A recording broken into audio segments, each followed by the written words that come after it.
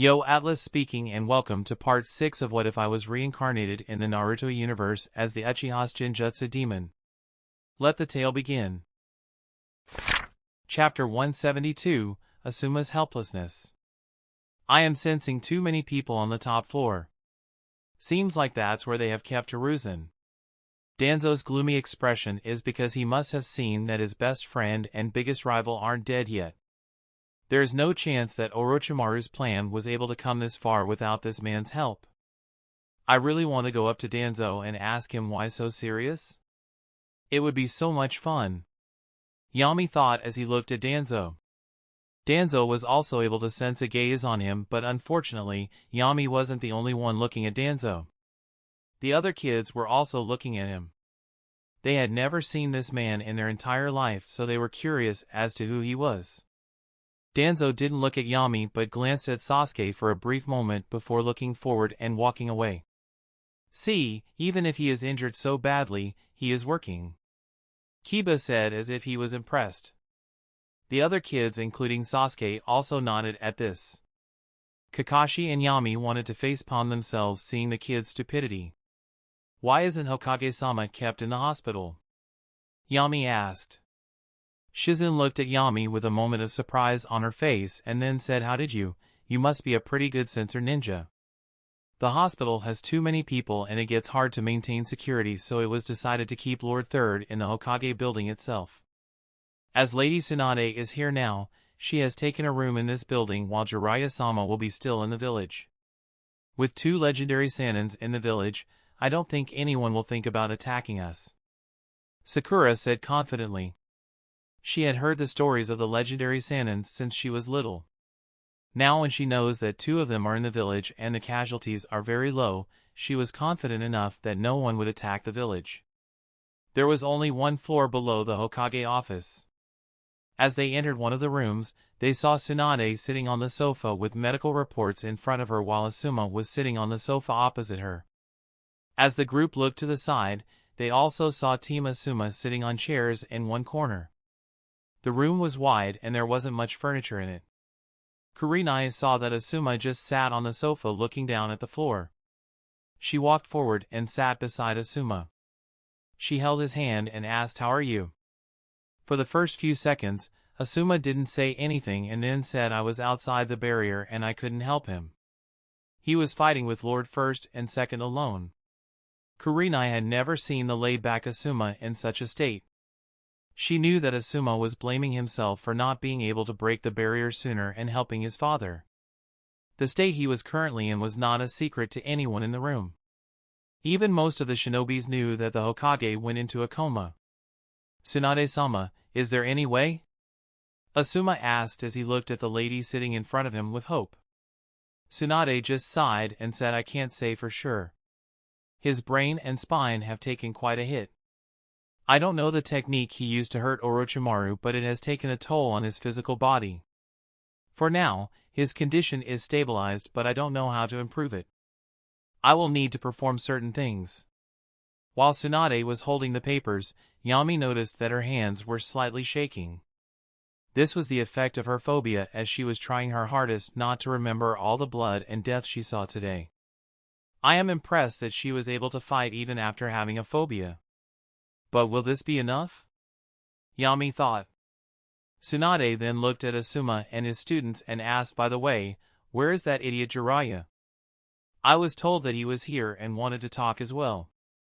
Shikamaru was the first to answer as he said, "Jiraiya-sama said that he was going to meet Naruto and he would be back soon." "Naruto, isn't that the name of Kushina and Minato's son?" Tsunade thought and looked at Kakashi, who understood what she wanted to ask and just subtly nodded. "Grandma Mito, I thought he was the last Uzumaki, but today I saw a girl and she reminded me so much of Kushina. She seems to have a timid behavior, or she was just scared of me." Tsunade was lost in thought when there was a knock on the door. "Come in," Tsunade shouted, and the door opened. It was Umbu to come up with the latest report. "I was waiting for you. Tell me any new updates?" Tsunade asked. "Lady Tsunade, the council wants to set up a meeting this evening and they want you to attend it." "Why would I want to sit with those old people?" Tsunade snorted. You are old too, was the thought in everyone's mind. What else? She asked. The house of the council elder is in a mess. The house has a lot of blood spread throughout the main hall, but not a single dead body was recovered. There were 2 chairs in the middle with a woman's hand attached to the chair. Council Elder Koharu is also missing, and from the blood tests done it seems to be her hand. This news made everyone widen their eyes. Tsunade and Asuma even stood from their seats. What? Tsunade asked in a loud voice. Why yes, Lady Tsunade. On the other chair, we did find some blood that matched Elder Hamura. It would be safe to say that they are both either fatally injured or dead. As for the blood in the hall, it belongs to more than 15 different people, but we don't have any missing shinobis. Nor in the regular forces or the Anubis. 15 shinobis is not a small number, so it didn't take long for us to think that this blood could belong to the intruders. The 15 intruders must have died at the elders' hands, and then the rest of the intruders must have tortured the elders. This is the current conclusion we have, but... The Umbu stopped explaining and looked at Tsunade. But what? Tsunade asked in a loud voice. She was not a woman who liked suspense. Chapter 173, Doubtful Tsunade. But none of the houses around the elder's house were attacked. It was like the elder's house was the only one targeted, the Umbu said with a little hesitation. The current conclusions they had drawn were just assumptions and didn't have any evidence to back up those claims. It is obvious that important people will be targeted during an attack. Tsunade said. Kakashi quickly stepped forward and waved his hand toward Umbu. Umbu understood that this meant Kakashi himself will explain the entire situation. Lady Tsunade, the location of the higher-ups is very secretive and is only known to a selective Umbus and the other higher-ups. The attackers knew the address, so precisely means that someone from the village leaked the information. And when they find the elders, what would be the reason for killing them? Kakashi said. You are right, Kakashi. Kidnapping the elders would have given them a good bargaining chip. And they could torture and extract the information they wanted with loads of time on their hand. Tying them to a chair and then interrogating the elders during an active attack is too much risk and completely unnecessary. The one who did this must be an idiot. Tsunade said as she was thinking about the whole thing. A tick appeared on Yami's face as he heard the last part. He really wanted to smack his scabbard on the woman's head and yell that he didn't need any information. You are right, Lady Tsunade. Kurenai said as she turned toward her. They had clearly made provisions for kidnapping. One of Orochimaru's men had kidnapped the eldest daughter of the Hyuga head. Luckily the guy stopped in time, she said while glancing at Yami as said in the last part. Tsunade followed Kurenai's gaze and looked at Yami as well. She took a few steps forward and looked at Yami. To her, Yami didn't look anything different, but then her eyes fell on the Uchiha crest on his shirt. What is your name, kid? Tsunade asked. Yami Uchiha. Yami answered in a normal tone. She had seen every kind of person fawn over her either for her beauty or her strength. And if those two didn't change their opinion, they being the granddaughter of the god of shinobi did the trick. It doesn't look like the kid doesn't know about me. After all, he comes from the Uchiha clan. I guess it's just the Uchiha arrogance as always. The same thing that caused the downfall of his clan. Tsunade thought. So Yami, can you tell me about the man who had managed to kidnap Hinata? He came as a participant in the Chunin exams and his name was Kabuto. He had information about the participants before the exam started and was openly revealing it. Yami replied. Alright, that's it for now. You kids go home for a few minutes and go out to help out in the village. Only the Jonin instructors stay. Tsunade said. She didn't want much to be revealed in front of kids. The fact about the elders was already a big secret. The kids nodded and left the room. They all wanted to go back home and check if their family was alright. Tsunade looked at the Umbu and said, put an Umbu behind every kid that just left. Umbu was shocked when he heard this. The same situation followed the kids' Jonin instructors as well. They all felt that they had heard something wrong. Kakashi was going to ask her to repeat, but Tsunade explained herself. The incident of the elders is a very big thing and needs to be kept secret. We already are almost sure now that there is someone from inside who helped Orochimaru, or else such a large-scale invasion from the inside was impossible to occur. I want to see if those kids are trustworthy or not. I want kids who are loyal to the village and haven't been tainted by any of the higher-ups. Tsunade said. She said tainted as if she hates the higher-ups. I wonder what happened to her to feel like this. Kurenai thought. Right now every one of those at the top will try to get to the seat of the Hokage.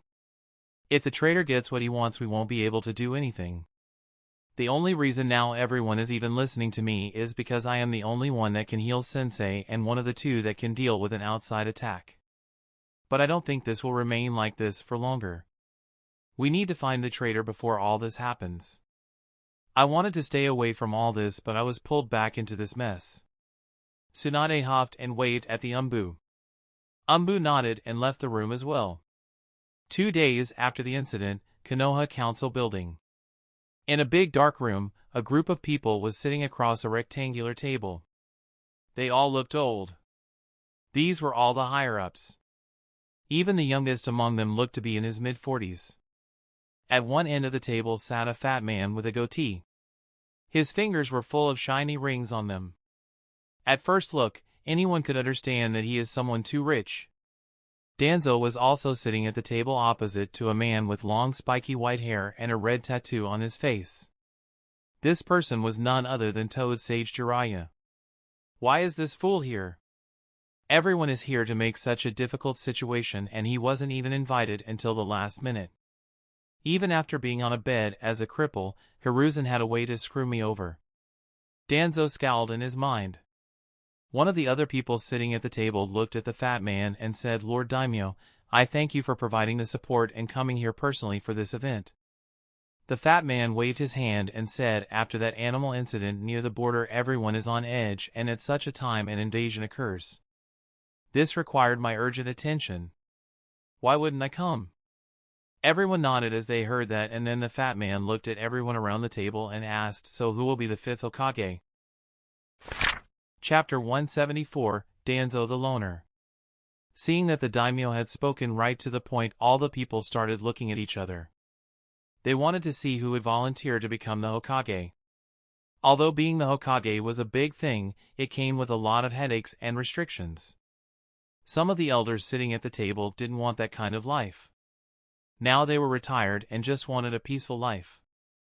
But they still had their opinion on who should and shouldn't become the Hokage. I would like to nominate myself to become Hokage, Danzo said in his usual gruff voice.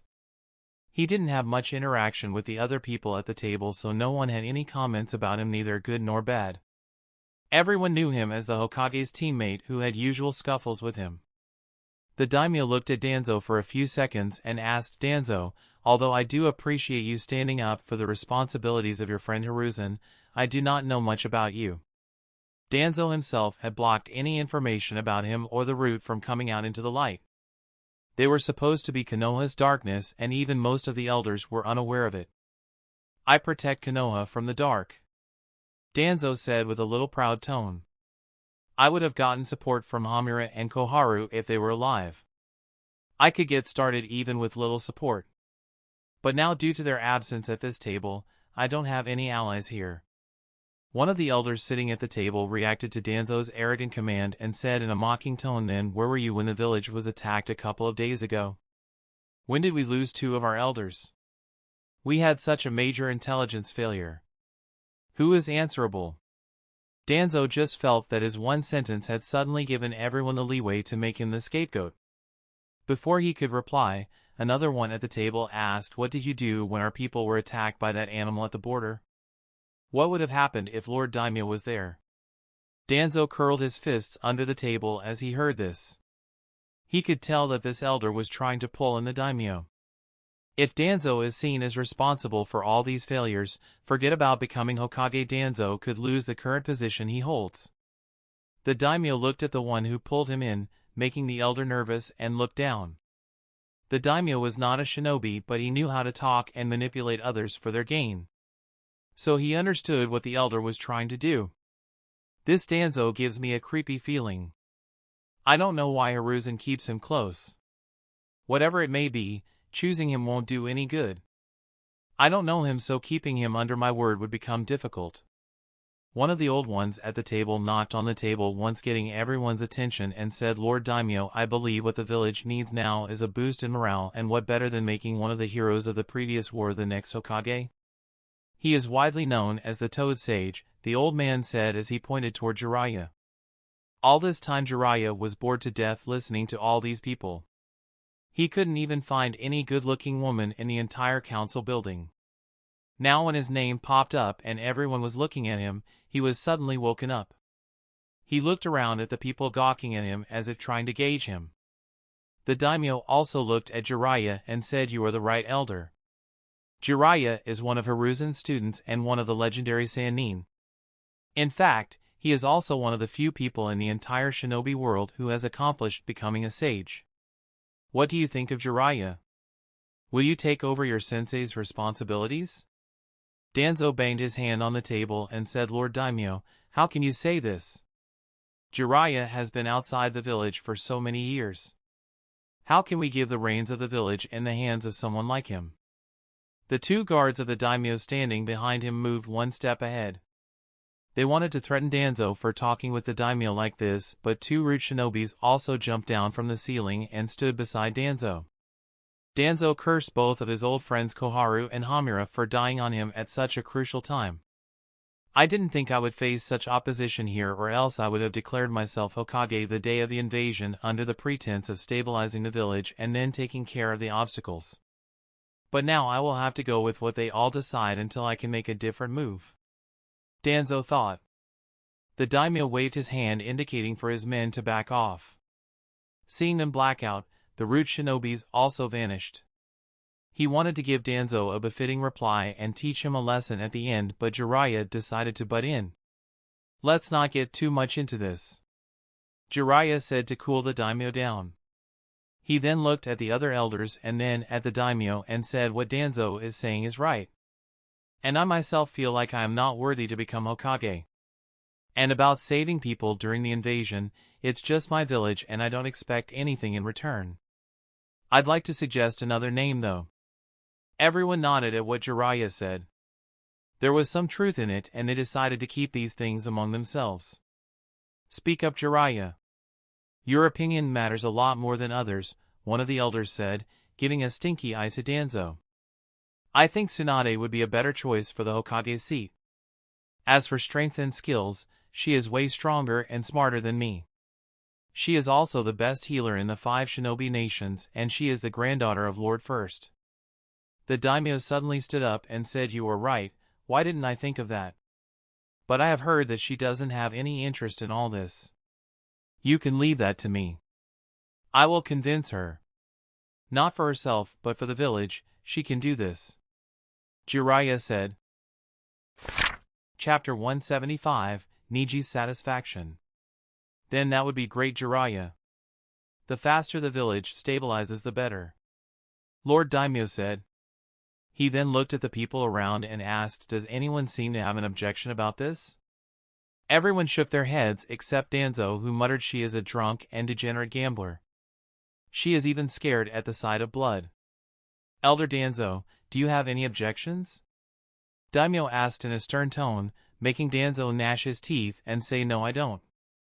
Danzo felt like the dream of becoming Hokage had come so close to him and was snatched away by someone at the last moment. That fucking snake.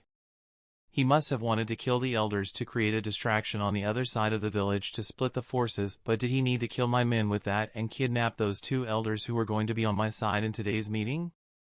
He isn't an idiot. He must have known it. Danzo was thinking when he concluded, he doesn't want me to become Hokage because he knows then I won't help him at all. I will try to catch him for the village's sake. While Danzo was building his own conspiracy theories, the real culprit was helping out Niji in the hospital. Turns out Niji used to come in his free time between the missions to learn more about healing techniques. Yami didn't want to help people build houses and do other things, so he decided to work with Niji at the hospital. Niji would heal the wounds and Yami would apply the medicine and bandages. In a small room, Niji and Yami were sitting across a hospital bed. Yami was just finishing up bandaging the fractured arm of a woman. He just had to change the bandages. "It's done," Yami said as he glanced at the woman. "Thanks to the two of you, we civilians are getting better very fast," the woman said as she got up from the bed. Yami just nodded while Niji smiled and said, "That's our duty. Do come 3 days later to change the bandages and take your medicine." The woman thanked them again and left the room. Niji looked at Yami and removed the mask on his face and said, "That was our last one for now. Let's go have lunch with the others. Our next patient will arrive 2 hours later."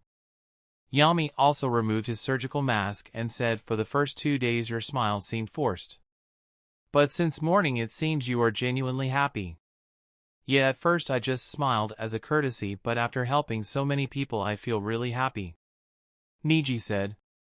He then looked at Yami for a few seconds and asked, "If you don't mind me asking, did you feel the happiness of saving the people that we saved more than completing a mission?" Yami also stared at Niji for a few seconds, which made Niji think that maybe Yami didn't understand the question, but then Yami asked, "Do you want my answer as a shinobi of the Hidden Leaf or as Yami Uchiha?" Niji felt confused as he heard that, so he asked, "Tell me both." Yami shrugged and said, "As a shinobi of Hidden Leaf, my mission, whether to kill or guard anyone, is to save the life of a person from Konoha. Maybe not directly, but by killing a bandit we are saving those tens of innocent people who would die if we didn't kill him." Niji thought for a few seconds, as what Yami said just now was logically correct. The number of people he healed in the past 3 days was less than the bandits that Niji and his groups had killed, inadvertently saving the lives of hundreds of people.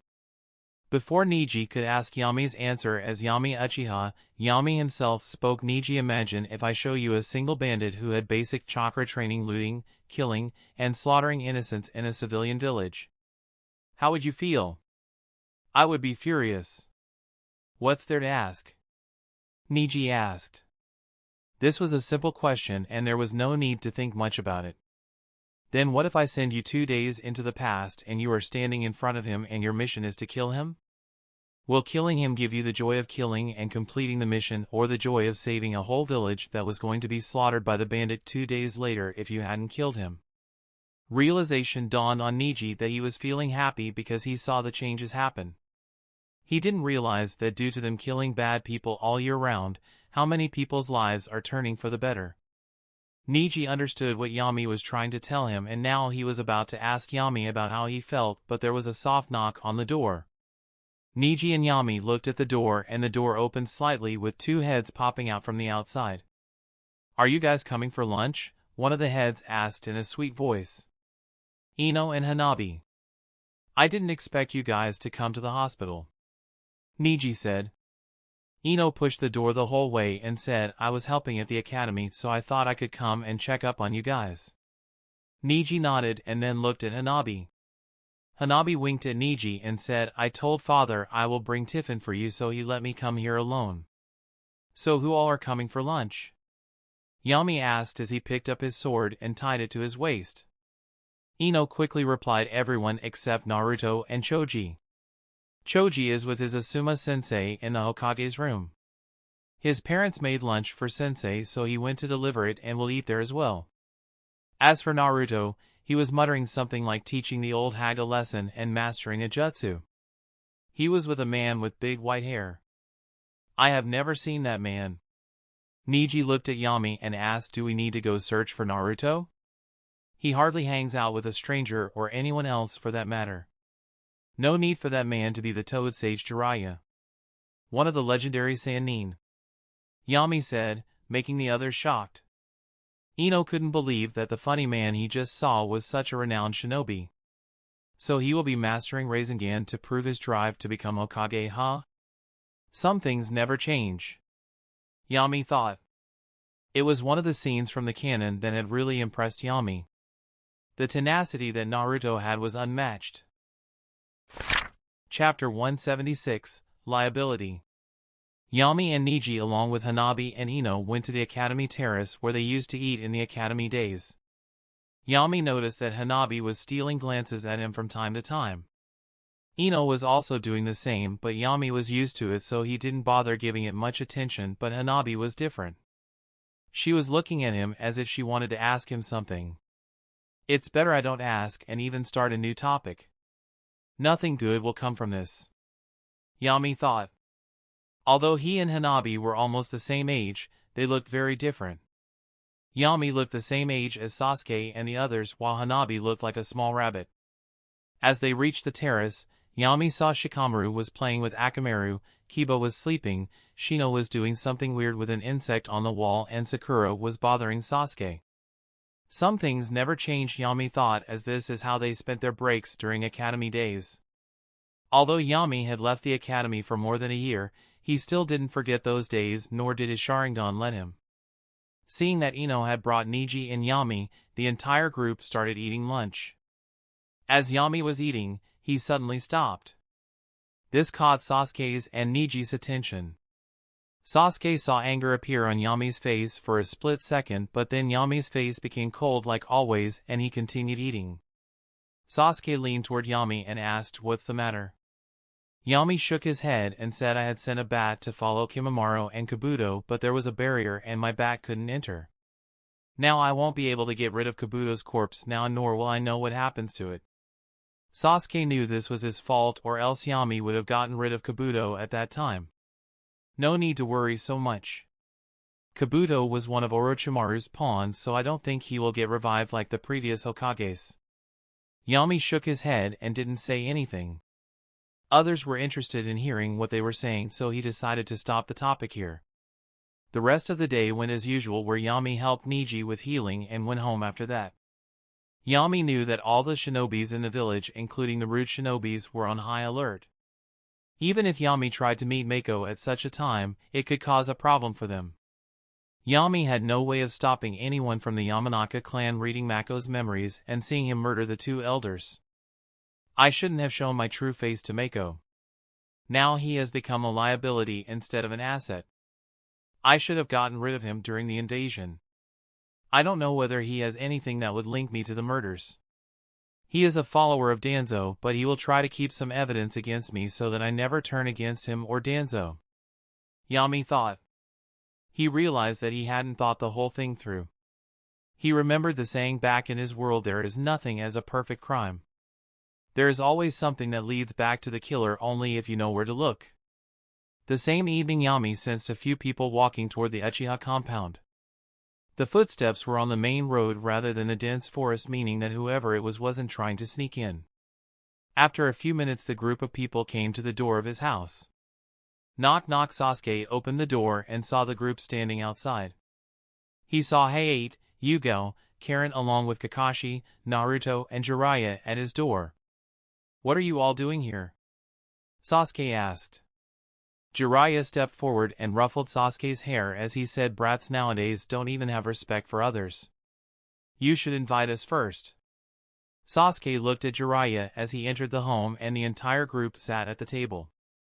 "This is my first time coming to the Uchiha compound," Jiraiya said as looked around. The house was much more luxurious compared to other clans. "Pervy Sage, why have we come here though? Do I need to defeat Sasuke first?" Naruto said as he pointed at the already annoyed Sasuke. As Sasuke heard this, he quickly leaned forward and said, "Naruto, do you think you can defeat me? Dream on. I mastered a cool jutsu today and now I can easily defeat you." Naruto smirked, which ticked Sasuke off. "You." Sasuke was about to berate Naruto, but Kakashi decided to step in. "Stop it, you two. Is it not enough that the two of you bickered during missions that now you are doing it here?" Sasuke and Naruto both listened to their sensei and just glared at each other. "I have told you not to call me pervy Sage, especially in front of women," Jiraiya said as he grabbed Naruto's head. "Ow, ow, it is you who peeks, so if not a pervert then what to call you?" Naruto said while trying to escape from Jiraiya's grip. Yugo and Karen's heads mechanically turned toward Jiraiya instantly, as if trying to verify what Naruto just said was true or not. "He is just kidding. Don't listen to this idiot," Jiraiya defended himself. Hayate and Kakashi sighed together as Hayate said, "I should have slept rather than coming here. Ahem, Sasuke, we are here and Lady Tsunade will also come here in an hour. She and Naruto will be having a fight. If Naruto wins, then she will agree to become the Hokage. Kakashi explained. But why here? And how will Naruto be able to even scratch a legendary Sannin? It's impossible, Sasuke said. Naruto wanted to jump at Sasuke the very moment, but Jiraiya held him back. Of course Lady Tsunade won't fight with her full strength with Naruto. And as for why here, the thing is every place in the village is tightly monitored and people are busy rebuilding the places broken. At a time like this, if Lady Tsunade is seen fighting with a Genin, then people could take it the wrong way. And if they ever find out the reason for the fight, then it would be so embarrassing for her. I am not convinced by your reasons, but I don't see a problem with having a fight in the Uchiha compound. I get to see Naruto get beaten to a pulp, that's a good deal for me, Sasuke said as he shrugged his shoulders. Kakashi forced a small laugh as he heard that. I don't know why Tsunade-sama said she wanted to come inside the Uchiha compound, but having the spar with Naruto here was the only way I could think of. If she becomes the Hokage and then comes here, people could take this in a different meaning, Kakashi thought as he looked at his two students staring at each other and fuming in rage. Chapter 177, Grandma Tsunade. Kakashi was right to think that Tsunade coming into the Uchiha compound as a Hokage would be taken differently. Even after the Uchiha clan was slaughtered, Hiruzen didn't let any other clans including his and Danzo's encroach on the Uchiha compound. Many elders and clan leaders had raised the issue to take the majority of the Uchiha belongings and distribute it to the other clans or use them for the betterment of the village. Hiruzen was pretty firm on his decision, and luckily for him, Yami and Sasuke both turned out to be talented enough that other clans stopped thinking about it. If Tsunade becomes the Hokage and the first thing she does comes here, then the other clans will think she is trying to strengthen the Uchiha clan to keep others in check. The Hyuga clan was the biggest clan right now, but due to their calm nature, they didn't show any indication of going against the Hokage. We brought some food.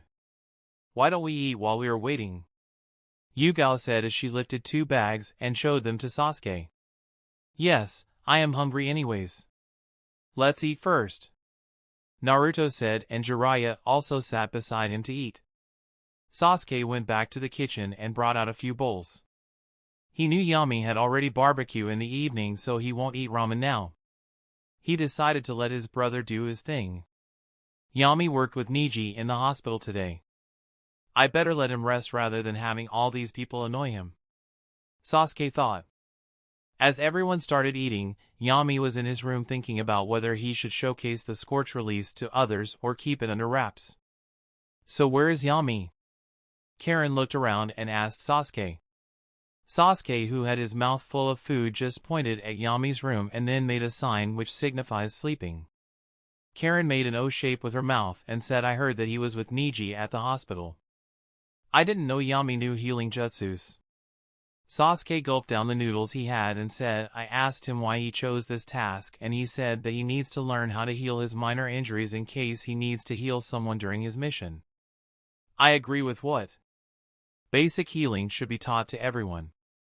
It could save many lives. Sometimes when a civilian is hurt as collateral, the best we can do is put medicine and bandage on it because a medical nim isn't around. This could lower the chance of the civilian's survival by almost 30 to 40%. Kakashi decided to give his opinion on the matter. I would like to see you in a doctor's uniform, Kakashi.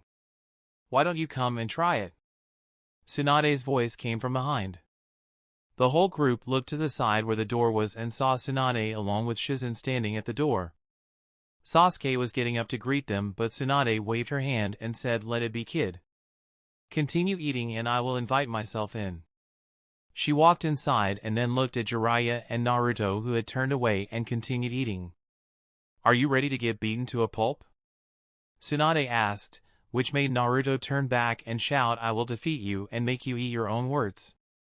Just wait and see, Grandma. Naruto didn't realize it, but others did. Tsunade's eyes widened as she heard him call her Grandma. She bonked the loudmouth's head, making Naruto bounce away from the table and hold his head tightly. How dare you call a lady in her prime like that? Tsunade fumed while Shizen held her back. Tsunade, you are being too tough on the kid, Jiraiya said, sipping the soup. And you are making him just like yourself. Tsunade sighed. Tsunade then looked around the house and then at Sasuke. She had come here for a special reason. I came here to see what state the current Uchiha compound is in and if the two brothers know about that night. The scroll I got from those two wouldn't even let me sleep.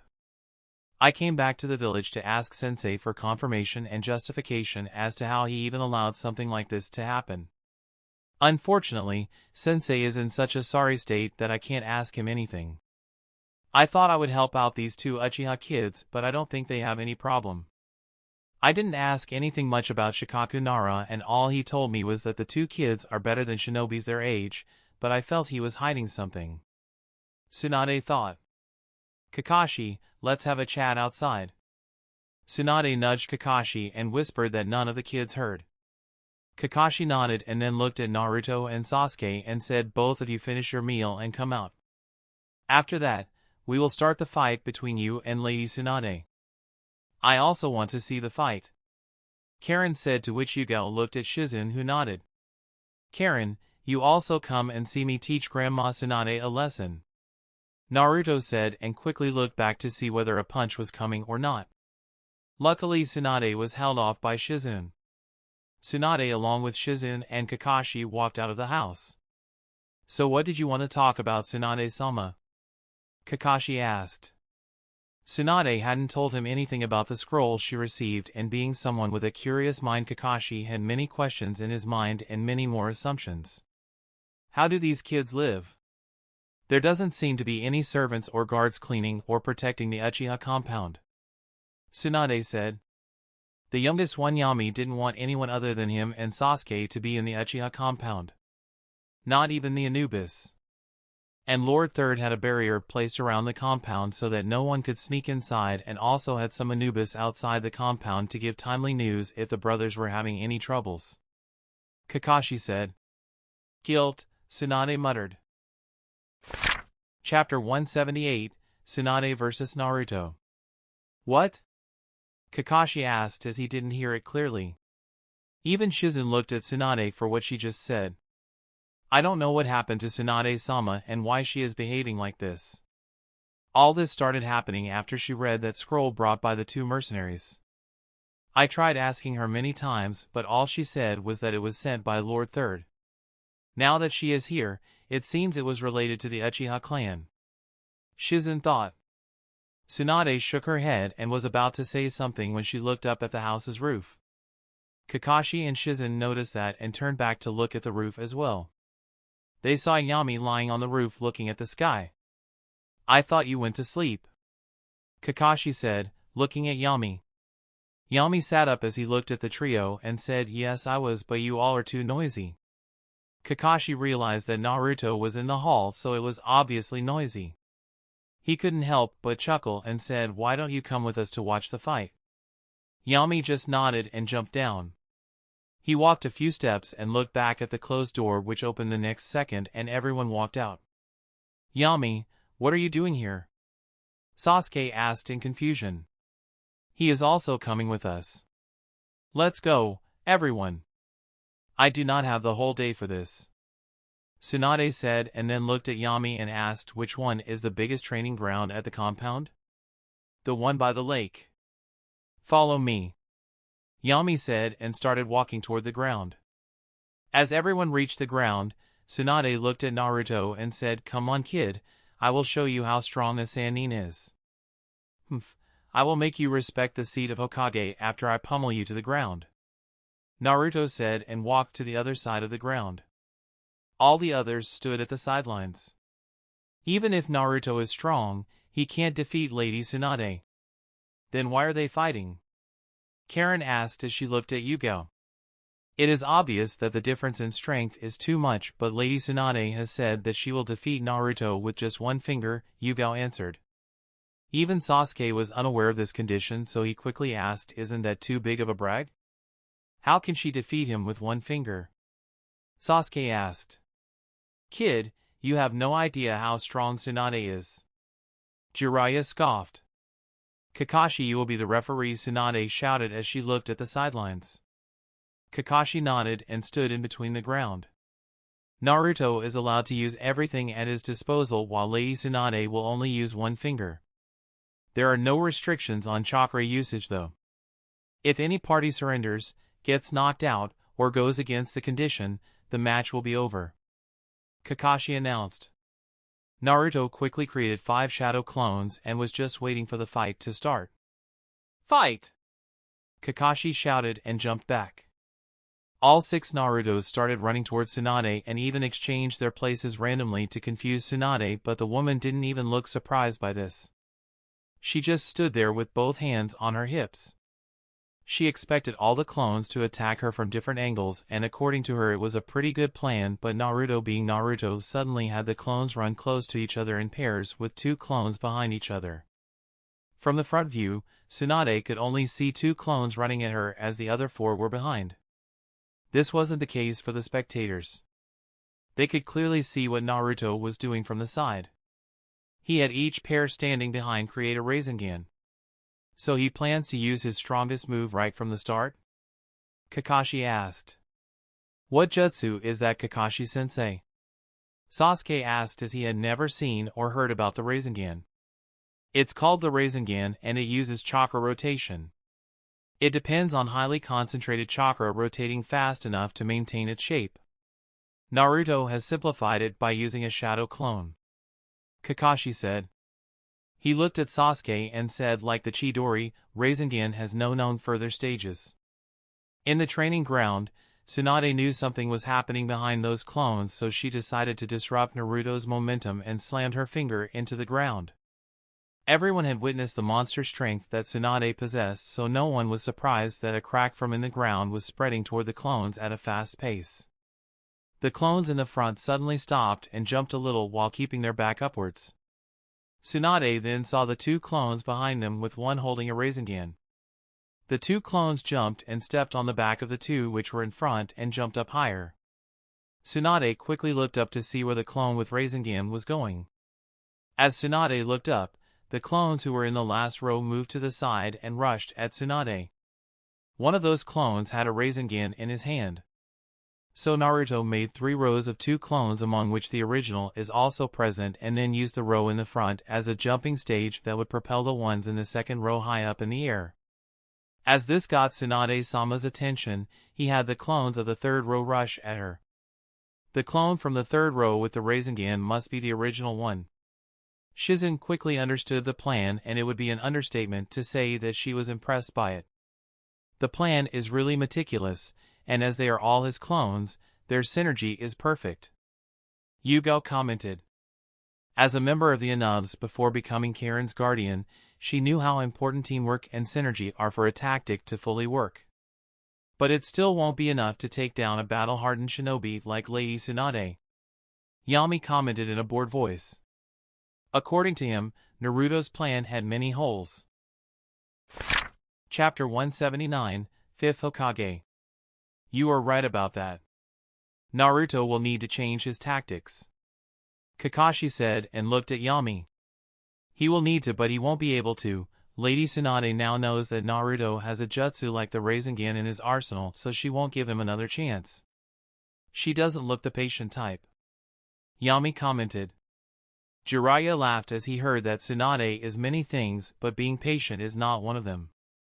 Naruto's confidence will be the reason for his defeat. He needs to learn to accept that strategies fail and they need to be changed midway, Yami said, to which Kakashi agreed. As Naruto's sensei, it was his job to teach Naruto this. Naruto was too focused on learning more jutsus and using more clones, but he never focused much on developing his bird brain. In the training ground, the clone in the air was coming at Tsunade with the Rasengan pointed toward her, and the 2 clones who were running at her were also about to reach her. One of them held a Rasengan while the other held a kunai. I didn't promise that I wouldn't move. Tsunade smirked and jumped back at the last moment. This made the clone in the skies slam the Rasengan in his hand on the ground, creating a crater and a burst of air. This proved extremely beneficial to Tsunade, as the clones that fell from the sky and the one running toward her with a kunai were dispersed. As the dust settled, only one clone from the training ground, and it was the original. Due to the burst of air, the clones were thrown far away before they dispersed, and the Rasengan in the original's hand also dispersed. Naruto stood in the middle of the ground dumbfolded. He had thought about this plan many times and was sure this would work, but Tsunade's strength was not something he anticipated. When Tsunade displayed her strength during the invasion, Naruto was out in the forest fighting with Gaara and Shikaku. As this matter was related to the tailed beasts and Naruto had Gamabunta just like in the canon, the Jonin instructors hadn't told any of the Genins including Yami about the whole thing. They had no idea that Naruto had such an epic fight with Shikaku. Even Yami thought that his interference had stopped the whole thing from happening, but it did happen. This woman split the ground with just one finger.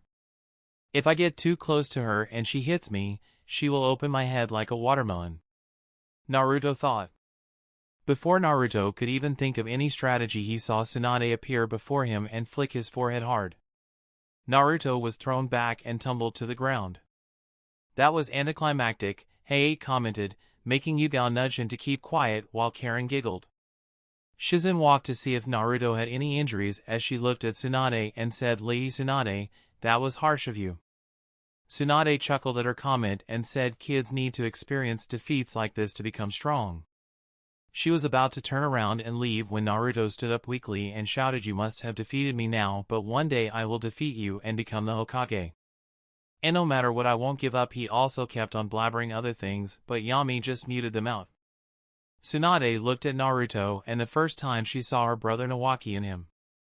Yami noticed her staring at Naruto and thought, this isn't as impactful as Naruto fighting her in the canon or against Kabuto, so I don't know whether she will decide to become the Hokage or not.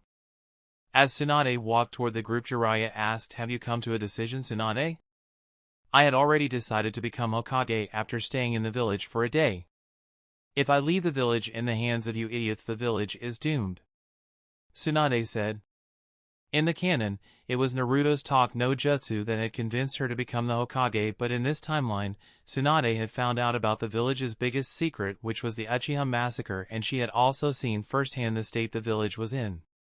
Even if she hated a few people in the village, she wouldn't turn her back on the village that her grandfather created, her clan died protecting, and her lover and brother died protecting. Tsunade then looked at Karen and said, Why don't you try and heal Naruto as I showed you?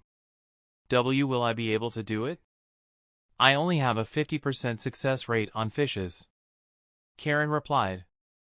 For the past 2 days, Tsunade had been teaching Karen how to heal without getting bitten, as all medical nyms do. Even if you fail, I don't think Naruto would mind. Tsunade chuckled. She is too cruel, was the thought going on in everyone's head. Karen nodded and went to heal Naruto. Shizen was present to oversee and stop if things go wrong. Tsunade's face turned serious and she looked at Sasuke and Yami and asked, What are your goals? Sasuke first looked at Kakashi, who nodded, and then he looked back at Tsunade with a serious and angry expression as he said, I want to become strong enough to kill someone. Tsunade sighed a little, which wasn't noticed by many, and asked, And who would that be? Itachi Uchiha. I want to kill him and avenge the entire Uchiha clan. Sasuke closed his fists so tightly that blood started dripping on the ground. Jiraiya could also feel the anger bubbling inside Sasuke. Drive for hatred and revenge. I hope it doesn't make him blind. Kakashi has his hands full, Jiraiya thought. Tsunade knew that there was no use in consoling Sasuke or making him understand, so she turned toward Yami, who surprisingly was pretty normal while all this was going on. Seeing and hearing Sasuke say that everyone is serious, but he looks unaffected by it. What is your goal, Yami? Nothing, that's the answer Tsunade got to her question. She wanted to feel relieved that at least one brother wasn't mad for revenge, but it made her puzzled. Chapter 180, Enraged Toryun. Sasuke wasn't surprised like the others when he heard this. He was used to his brother giving such weird answers. Huh? Nothing? How can someone not have a goal? Tsunade asked. Yami just shrugged and said, I simply don't. Why is that so hard to understand? Tsunade looked at Kakashi for an answer, but Kakashi just waved his hand indicating to let it go. Tsunade wanted to see how the massacre affected the kids. As she expected, one of them had become blind in revenge and hatred for the culprit, but the other one seemed unaffected. I understand he must be too young to understand those things when it happened, but he doesn't even show any indication of avenging his clan or rebuilding it. Tsunade thought.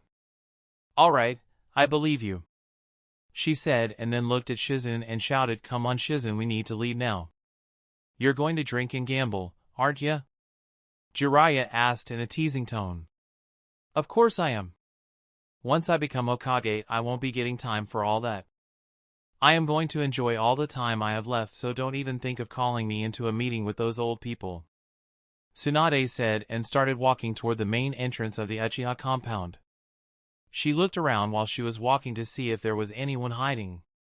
She assumed that since there were only 2 kids living here and the Umbus were outside the compound, there was a chance that someone must have been stationed there to keep an eye on the kids.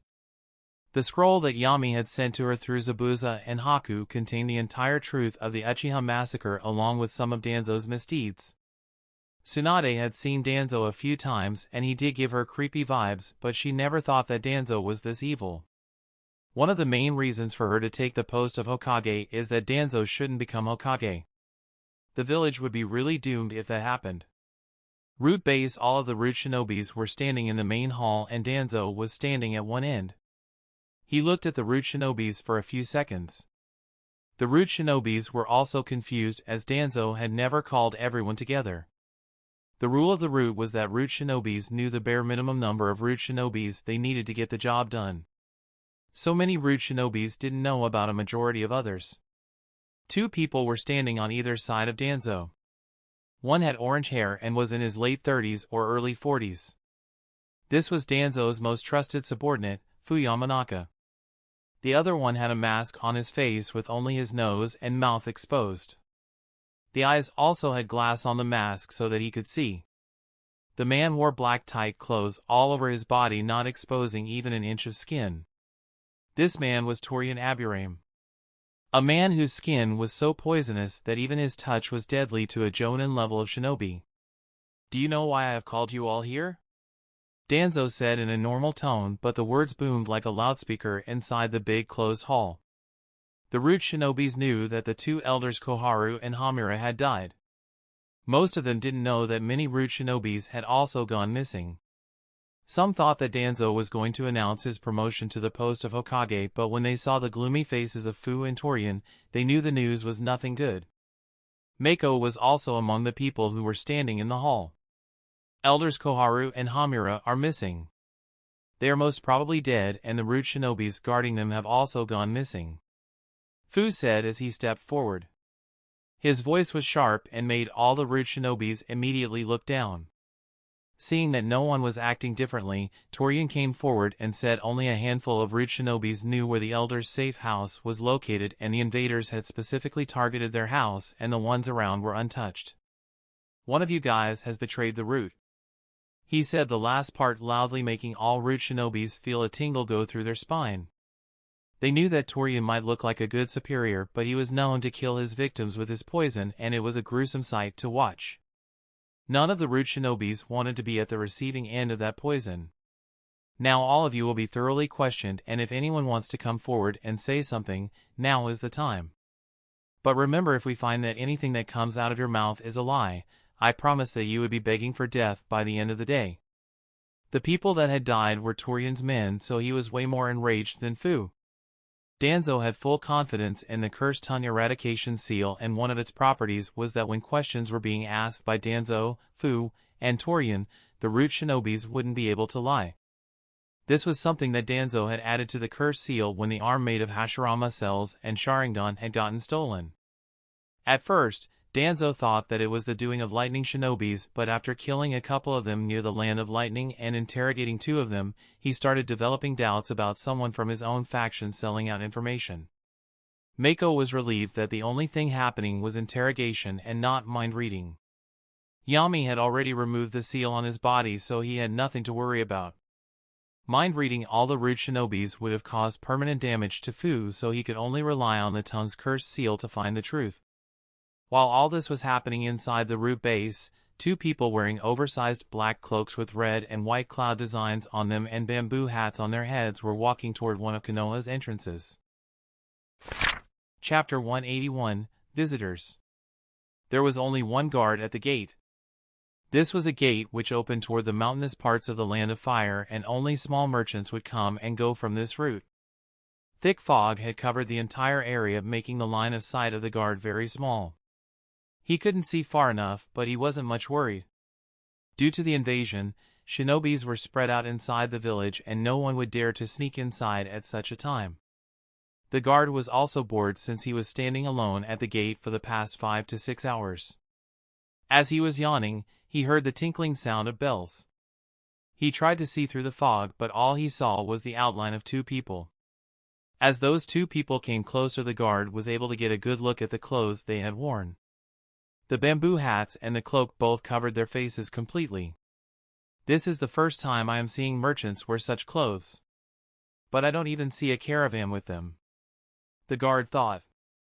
The two people weren't trying to hide, nor were they running toward the guard, which made him think that they weren't hostile at all. "Who are you guys? Which village are you from?" the guard asked, still unable to see their faces. Both visitors didn't say anything but kept coming toward him. The guard was about to ask again, but he felt his vision blur again. He realized that this wasn't due to the fog, but he felt his body get so tired that he was falling asleep. In the end, by the time those people stood before him, the guard fell on the ground snoring. "We could have just silenced him instead of wasting chakra on such a genjutsu," one of the cloaked figures said to the other one. He was taller and looked a bit bulkier than the other one. The other figure didn't say anything and continued walking through the gate. As they were walking in, they started seeing more people and more houses. The civilians and the people around didn't react much after seeing them. It was quite normal for outsiders to come into the village just for a meal. And the people were used to seeing Anubis in dog and cat masks, so cloak and bamboo hats weren't too weird. The tall one looked around in the market and said, "I am quite hungry from our trip. Why don't we eat something? I don't want to fight on an empty stomach." The other figure, who was quiet for so long, spoke in a cold and emotionless voice, "After we reach the market, we will eat some ramen." The tall one instantly picked up pace and continued walking. After walking for a few seconds in the market, the shorter figure stood in front of Ichiraku Ramen. He looked at the board for a few seconds, as if remembering so old memories. He didn't say anything and walked in the restaurant, and the taller one fought. Seeing the two people walking in, Tucci, who were speaking to his daughter, quickly welcomed, "Oh, we have some newcomers today. Come in, people. What would you like to have? Give us 2 of your best ramen bowls," the shorter one said, and sat on the stool near the counter. Tucci nodded and started preparing for the soup. Unbeknownst to them, someone had noticed them and was standing outside Ichiraku Ramen. This person was none other than Kakashi. For a seasoned shinobi like him, these two people smelled like someone who had bathed in blood. Kakashi didn't want to start any kind of fight in the middle of the market, so he chose to tail these two. While tailing them, he tried to see their faces, but he could only see some skin of the taller one. He saw that the taller one's skin was blue in color. Kakashi thought he might have been mistaken, and so he didn't even tell this to anyone. As the two cloaked figures were eating ramen, Kakashi, who was standing outside, saw Asuma and Kurenai walk together. Asuma had been feeling down since his father was in such a sorry state, but now he looked a little happy. Seeing them together like that, Kakashi decided to tease them a bit. "I think all it needed was Kurenai to lift your mood, Asuma." Asuma was quite used to Kakashi teasing him, so he didn't react much and smiled, while Kurenai became a little flustered and blushed lightly while looking in the other direction. "What are you doing here, Kakashi?" Kurenai quickly changed the topic. "Oh, me? I was waiting for my students to come, but then I thought I should just look around a bit," Kakashi said, and glanced at the two cloaked figures as he said the last part. Kurenai and Asuma, who themselves were shinobis, wouldn't miss such an obvious signal. They also glanced slightly to the side, but all they saw was the backs of the two cloaked figures. "Kakashi-sensei, where have you been? We were searching for you." A sound came from behind Kakashi. He turned back and saw two of his students coming. Naruto, Sasuke. I had some things I needed from the market, so I came here. Why don't the two of you go and spar like usual, and I will come there in a few minutes. Kakashi wanted his students far away from this mess. He knew they would just jump in once they saw an enemy, so it was better to keep them away. Oh man, now we have to go back to the training ground after searching for so long? Naruto glared at Kakashi. He didn't even want to leave the ground and just rest there, but Sasuke dragged him to find Kakashi. Looks like these two won't leave without me, and those two inside have almost finished their ramen. Kakashi thought, and he suddenly had an idea. Kurenai, you and Asuma, you guys go on without me. I will need to train my students, Kakashi said. Asuma and Kurenai understood that Kakashi wanted them to tail the two suspicious men while he takes the two kids away from this. In the next few seconds, Kakashi left along with Naruto and Sasuke while the two cloaked men came out of the ramen shop. We have wasted enough time, let's get to work, the taller one said with a sneer. Chapter 182, Fight with Visitors. Both the cloaked men left the restaurant and continued on their road. But instead of going further into the market, then turned toward one of the edges of the village. Kurenai and Asuma understood that either these people are now moving toward their target or they might have noticed that someone was tailing them. After a while, when the two figures showed no sign of stopping or doing anything for that matter, Asuma and Kurenai decided to confront them. They were definitely not spies from other villages who had come here to find out about the situation of the village. These people were walking in broad daylight and they had no intention of hiding their presence.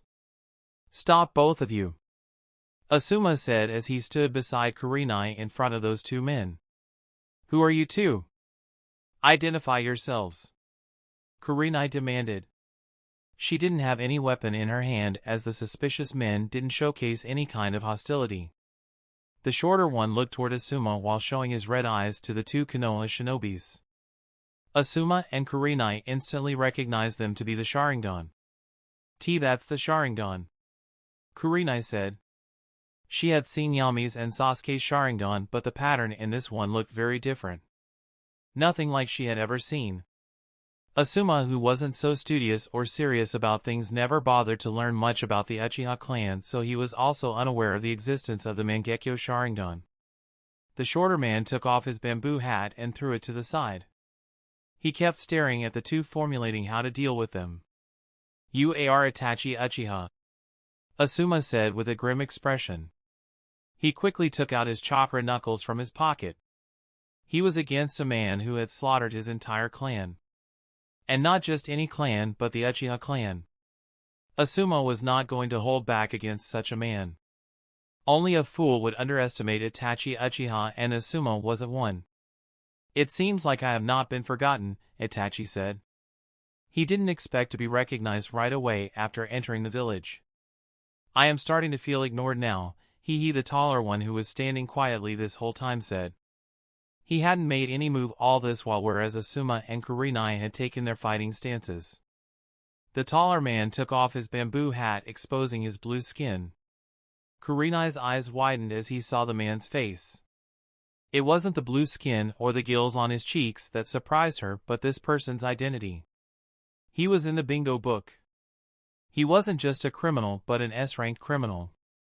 You are Kisame Hashigaki of the Hidden Mist, one of the 7 ninja swordsmen and a rogue ninja who killed his own comrades, Kurenai said. She understood right away that she and Asuma were no match for these two, but giving up was not an option, and Kurenai had the home ground advantage as everyone around them could help take these two down. Let's have some fun before taking what we came for, Kisame said with a smile as he pulled out a large sword wrapped in tape from his back. He rested the sword on the ground. Asuma looked at the sword. The sword didn't look as if it had edges, and it was oval in shape. It had a braided golden handle which wasn't covered with tape. This sword must be one of those 7 mist swords. I will need to be careful. I hope Kakashi comes back soon, Asuma thought. He also didn't want to attract much attention, as this could cause a lot of deaths. Kisame and Itachi had killed a lot of innocents, so they wouldn't hesitate to kill the Chunins who would come here after hearing the commotion. Itachi, You must have some nerve to come back to the village after you killed your own people. Asuma said. He was trying to buy time, but Kisame lifted his taped sword and swung it toward the duo. Asuma hurriedly stepped forward and blocked the sword with both his hands. He didn't directly touch the sword but had his chakra knuckles block them. Even with chakra-imbued knuckles, the force the sword's putting on me is high. Asuma thought as the pressure of the sword was making him lower his hands little by little. Kurenai also made some hand signs and focused them toward Itachi. Her figure started twisting and she started disappearing as if she was an illusion. Using Genjutsu on me, that's interesting. Itachi thought as he didn't look flustered at all. He felt thick vines coming out of the ground and wrapping around him. On the other hand, the weight of the sword had lowered Asuma's hand enough for the sword to touch his shoulders. Just as the contact between the sword and Asuma's shoulder was made, Kisame let out a big smile and said shark skin. He then pulled the sword toward him, but before that could happen, dark purple scales tore away the bandage and pierced Asuma's shoulder. After he pulled the sword, the scales tore off Asuma's skin, making blood spurt in the air. Asuma hadn't expected such an outcome from this. At least I was able to buy time for you, Kurenai, Asuma said as he looked at the wound on his arm. Unlike Itachi, who had vines wrapped around him, the ground itself started encroaching on Kisame. Kisame, who wanted to move and jump back, couldn't do that as his entire body was rooted to that very place. TSK. This is annoying. I should have killed her first, Kisame said as he clicked his tongue and showed his sharp shark-like teeth to Asuma. Kurenai was nowhere to be seen while all this happened. The vines that had wrapped around Itachi grew taller and formed a tree. Itachi looked up calmly and saw Kurenai morphing out of the tree with a kunai in her hand. You are dead, she said, but Itachi felt like laughing to her face. He couldn't help but smile, which made Kurenai get a bad feeling, and her intubation was right. The very next moment she found herself wrapped around the same tree with Itachi standing in front of her freely. Genjutsu reversal, Kurenai muttered. Genjutsu of this level doesn't work on me, Itachi said. He then took out a kunai and was about to stab Kurenai, but he jumped back. Boom! A large sound was heard and the area was filled with dust. Itachi looked with his Sharingan as to who caused this, and the only thing that came to his mind was, this isn't a fight I am sure of winning. Chapter 183, Timely Help. Kisame, who was free from Kurenai's Genjutsu, was about to jump on Asuma, but he also felt an attack approaching and waved his sword to block it. As the attack hit his sword, he heard the sound of metal colliding against each other. He looked at his sword and saw a few white spikes had stabbed the sword and fallen on the ground. He looked in front of him and the smile on his face faded. The two people standing in front of him were none other than the legendary Sannin Toad Sage Jiraiya, and the one that had attacked Itachi was Slug Princess Tsunade. I didn't expect to come face to face with such heavy hitters, Kisame said. He had expected the fight to be against a few Konoha Jonins and many Chunins, and he was confident enough to kill them all with Itachi and leave the hidden leaf, but now the ones standing in front of him were people with Kage level of strength. If they were in the wild, then Kisame would be confident in escaping, but here, if he is injured and slowed down, then all the shinobis in the village would overwhelm him. My hands were itching for a fight, Tsunade said as she looked at Itachi and Kisame. What are they doing here? Itachi thought as he looked at the two Sannins.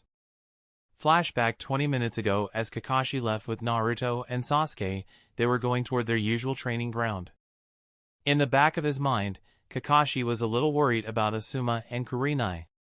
Kakashi was someone who had fought many people in his lifetime, and that too way more than Asuma and Kurenai. He had once been frozen by just Orochimaru's presence, so it wouldn't be an understatement to say that the presence of those two people was similar or even higher. I can't let them take all the risk.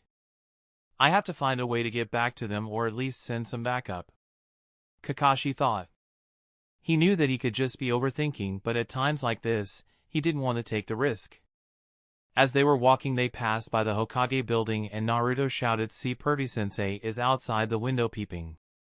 Kakashi looked up and saw Jiraiya standing outside the window and talking with someone on the inside. Jiraiya-sama must be talking with Lady Tsunade or Shizune. Kakashi thought. Idiot, he isn't peeking but talking openly. You might get that old man thrashed one day due to such a misunderstanding. Sasuke rebuked. He wouldn't let a single chance to insult Naruto pass away. Both of you stay here. I will be back in a sec. I just want to have a word with Jiraiya-sama. Kakashi said, and body flickered away. Sasuke, let's go and hear what Kakashi-sensei has to say. Maybe he is asking for a new jutsu for the both of us. Naruto said excitedly. Sasuke was a little curious when he heard the new jutsu, but he had learned not to be so impulsive, so he held himself and Naruto back as well. Kakashi-sensei is called the copy ninja because he knows more than 1,000 jutsus. So why would he need to ask Jiraiya-sama for a jutsu? I am sure he is gone for some other reason. Kakashi-sensei has been acting weird today. Sasuke said as he looked at Kakashi standing beside Jiraiya talking about something. Sasuke wanted to activate his Sharingan and lip-read Kakashi, but due to his back turned, Sasuke couldn't even see Kakashi or Jiraiya's face. Kakashi went up and stood beside Jiraiya and quickly said, Jiraiya-sama, quickly turn your back to the direction I came from. Jiraiya was confused, but he followed Kakashi's instructions. What matters, Kakashi? What is all this paranoia about? Tsunade, who was standing on the other side of the window, asked. Lady Tsunade, 2 people entered our village half an hour ago. I visited the entrance they took and saw that the guard had fallen asleep. He must have been put in a Genjutsu. I followed them till Ichiraku Ramen, but Sasuke and Naruto also came. I was able to have Asuma and Kurenai follow those 2, but I don't think they can handle those 2 people. I felt the same presence from them as I had once felt from Orochimaru. If one of you could just... No need to say more, Kakashi. I was just about to leave and go home, but we both will see who these suspicious people are. Tsunade said. Tsunade is right, Kakashi, and you did the right thing by taking Naruto and Sasuke away from there. If what you are saying is correct and their presence is the same as Orochimaru, then Naruto and Sasuke would be in danger. I have seen those 2 fight recklessly during the invasion. Jiraiya said. Yes, if it was Yami instead of those 2, then I would have continued to follow them. Not just for him being strong, but because he doesn't recklessly charge in. I will take those 2 to the training ground and then come back to you guys along with Guy. Kakashi said, and body flickered back to the kids. The Kakashi plan is right. We don't just need to take care of the 2 suspicious men, but also make sure that not many people find out if the fight breaks out. The village has just started to gain stability, and something like this would lower the people's morale more. Tsunade said as she and Jiraiya rushed toward Ichiraku Ramen. End of flashback. Kakashi was right. These 2 are on par with Orochimaru. I couldn't even imagine the damage these 2 could have caused if Kakashi hadn't noticed. Jiraiya thought. He was feeling relieved for multiple reasons. One was that 2 rogue shinobis were found before any damage was done, and the other was that Naruto had gotten a really good teacher to guide him. I don't think I will need to use Sage Mode to kill a fish like you, Jiraiya said and rushed to Kisame. Tsunade didn't take the initiative to attack Itachi. She perfectly knew the situation of Itachi, but she didn't want to blow his cover. Chapter 184, Jiraiya's Intelligence. On the other hand, Itachi was thinking as to how to deal with Tsunade. He wasn't aware that she knew the truth, and all he wanted to do was make some noise inside the village so as to give Danzo a signal that he is still out there and his brothers are to be left untouched. Tsunade Senju, I didn't know she was staying in the village. I can't use physical attacks on her. She relies mostly on brute force and her healing capabilities. She is someone who can't be put in an ordinary Genjutsu, so I have no other way than using that technique, Itachi thought. Kisame, on the other hand, was having problems containing Jiraiya. Forget about landing a hit on the old man, Kisame couldn't even close the distance. Giant Rasengan Jiraiya hurled a big Rasengan toward Kisame. Seeing the huge ball of chakra coming at him, Kisame looked back and saw a river floating nearby. This jutsu won't kill me, but the damage would be more than enough to injure me, Kisame thought. He didn't think Jiraiya would use such a jutsu at the start of the fight. He gripped his sword and jumped into the river. The Jiraiya didn't waste any time and smashed the big Rasengan in the river where Kisame had jumped. Boom! A big explosion along with high-speed winds covered almost a tenth of the village. Everyone in the village was alerted by the explosion, including Danzo, who was sitting in his underground base. Tsunade looked to the side and saw that the area around the river was completely destroyed. Even the water was thrown out and a huge crater was formed. The entire village became a mess by this. Even Kakashi, who was instructing his students with some exercises and was about to leave, felt the tremor. "What is this? Is it an earthquake?" Sakura asked. She was tired of waiting for her teammates and her sensei. And now when they came and her sensei was about to give her something to train, a huge tremor rocked the training ground. "This doesn't seem like a tremor. More like an explosion," Sasuke said as he looked at the source of the explosion. "An explosion? Did someone invade the village?" Naruto said as he took a fighting stance. "Looks like things couldn't stay as quiet as I wanted," Kakashi thought. "You three wait here. I will go and see what happened," Kakashi said. He didn't want any of his students near the fight. The level wasn't something they could handle. "But we want to come too," Naruto insisted. "No, Naruto. You will be staying here. If I find you following me, the entire team will do D-rank missions for the next year," Kakashi threatened and body flickered out. Seeing Kakashi disappear, Naruto looked at Sasuke and Sakura and asked, "Shall we go?" Sasuke glared at Naruto and said, "I don't want to catch that cat or clean a dog kennel for the next year. You better stay here." The D-rank missions had proven to be a nightmare for Sasuke, and that simple threat was more than enough to keep the entire team in the training ground even if the outside world was destroyed. In the Uchiha compound, Yami was drinking soup in the hall when he felt the tremor ripple the soup in front of him. Yami looked up and sighed as he said, "Now what is it this time? I feel the cannon was more peaceful than this."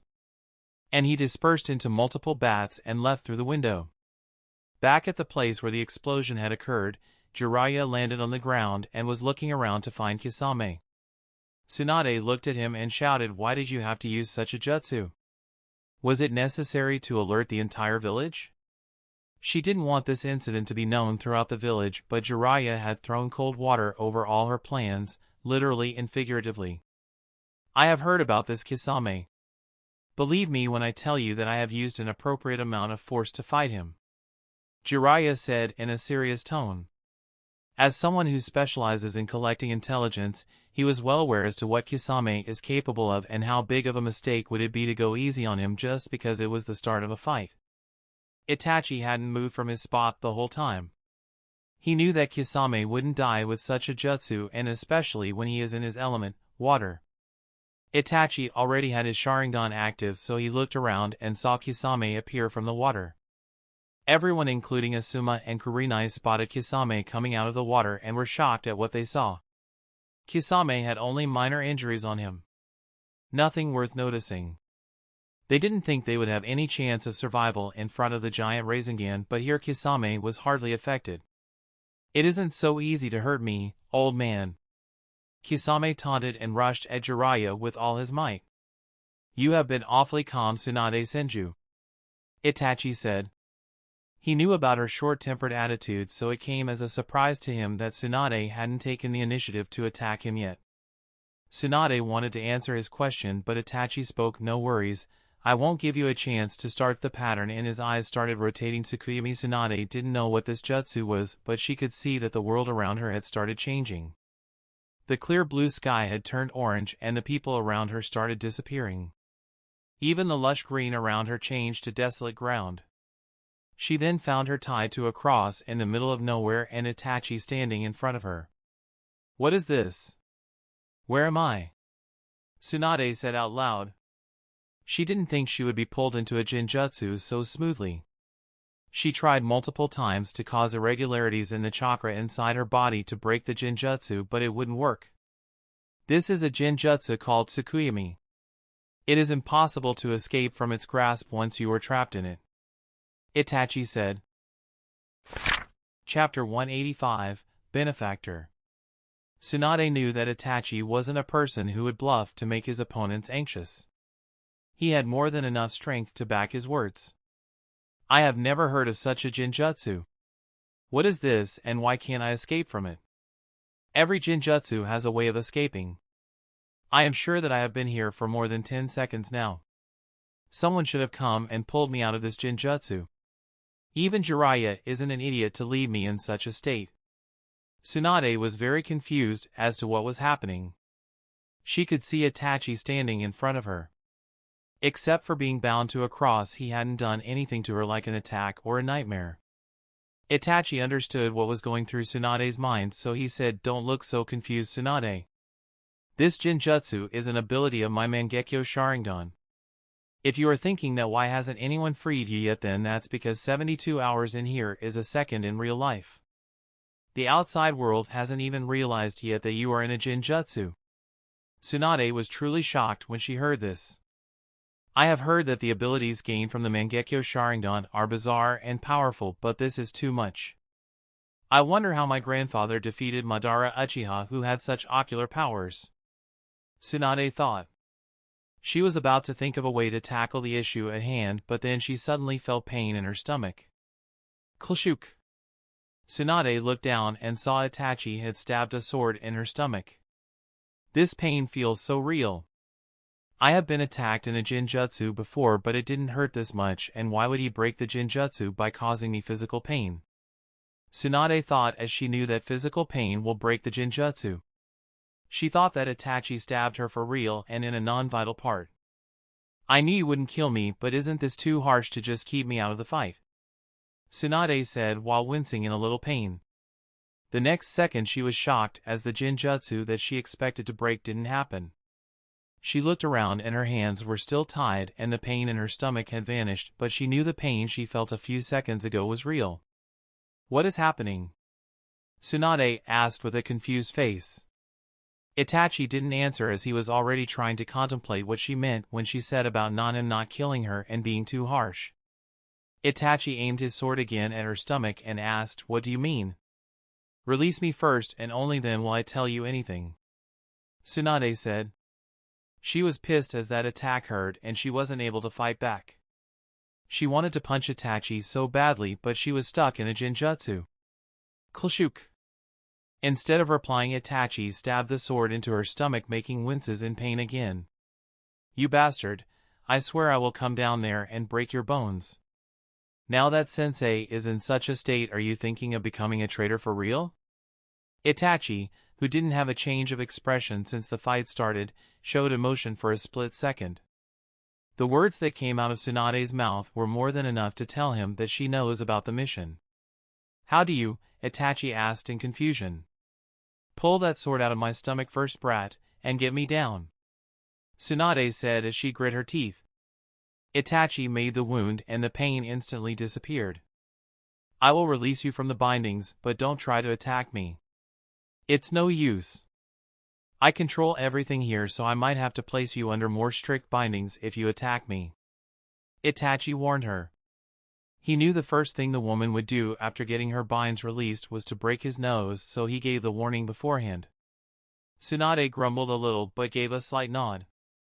Itachi waved his hand a little and the cross binding her disappeared, making her land on the ground. "Now tell me." Bam! A punch landed on Itachi's nose, making him fall back. "I had to punch that perfect nose of yours," Tsunade said, releasing all the pent-up anger. Itachi stood up and there wasn't even a scratch on his face. "Even though I told you that I won't feel any pain?" "Yes, I still had to," Tsunade said, and then her expression changed as all the anger on her face vanished. "Sensei sent me a scroll through some small-time mercenaries and told me about the entire Uchiha incident. I can't believe you went through something like this," Tsunade said. "Lord Third must have had a reason to send her such a scroll at such an opportune time. Did he know that Orochimaru is going to invade the village with the help of the hidden sand?" Itachi thought. Seeing his confused expression, Tsunade said, "If you are thinking why he did it, then he wrote the reason in the scroll itself. He said that you have a lung disease and you might die in a few years. He wanted me to help you. I wanted to question him face to face about this, but Orochimaru had already put him in a bad state by the time I arrived. Itachi's eyes widened as he heard that. Lord Third didn't know about my lung disease, which means the letter wasn't from him, both Itachi and Tsunade said at the same time. Then who knows about this disease of yours? Tsunade asked. She was sure that whoever had sent the letter knew a lot about Itachi as well as the Uchiha massacre. The person clearly wanted Tsunade to help Itachi, but she couldn't think of a single person. That's the thing. No one knows about it. Not even Kisame. Itachi said, but he then realized something. There was one person who knew everything. The masked man that massacred the Uchiha clan with him. Chapter 186, Too Many Questions. Tsunade noticed the change in Itachi's expression, which made her realize that maybe Itachi now had a name for who had sent the letter. What happened? Did it ring a bell? Tsunade asked. Itachi nodded slightly as he said yes it did, but I don't think he is the type to send letters through mercenaries. He is more like the guy who likes to do those things himself. It can't be him. He finds joy in such things, and he would do anything to see the look on your face when you read that scroll. Sounds like a maniac. Tsunade said. She had no idea who Itachi was talking about, but the things Itachi just said described a person with narcissistic traits. He is one. We need to find out who sent those people to you. Did they say anything? Itachi asked. He was a very cautious person, and he didn't think that Hiruzen or the Konoha higher-ups would leak the whole incident, as it would be bad for the village. This means someone took the risk of shaming the entire village just to save Itachi's life. Itachi knew that there was no one willing to go this far for him. You need to come back to the village and abandon your mission. Itachi knew that this would anger the Akatsuki and they would actively harm the Hidden Leaf. On top of that, Itachi was worried about what steps the Konoha higher-ups like Koharu and Hamura would take along with Danzo to keep Itachi quiet. He was unaware of the setbacks Danzo had faced and the recent disappearance of Koharu and Hamura. I cannot do that. This is the path I have chosen, and I will see it till the end. Itachi said. Tsunade leaned forward and asked, Are you refusing a direct order from the 5th Hokage? Itachi was confused as he asked, You are going to become the 5th Hokage? To which Tsunade nodded. Then I can only ask you to take care of my brothers. Danzo must have been furious since he lost his chance to become Hokage. He will try to use underhanded methods, so all I can say is be careful. Itachi said. I know better than to trust Danzo. Itachi, I don't think going back to the Akatsuki is safe. Whoever knows your secret may just act like they're your benefactor, but what if that person tells the Akatsuki about you being a spy? I think healing your disease and finding who this person is should be our top priority. Tsunade said, massaging her chin. Itachi wanted to refute Tsunade's words, but she was right. He wasn't sure to what extent this unknown person would go just to get Itachi healed. Itachi was one of the strongest members of the Akatsuki, but he definitely wasn't the strongest. On top of that, if he and the village had to face the onslaught of multiple Akatsuki members at the same time, then the damage could be way more than what the Orochimaru invasion did. For now, I will leave with Kisame. The only option I have left is to fake my own death and enter the village as someone else. Akatsuki has a member called Zetsu whose spying capabilities are beyond anyone else I have ever seen. Itachi warned. We will decide on a signal for you to let me know that you have entered the village. But will you be able to maintain your identity while in the village and you can't even meet your own brothers? I know that it will be hard, but for them and the village I will do it. If there isn't anything else, I will end the Genjutsu now. Itachi said and was about to end the Tsukuyomi, but Tsunade stopped him. Wait, is there a way for me to get rid of my blood phobia? Tsunade asked. She felt so helpless that she couldn't even operate on her own sensei when his life was hanging in the balance. She wanted to get rid of her blood phobia, and who better for this than the best Genjutsu user? Itachi thought for a few seconds and then said, There is something I can try, but are you sure you want to go through this? You might end up in the hospital for a few deaths or even weeks. I know, but I can't run from it anymore and I need to face it. Tsunade said with a determined expression on her face. Itachi nodded and started to make changes in his Genjutsu. Cracks started appearing on the ground around Tsunade and Itachi. All the people looked like shinobis and they didn't have headbands from any specific village. Shinobis from the different villages walked out of the cracks made on the ground and took out kunai from their utility belt. Tsunade took a stance to defend herself from these shinobis, but the shinobis, instead of attacking her, started killing each other. Each shinobi killed the other and there was a lot of bloodshed. Tsunade could see that under 20 seconds, everyone was bathed in blood and they were still killing each other. Tsunade tried her best that the phobia wouldn't take over her, but then a small amount of blood got splashed on her face and dress and Tsunade completely lost it. She froze as she kept staring at the bloodstains on her clothes. Tsunade had told her mind that this was just an illusion and none of it was real. But when the blood splashed on her, memories from the past flooded her mind. The death of her brother Kawaki and her lover Dan had made her hate the sight of blood. As the shinobis were fighting in the Genjutsu and it was a bloody atmosphere, Tsunade kneeled on the ground and she was staring at the blood covering her hands. "I have to overcome this," she muttered. Chapter 187, Closure. Tsunade was forcing herself to keep her eyes open. Even the sight of blood was making her body freeze. She looked around and the only thing she saw was blood and massacre. I think we should stop this, Itachi. I can't do things anymore," Tsunade said as she searched around for Itachi. She was losing her mind with every passing second and now she wanted this to stop. Itachi, who was watching all this, didn't stop the Genjutsu. He knew that they had already come halfway and Tsunade only needed one final push to get rid of her phobia. It was a now or never situation and for the sake of the village, Itachi couldn't stop. This woman was going to become the next Hokage. Every weakness of hers can be exploited by her enemies and many lives hang in the balance. "I can't do that," a voice sounded from behind Tsunade. She knew that the one saying this was Itachi, but the voice didn't match. Surprisingly, the voice was familiar to Tsunade, so she turned back and saw a light brown-haired and brown-eyed 12-year-old kid. Tears welled up in Tsunade's eyes as she looked at the kid. "Inawaki, is that you?" she asked in a shaky voice. This 12-year-old was none other than her little brother Nawaki Senju. Tsunade's legs, which had frozen due to fear at this point, moved and she stood up. They were quivering, but she still managed to stand up. As she came close to the kid, she went down on her knees. She was about to pull the kid close to her, but then she saw blood trickling down the kid's head and nose. In a matter of seconds, even the chest area of the kid had blood on it. On one hand, Tsunade wanted to go as far away from the blood in front of her, but she also wanted to hug her brother. She knew that this was a Genjutsu, but due to it being of someone who was her ally, she had let her guard down. She knew that the one in front of her was just an illusion, but she still wanted to hug her smiling brother. The boy stood in front of her as she was thinking about whether to hug her bloody brother or not. In the end, she hugged him tightly, as if she didn't want to let him go. She didn't care that the blood had gotten on her. Itachi appeared quietly some distance from her. He understood that she had gotten rid of the phobia and now there was no need to keep the illusion up, and with a wave of his hand, all the blood and the shinobis except Nawaki disappeared.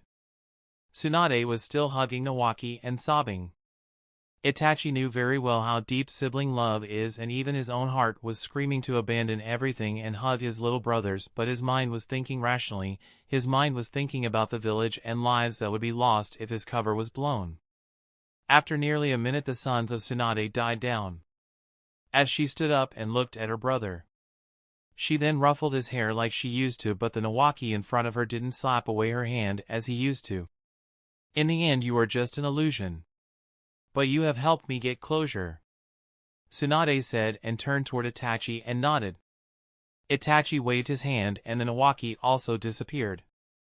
"I still can't believe that such a skill exists. How much time has passed?" Tsunade asked. 2 hours. We still have a lot of time left to discuss our next move," Itachi said. All these years, Itachi had understood that doing things alone was not the most effective way, and now opponents far stronger than him have appeared. He can't handle things alone now, and he needs someone inside the village who he can warn. Tsunade wiped her tears and said, "How much do you know about the aftermath of Orochimaru's invasion?" Itachi shook his head and said, "Nothing much actually, except that Lord Third is injured. Even you and Toad Sage Jiraiya came as a surprise to me. All the other villages are trying to find out how weakened the Hidden Leaf is right now.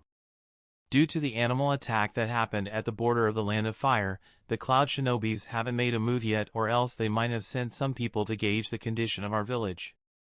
Tsunade sighed in relief as she said, "Although Sensei is seriously injured, the village hasn't weakened much. The loss of life and property was very low compared to what an invasion of that kind does. The only person you need to worry about in the village is Danzo." Itachi frowned a little and asked, "What about Elder Koharu and Hamura? They are also party to him and are tightly protected by Danzo's men."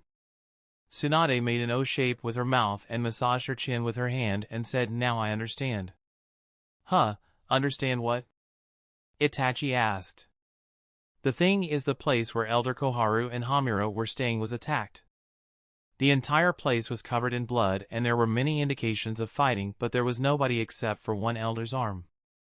Those two elders seemed to be tortured and investigated at their own house, and the blood all over the hall belonged to more than 15 people. But we didn't have any such deaths among the shinobis or Umbu ranks, and we are sure that 15 invaders didn't attack the house. I think those 15 blood samples belong to Danzo's people," Tsunade explained. At first, she didn't know whose blood that was, but now she was sure.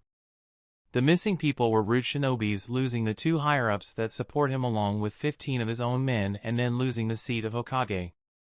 Itachi said, and Tsunade completed his sentence as she smirked and said, "Yes, Danzo must be royally pissed." Chapter 188, You Leaving. Tsunade and Itachi discussed a few more things, and Itachi also relayed the information he had on Akatsuki. They also discussed other things like what signal he is going to give when he comes back to the village. Tsunade insisted on Itachi getting himself checked by Tsunade so that she can start the treatment, which Itachi instantly rejected. He didn't want to do anything that would blow his cover. After many assurances that the Hokage library cannot be spied on and it is covered in seals, Itachi agreed to meet her 2 nights later for an initial checkup. "I will need to leave the village now with Kisame." Tsunade shook her head and said Kisame was one of the 7 missed swordsmen and is an S-rank criminal. "We can't just let him leave the village." Tsunade couldn't forgive an S-rank criminal entering her village and creating such a big scene. Everyone in the Akatsuki works in pairs and always stays together. I have a good rapport with Kisame, so he won't get suspicious if I disappear for a few hours 2 days later. If Kisame is captured here or died here today, I will be given a new partner, and that new partner could find my disappearance suspicious. We have to think about the long game here, Lady Tsunade. Itachi laid out his point of view. He also knew that if Kisame is captured, then the masked man could enter the village to get him out, and this could create another big fight. The masked man was now behaving like an intern in Akatsuki, and if Kisame dies here, then the new partner that will be given to Itachi would most probably be the masked man himself. If that happens, then forget about escaping for a few hours. Itachi won't be able to even fake his own death. Tsunade weighed her options properly and said, "Fine, we can try our best to send him out of the village alive, and getting him out depends on you." Itachi nodded and said, "Don't worry about that. I can easily escape from here with him." Itachi was confident in escaping by using his summons to disperse his original body, and he can also create enough chaos for Kisame to escape. "Now stop the Genjutsu and let me out. Thanks to you and the higher-ups, my hands are going to be full when I become Hokage." Tsunade grumbled. "One thing I forgot to tell you. When I end this Genjutsu, you will feel a lot of pain. Approximately the amount that you went through the Tsukuyomi." Itachi expected Tsunade to grumble about this as well, but Tsunade's face turned serious again as she said, "For a jutsu to be this overpowered, I am sure the price to pay is not small." Itachi smiled a little and said, "It isn't small, but it's worth it." Tsunade knew Itachi didn't mean that the Genjutsu was worth it, but the sacrifice he gave to cast such a Genjutsu was worth the lives of the Hidden Leaf citizens and his brothers. "Did you get a chance to meet your brothers? Or even know how they are doing?" Tsunade asked, to which Itachi shook his head and said, "When I left that night, I did behave harshly with Sasuke. Yami was sleeping in his room as he always had a weak body. I am sure both of them hate me for killing the clan and our parents. I hope Sasuke is taking care of Yami. Looks like you are totally in the dark. Tsunade commented, which confused Itachi. She continued, I haven't seen any of them fight, but I have heard and read a lot about them. Although Sasuke was first in every year of his academy, he is nowhere as good as you. He hates you to the bone though. His aim in life is to kill you and avenge the Uchiha clan. Sasuke will become strong enough in the future. I am sure of it, and as for his hatred, I plan to let him see it till the end, but now plans seem to be changing. Itachi wanted to die by his brother's hands, but now the enemies of the Hidden Leaf were too strong for Itachi to leave them be, and his brothers were no longer under the third Hokage's protection. Now to talk about your youngest brother, Yami Uchiha. He graduated before Sasuke and is said to be strong enough to defeat an elite Jonin. Kakashi himself said that Yami's aptitude and talent are way higher than even you, Itachi. But one thing that bothers me is that no one is able to grasp what your brother wants. He doesn't seem to have any hatred for you or remorse for the Uchiha clan's extinction. He is a mystery to me, so I hope you can keep an eye on him when you re-enter the village. Tsunade said. Itachi always remembered Yami as the one who had the most innocent eyes and always ran around his mother and only came to him if he ran out of chocolates. Itachi found it hard to imagine that kid brother of his as a shinobi. Itachi nodded in understanding and stopped the Tsukuyomi cast on Tsunade. She suddenly felt a tremendous amount of pain and fatigue assault her body. She quickly fell to her knees and screamed arghhhhh. Itachi now had a thin streak of blood flowing from his left eye. Hearing the scream, Jiraiya along with Kakashi and Kurenai jumped next to Tsunade. They didn't know what happened to Tsunade, but they knew she was not in the state to protect herself, so they decided to protect her. Kisame also took a breather because of this and jumped right beside Itachi. He saw the blood coming from his eye and said, "You shouldn't overuse it, Itachi." "I had to, we can't get what we came for now. Let's leave," Itachi suggested. "Tsunade, are you alright?" Jiraiya asked in a concerned tone. "Don't worry, Jiraiya, it's just pain. I can handle much more than this," Tsunade said as sweat trickled down her forehead. She didn't think fatigue would have such a big effect. By this time Asuma also came back with a few Anubis and said the civilians nearby are being evacuated and I also got some backup. "I hope you can escape as easily as you said, Itachi," Tsunade thought as she saw Kisame's carefree expression. Itachi's body started losing its shape and it formed into many ravens, and were dispersing in many directions. "They are escaping," Kurenai shouted. "I don't think we can stop them. Especially Itachi," Kakashi said. Even Kisame was now ready to escape in the chaos, but just then the trees around started vibrating and the ravens that were spreading started croaking and started to come together. "What's happening?" Asuma asked. Jiraiya was the first one to answer as he said, "It's a sound attack that is affecting the ravens." The ravens grouped together and formed Itachi's figure again. "What happened to Itachi?" "No one is able to stop you from doing this," Kisame said. Itachi didn't answer his question and looked around to see who was capable of doing this, and sure enough, he heard a voice the next second. "Are you leaving, brother?" Itachi looked to the side and so did Tsunade and the Lee Shinobis. Yami?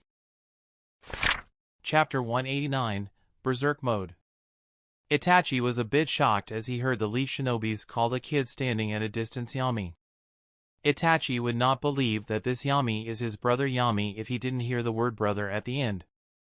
This can't be Yami, was the first thought that passed through Itachi's mind. The kid in front of him didn't resemble the sickly kid with innocent eyes. The kid in front of him didn't even look like an average 9-year-old. He was more like a 12 to 13-year-old. For a second, Itachi would have believed that it was Sasuke because Sasuke had such sharp eyes when training with him, or his father Fugaku. "I guess when Lady Tsunade told me Yami's talent is even more monstrous than mine, she wasn't lying. He was able to stop me in front of which many people were helpless. He also has a summoning contract at such a young age," I have never known anyone to have bats as their summoning animal. Let's see how much you have grown, Yami. Itachi thought and brought 3 kunais from his sleeve. Hee, Itachi, is he really your brother? Kisame asked. Itachi didn't understand what Kisame meant by this, so he just looked at his partner. Even the Leaf Shinobis and Tsunade were a bit confused by Kisame's comment. Kisame smirked and gripped his sword tighter as he clarified his previous statement. My instincts are telling me to run away from him. Even that old man and his big blue jutsu didn't give me this feeling. Itachi frowned as he heard that. Being a censor himself, he didn't sense anything like this from Yami, but in fact, Yami didn't seem to be alert, nor had he taken a fighting stance. There are so many openings to attack him. I don't understand what Yami is thinking by appearing as an easy target in front of me and Kisame. I can't let Kisame hurt him too much. I will need to dish out some beating myself. Itachi thought. Itachi looked at Yami and was about to jump at him, but Yami activated his Sharingan. Itachi felt the move was a bit odd as it was just the start of the fight, but then he realized what Yami had done. Itachi jumped back and landed on the river crater, which was now full of water. Boom's the place where he was standing was covered in dust. He followed his instincts, which told him an attack was coming, but he didn't know how or by whom. As the dust cleared out, Itachi saw that the Samahata sword had been slammed where he stood, and the sword was in Kisame's hand. Even Tsunade and the others didn't understand why Kisame would attack Itachi out of the blue. Why would Kisame attack Itachi? Kurenai asked. Maybe it was his plan to backstab Itachi. After all, Kisame had slaughtered his own teammates and left the hidden mist. Asuma answered. This thought crossed Itachi's mind as well, but then his eyes widened when he heard Kisame speak. Kisame looked at Itachi and said, "You sure are fast, Yami." Kisame then looked at Yami and said, "Itachi, I hope you don't mind if I kill your brother." The thing was, Kisame's expression wasn't laid back like always, but he had a big grin on his face and his eyes were wide open. It was as if he was in some kind of berserk mode. The ones listening to this were all confused as to why Kisame suddenly changed until Kakashi spoke. Yami has put Kisame in a Genjutsu. What? Tsunade asked loudly. Putting an S-rank criminal whose strength is close to Kage level in a Genjutsu is no laughing matter. The shinobi world didn't even bother using Genjutsu on shinobis at this level.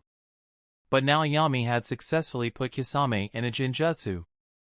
Yes, Lady Tsunade, and he has also convinced Kisame that Itachi is Yami. This is why Kisame attacked Itachi.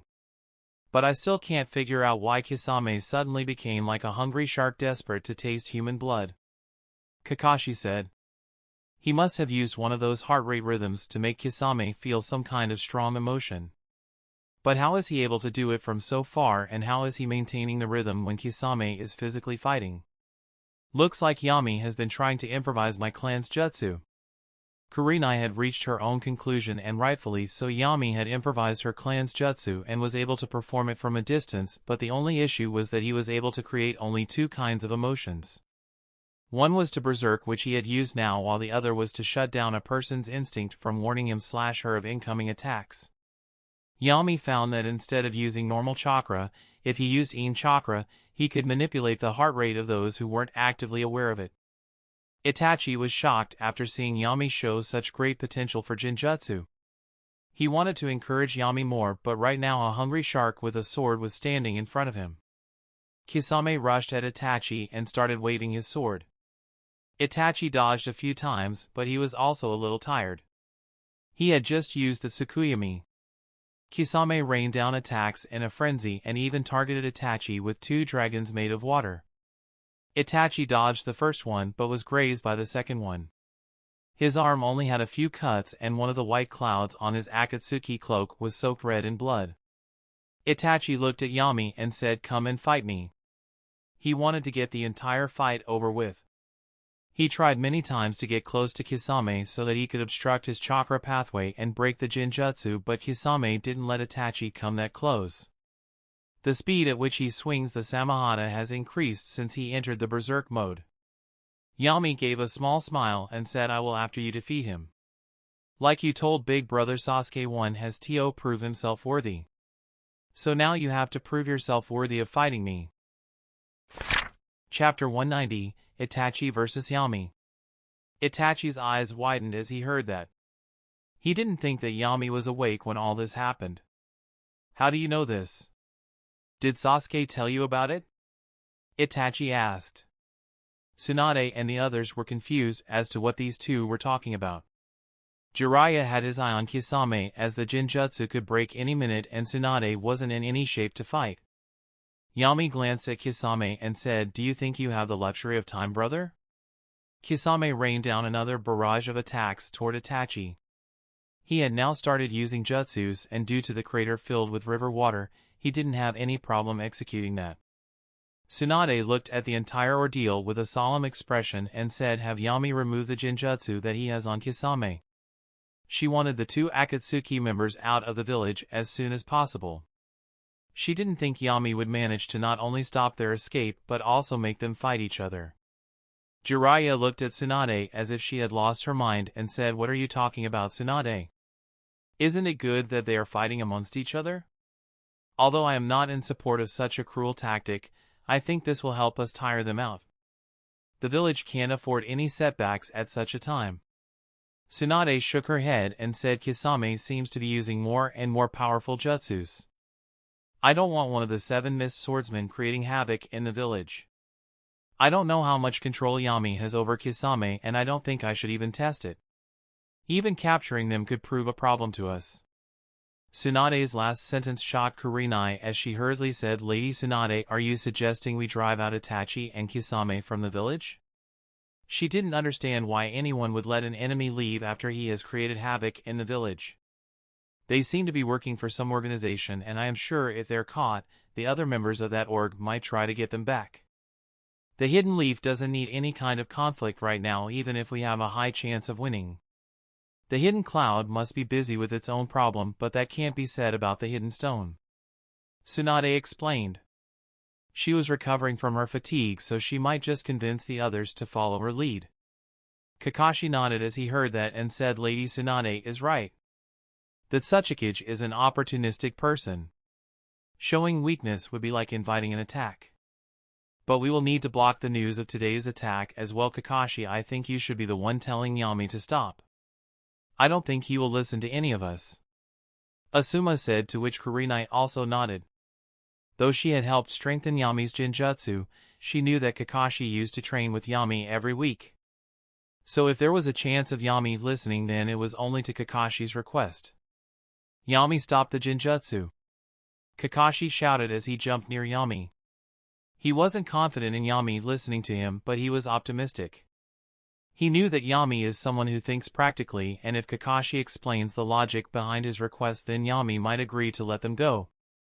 Yami turned toward Kakashi and looked at him with his Sharingan. Kakashi, who had seen many Sharingans in his life and himself had a Sharingan, felt something odd. Even though Yami's Sharingan was only a 3-tomo Sharingan, it made Kakashi subconsciously grip his kunai tighter. Kakashi was about to explain his reasoning regarding this matter, but Yami said, "You were right.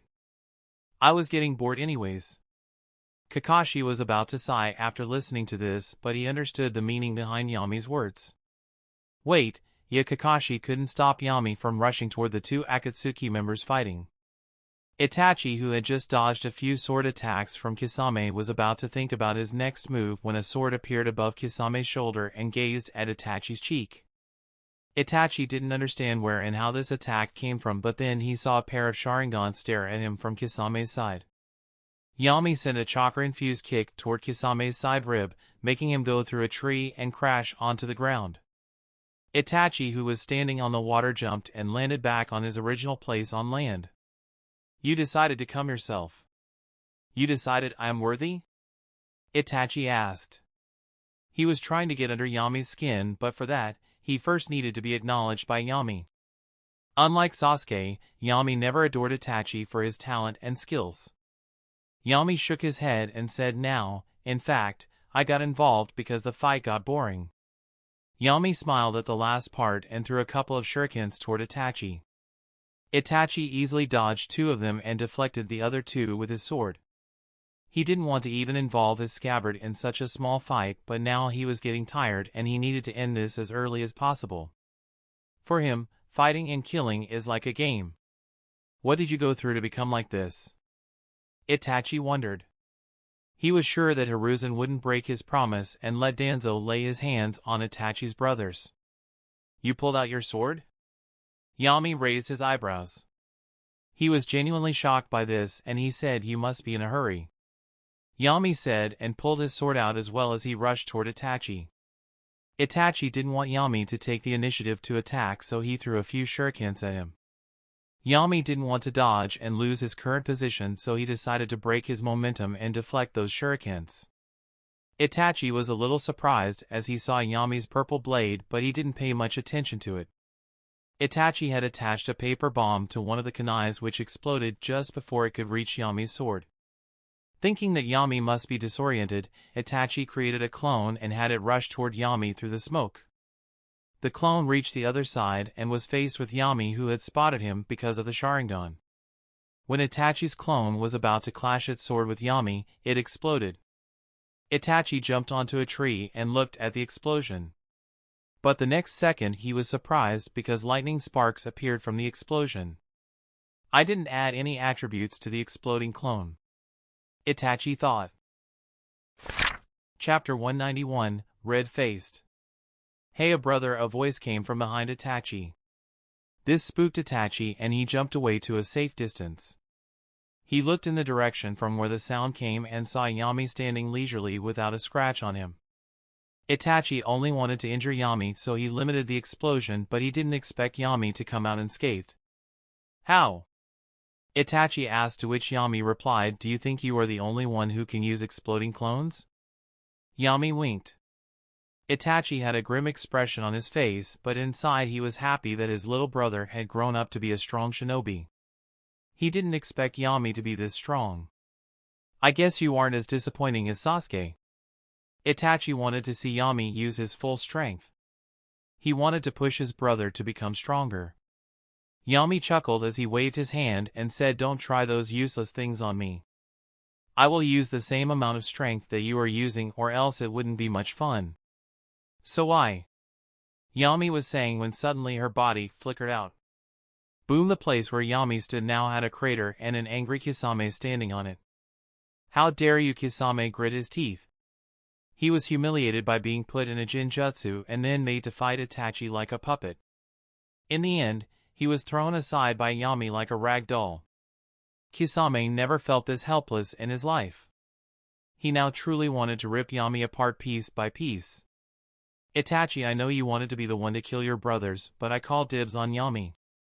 I will tear him apart with my Samahana, Kisame said with bloodshot eyes. Itachi and the others could feel killing intent emanating from Kisame. Kurenai and Asuma felt a chill run up their spine.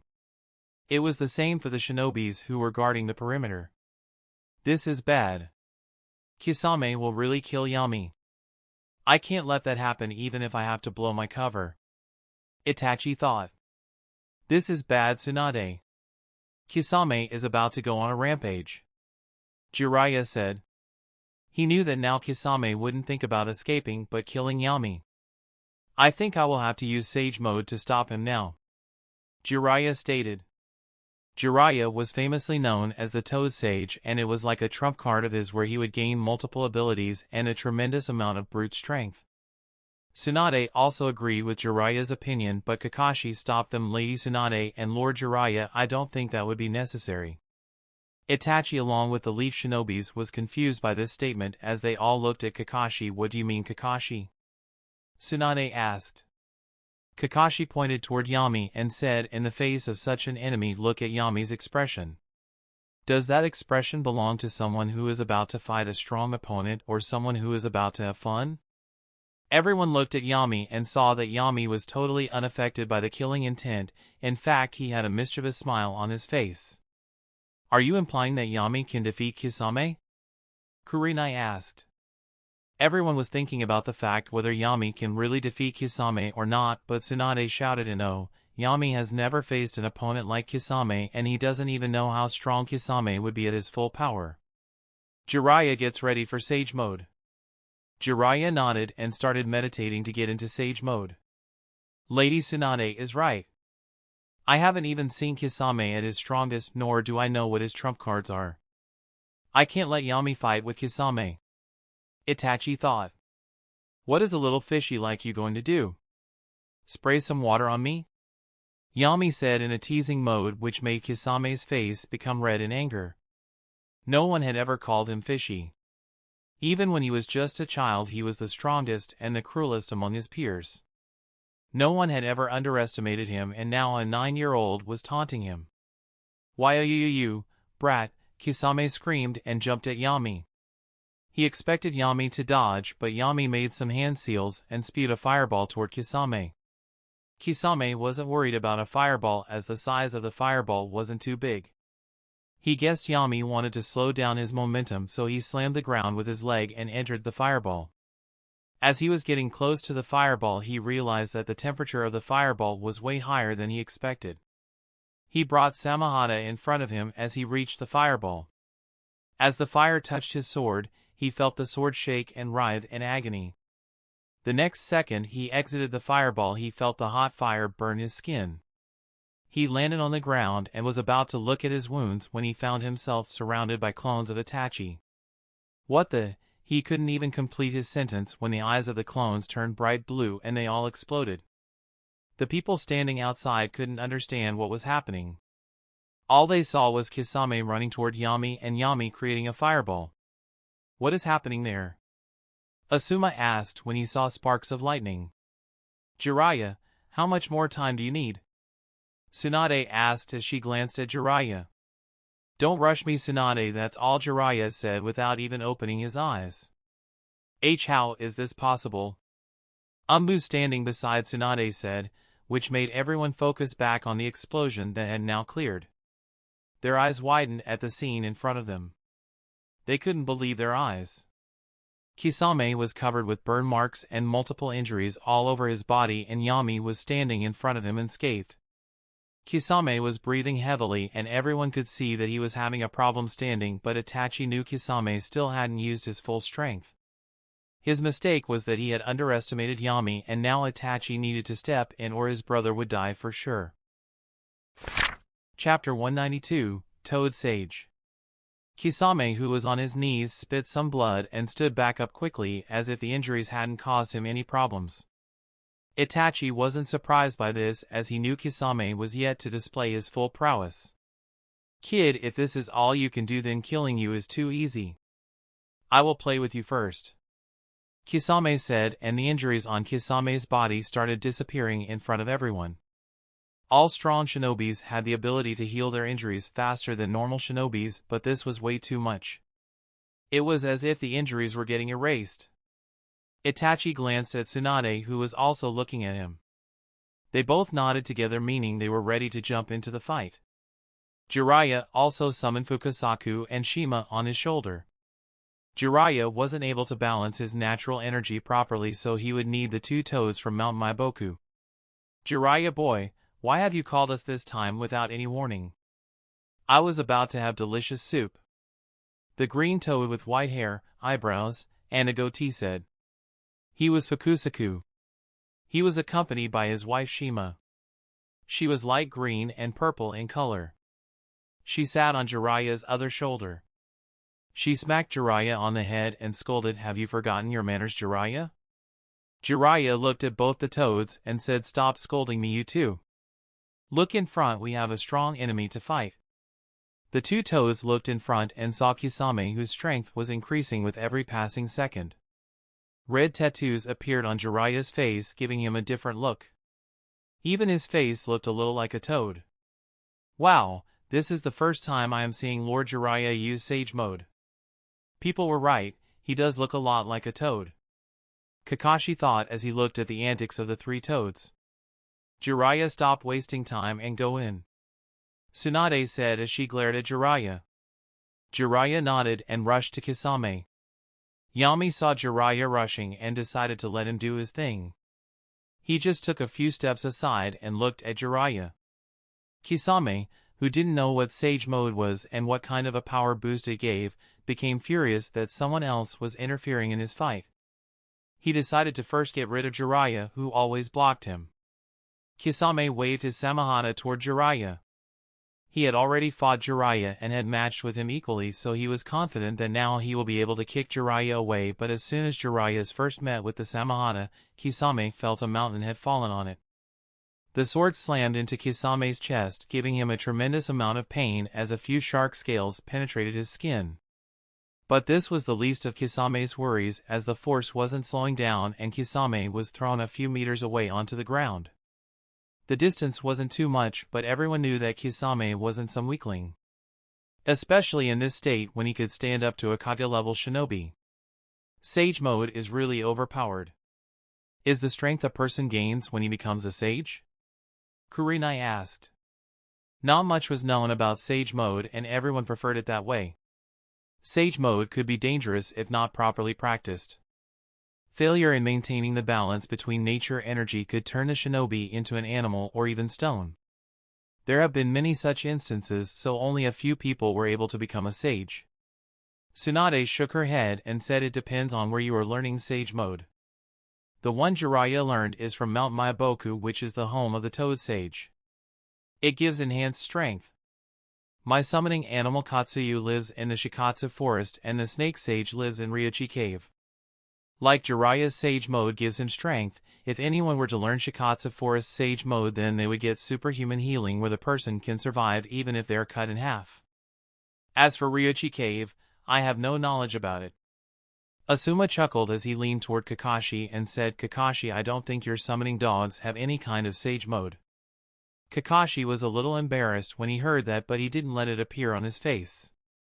Kurenai pinched Asuma slightly and whispered, do you think this is the right time to make fun? They all had to come here because you and I weren't able to handle the intruders. Even Yami is doing way better than us in front of them. Instant shame washed over the third Hokage's son as he got quiet. He looked at Yami with complicated emotions. He remembered how immature and weak he was when he was 9 years old. As the battle between the two brutes was underway, Itachi didn't know what to do. He just felt like it was a mistake coming here with Kisame. He didn't think that he would be stopped from escaping, and the one to do that would be his own brother. Tsunade looked at Kakashi and said, we have to chase them out of the village. Killing them will destroy a considerable part of the village, and that isn't a loss worth taking at this moment. Kakashi also agreed with the thinking. Jiraiya was on the offensive now that he was fighting Kisame. Whenever Kisame would take the initiative to attack, Jiraiya would just cover himself with spike-like hairs. Jiraiya then created a Rasengan in his hand. This Rasengan was brighter and more condensed than the one Naruto had in his hand. Jiraiya slammed the Rasengan on Kisame's stomach, making him fall back. Jiraiya was about to attack again, but he was stopped by a fireball. Jiraiya stopped and dodged the fireball. He looked toward Kisame and saw that there was an injury on his stomach because of the Rasengan. Itachi was standing beside Kisame. He couldn't just keep watching Kisame get beat up, or else this would be suspicious for the elite shinobis as well as Zetsu. Itachi, this is my fight. Don't interfere, Kisame said as he looked at Itachi. But instead of anger, there was a smile on Kisame's face. Itachi was about to reply when he felt something behind him. Itachi's instincts didn't warn him about it being an attack, so he simply turned back. The space in front of him started twisting and two hands appeared from it that touched Itachi's and Kisame's shoulders, pulling them in. Itachi knew that this was the masked man who claimed to be Madara Uchiha, and so he didn't resist, and along with Kisame twisted and disappeared into space. Chapter 193, Cover-Up. What just happened? Kurenai asked. From what she and the others saw was that the two intruders started twisting and disappeared altogether. Even the others were confused, as the only space-related jutsu they had seen was the flying Raijin, which belonged to the fourth Hokage. Fukasaku glanced at Shima and then looked at Jiraiya and said, Jiraiya boy, this was a space jutsu that was just used. You may not have noticed, but it wasn't initiated by the two you were fighting. Someone else pulled them in, and whoever this person was will prove as a slippery opponent to you. I have never heard of such a jutsu. Do you know anything more about this Elder Toad? Tsunade asked. Fukasaku shook his head and said, I have never seen or heard about this kind of space jutsu. What do you think of Shima? He glanced at his wife. Shima thought for a few seconds and said, I don't remember seeing or reading about anything like this. He definitely wasn't using natural energy, which means this is a normal jutsu. Jiraiya, I think you should ask that senile toad sage. That's no use, Shima, he is so forgetful. It will be useless asking him this. Fukasaku said. Kakashi interrupted their discussion as he said, everyone, I think we should save all these talks for later. Right now let's clean up the mess in front of us, and in a few hours we will have to answer as to what happened here. Kurenai nodded and said, Kakashi is right. There will be a lot of unrest among people. We need a way to quell it. Jiraiya thought for a few seconds and said, I have a way to make people forget this as a small incident. What would that be? Asuma asked. Let's keep Tsunade's coronation as the 5th Hokage tomorrow. This will make the entire village busy. As for this fight that happened today, none of the civilians saw anything and the Umbus had secured the perimeter, so we call it Tsunade having a spar and me. Jiraiya said. Tsunade looked at Jiraiya with a deadpan expression and said, that is the stupidest explanation I have ever heard. And I will not lie to my people before even becoming Hokage. I will announce that 2 intruders had entered the village for nefarious purposes and we were able to stop them before they did anything, but unluckily they escaped the village. But you won't be exposing that Itachi Uchiha was one of them? Now who's lying? Jiraiya smirked. That isn't lying, just hiding information, and as the Hokage, it is my duty to not spread panic among the people. You know nothing about Jiraiya politics, so you better not interfere. Tsunade said in a huff tone. Jiraiya boy, me and Shima will leave now. I will see if I can find anything about that space jutsu, but I am not too optimistic about it. Fukasaku said, and he and Shima disappeared in a puff of smoke. By the way, where is Yami? Asuma asked as he looked around. Everyone realized that Yami was in the fight as well, but now he wasn't anywhere to be seen. An Umbu who was standing beside the group interjected, Yami Uchiha left in the direction of the Uchiha compound.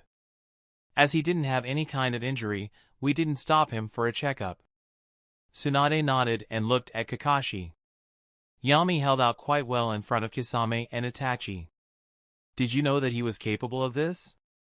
Kakashi shook his head and said, no, Lady Tsunade, I didn't think Yami was capable enough to push Kisame to this extent, and as for Itachi, I believe Itachi wasn't even trying too hard. Itachi is way stronger than what we saw today. Kakashi tells Yami what the cover-up of this incident is. Do it before he even tells Sasuke. I am sure Sasuke would be furious that Itachi was in the village and he didn't even get to fight. Tsunade said. Kakashi raised his eyebrows as he had almost forgotten the hatred Sasuke held for his elder brother. I can't let Sasuke find out. I need to go to the Uchiha compound faster. Kakashi thought, and his body flickered away. Tsunade looked at the Umbu and said, try to get the terrain as it was before the fight. Leave no trace of a fight here. Make sure to keep an ear out if any rumors start spreading. Umbu nodded and got to work. Asuma, you take Kurenai to the hospital and both of you get yourselves patched as well, Tsunade instructed. Though the lovebirds didn't have any life-threatening injuries, it was better to be cautious. Look at you, Tsunade, already behaving like sensei. Managing people and thinking about the village. Jiraiya said in a teasing tone. It's not like I can leave it in the hands of someone like you. Ugh, I am already regretting accepting this position. Tsunade said. She was already fatigued due to the Tsukuyomi, and now she had to get the village to calm down and even be in the coronation ceremony tomorrow. Tsunade and Jiraiya bickered for a few more minutes and then left. The only ones left near the village now were the Umbus who were trying to fix the craters that were caused. As they were doing this, slight movement happened in the forest. Something came out of a branch of a tree. It looked like a big green bud, but then it got divided in half and a humanoid figure was visible inside it. It was half white and half black. As he came out more from the branch, it was revealed that he was wearing the same cloak that Kisame and Itachi were wearing. This was none other than Zetsu, another member of the Akatsuki organization. Yami Uchiha surely proved to be a surprise. He will be a useful pawn in the future. Itachi and Kisame acted on their own by coming here. Luckily, they didn't delve into any information about the Akatsuki. Zetsu said, unknowing that Itachi had already told everything he knew about Akatsuki to Tsunade in the Tsukuyomi. Chapter 194, The Fifth Hokage, Tsunade Senju. As Kakashi reached the Uchiha compound, he saw Sasuke practicing his kunai, throwing on the targets kept on the tree nearby. Looks like he and Naruto got tired of waiting for me and left the training ground. Kakashi thought. I thought I told the two of you not to leave. Kakashi said as he walked toward Sasuke. Sasuke, who was immersed in training, looked behind and said we waited, but after hearing a few explosions we couldn't control ourselves and rushed toward the source. We were blocked by a few umbus and they told us to go back home. Naruto went to see Karen while I came home. Is Yami here? Kakashi asked. Seeing Sasuke behave normally, Kakashi doubted whether Yami had told him about meeting Itachi. Sasuke nodded and said yes, he is by the lake. Sasuke pointed in the direction of the lake with his kunai. Kakashi nodded and walked toward the lake. After walking for a minute, Kakashi saw Yami sitting at the edge of the lake with his legs dipped in water. He walked beside Yami and said, this is the first time I am seeing you doing nothing. What has got you thinking so much? Without looking at Kakashi, Yami replied, no, I didn't tell him. It will get him more riled up than he already is. Yami knew why Kakashi was here. As Sasuke's sensei, Kakashi didn't want Sasuke to go into the revenge rabbit hole. You held out good in front of Itachi and Kisame. Way better than Asuma or me could ever do. Kakashi complimented. He was telling the truth when he said this. He wasn't confident in pushing Kisame to the extent that Yami had done. Itachi mumbled something when he got swallowed into space. Yami said. What did he say? Kakashi asked. Yami just shrugged and said, I don't know. I wasn't close enough to hear him. In fact, Yami had heard Itachi loud and clear. Even Itachi didn't think that the words he mumbled were heard by Yami. Kakashi was a little disappointed by this, but he didn't let it show on your face. Yami looked to the side of Kakashi and asked, so what's the cover-up? Kakashi opened his mouth to deliver Tsunade's plan, but he closed his mouth and stared at Yami for 2 seconds, which made Yami feel awkward. He was about to ask Kakashi, but then Kakashi said, I have never seen you shed a tear, Yami. Yami was confused when he heard that, and he subconsciously touched his own cheek, which felt wet to the touch. I am crying. Is it because of the memories I got from the Yami who lived with the family? Yami questioned himself. He, as a transmigrator, didn't have much affection for the Uchiha clan, but many moves made by Yami were influenced by him being a part of the family. He had retrieved and hidden the bodies of his parents and also Itachi's lover Izumi. He had taken small amount of revenge by killing rude shinobis and even getting in the way of Danzo's plans, and finally he had brutally killed the 2 elders who had a hand in the clan's massacre. Seeing that Yami didn't reply, Kakashi guessed that he didn't want to talk about it, so he started telling Yami about the cover story as well as Tsunade's coronation tomorrow. After he finished explaining, he left Yami by the lake and went to train Sasuke. The next day, the coronation ceremony of the 5th Hokage Tsunade Senju happened. Seeing someone from the Senju bloodline sit back on the seat of the Hokage made many old fogies happy. They were reminiscing about the past when the 1st and 2nd Hokage were managing the village. Due to Tsunade's timely thinking and cooperation from the elders, the cover story of Tsunade and Jiraiya sparring was accepted by the people. Only the clan heads were told what really happened. There wasn't much they could do about this, so they only took some additional measures to secure the rarely used gates. Yami didn't attend the coronation ceremony as he was busy thinking about what Itachi and Tsunade must have discussed in the Tsukuyomi realm. Due to lack of information on this, he wasn't able to decide how he should proceed further. He was sure that Tsunade had confronted Itachi with the truth. Yami had observed that on my occasion Tsunade and Itachi had glanced at each other. In the end, Yami decided to go with the flow and keep doing missions. After Sasuke came back from the coronation ceremony, he told him that Naruto will be going with Jiraiya for training and that Yami along with his team had been called to the Hokage building the same evening. Sasuke had no idea why he was called, but seeing that the whole team was called, both the Uchiha brothers guessed that it must be a mission that Tsunade-sama, or Lord Fifth as she was now called, wanted to give them. In the evening around 6 p.m., Yami reached outside the Hokage building. He looked up and saw the decorations of the ceremony were being taken down and the people around were in a happy mood. After going through so much for the past week, they had finally gotten a reliable new Hokage and things were looking good on the surface. Did you forget that the ceremony was in the morning? A lazy voice came from behind Yami. Yami turned back and saw Shikamaru walking toward him. I am glad I didn't attend the ceremony. Sasuke was so lucky. Yami chuckled. Lady Tsunade called you as well? Shikamaru asked. He didn't know why his dad told him to come today, but after refusing he said that it was an order from the Hokage. Not just me but my entire team. Yami said. As Shikamaru said that he was called as well, Yami understood that this must be regarding the Chunin exam results.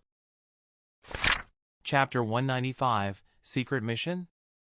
Yami along with Shikamaru entered the Hokage building and climbed up to the floor where the Hokage's office is. As they reached outside the office, they saw a lot of familiar faces. Yami had expected his team to be gathered here, but he also saw Hayate, Yugao, and Karen with them. Now Yami wasn't sure why he was really called here. Karen was sitting beside Lee and talking with him. This was the first time Yami had seen Lee flustered. As soon as he saw Yami, Lee stood up and walked up to him. Yami, why didn't you come to the ceremony today? Except for you, everyone had come. We even asked your brother, but he said that you left early in the morning. Lee said. Thank God I went to train, or else Sasuke would have dragged me to the boring ceremony. Yami thought. I had some work to do. By the way, why are we here? Yami asked as he looked at Hayate and Yugao, but they just shrugged their shoulders. Yami was about to ask Lee when the door to the office opened and Shikaku Nara stepped out. He looked at everyone including his son and then turned toward Neji and asked, why isn't Guy here yet? You informed him that Lady Tsunade had called him along with the team, right? Neji nodded and said yes, I did inform him and he said he will become. I don't know why he isn't here yet. I'll go and search for him. Before Shikaku could reply, Yami said no need. He just entered the building. Everyone looked at Yami as to how he knew, so Yami just lifted his hands and said, I am a censor. What? When did that happen? Lee asked. This was news to him. He knew that censors were a pretty important part of a team and they already had Neji in their team as he is a Hyuga, but now their team had one more censor. Neji walked beside Lee and said, I thought you knew. He has been a censor for almost half a year now. And no one told me? Lee looked at his teammates as if they betrayed him or something. Seeing the innocent Lee act this way, Karen couldn't help but giggle. Konoha's green beast is here for a secret mission. Guy shouted as he got on the floor. The whole lobby became quiet and everyone just looked at Guy. Even Guy got quiet and looked at the ones other than his students. What are you talking about, Guy? Shikaku asked. He then looked at Neji and asked, what did you tell him? I only told him that Lady Tsunade has called all of us. Neji said as he raised his hands. Guy rubbed the back of his head in embarrassment and said, when Neji said that our team was called in the evening, I thought she was going to give us a secret mission. And your way to come for a secret mission was to shout it in the lobby? Shikaku said as he facepalmed himself. Come in all of you, Lady Tsunade wants to talk to all of you and no Team Guy isn't going on any secret mission. Shikaku said. As everyone entered the Hokage office, they saw Sakura, Shizune, and Tsunade in the office. Tsunade was sitting in the Hokage chair wearing a green overcoat and red hat with the symbol of fire written on it. Sakura was standing at the side with books related to the human body in her hand. Seeing her in the office, Karen walked up to her and whispered, Sakura, how come you are here? Are you studying medical jutsus now? He even glanced at the books in Sakura's hands. Sakura gave a big smile and whispered back, yes, Lady Tsunade agreed to teach me medical jutsus, and if I do good then she will take me in as her disciple. Her happiness was evident on her face, and she was just short of jumping in excitement. Ahem, let's talk about why I called you all here, Tsunade said as she removed the Hokage hat and laid it on the table in front of her. Karen quickly walked away from Sakura and stood beside Yugao and Heiei. Tsunade looked at everyone and called out Shikamaru, Niji and Lee come forward. All three of them walked forward and stood in front of the table. Tsunade glanced at Shizune, who nodded and pulled out 3 light green flak jackets from a box kept behind her. Everyone understood what this meant. Shizune kept those jackets on the table. Tsunade stood up and with a serious face, all 3 of you have reached the preliminary round of the Chunin exams and have saved many lives during the invasion. Due to this, the 3 of you have been promoted to Konoha Chunins, Tsunade said and handed over the flak jackets to them one by one. Tsunade glanced at Yami to see his reaction, and as she thought he wasn't even the least bit affected by it. Niji and Lee wanted to ask why Yami wasn't made Chunin, but they didn't dare question the decision of the Hokage.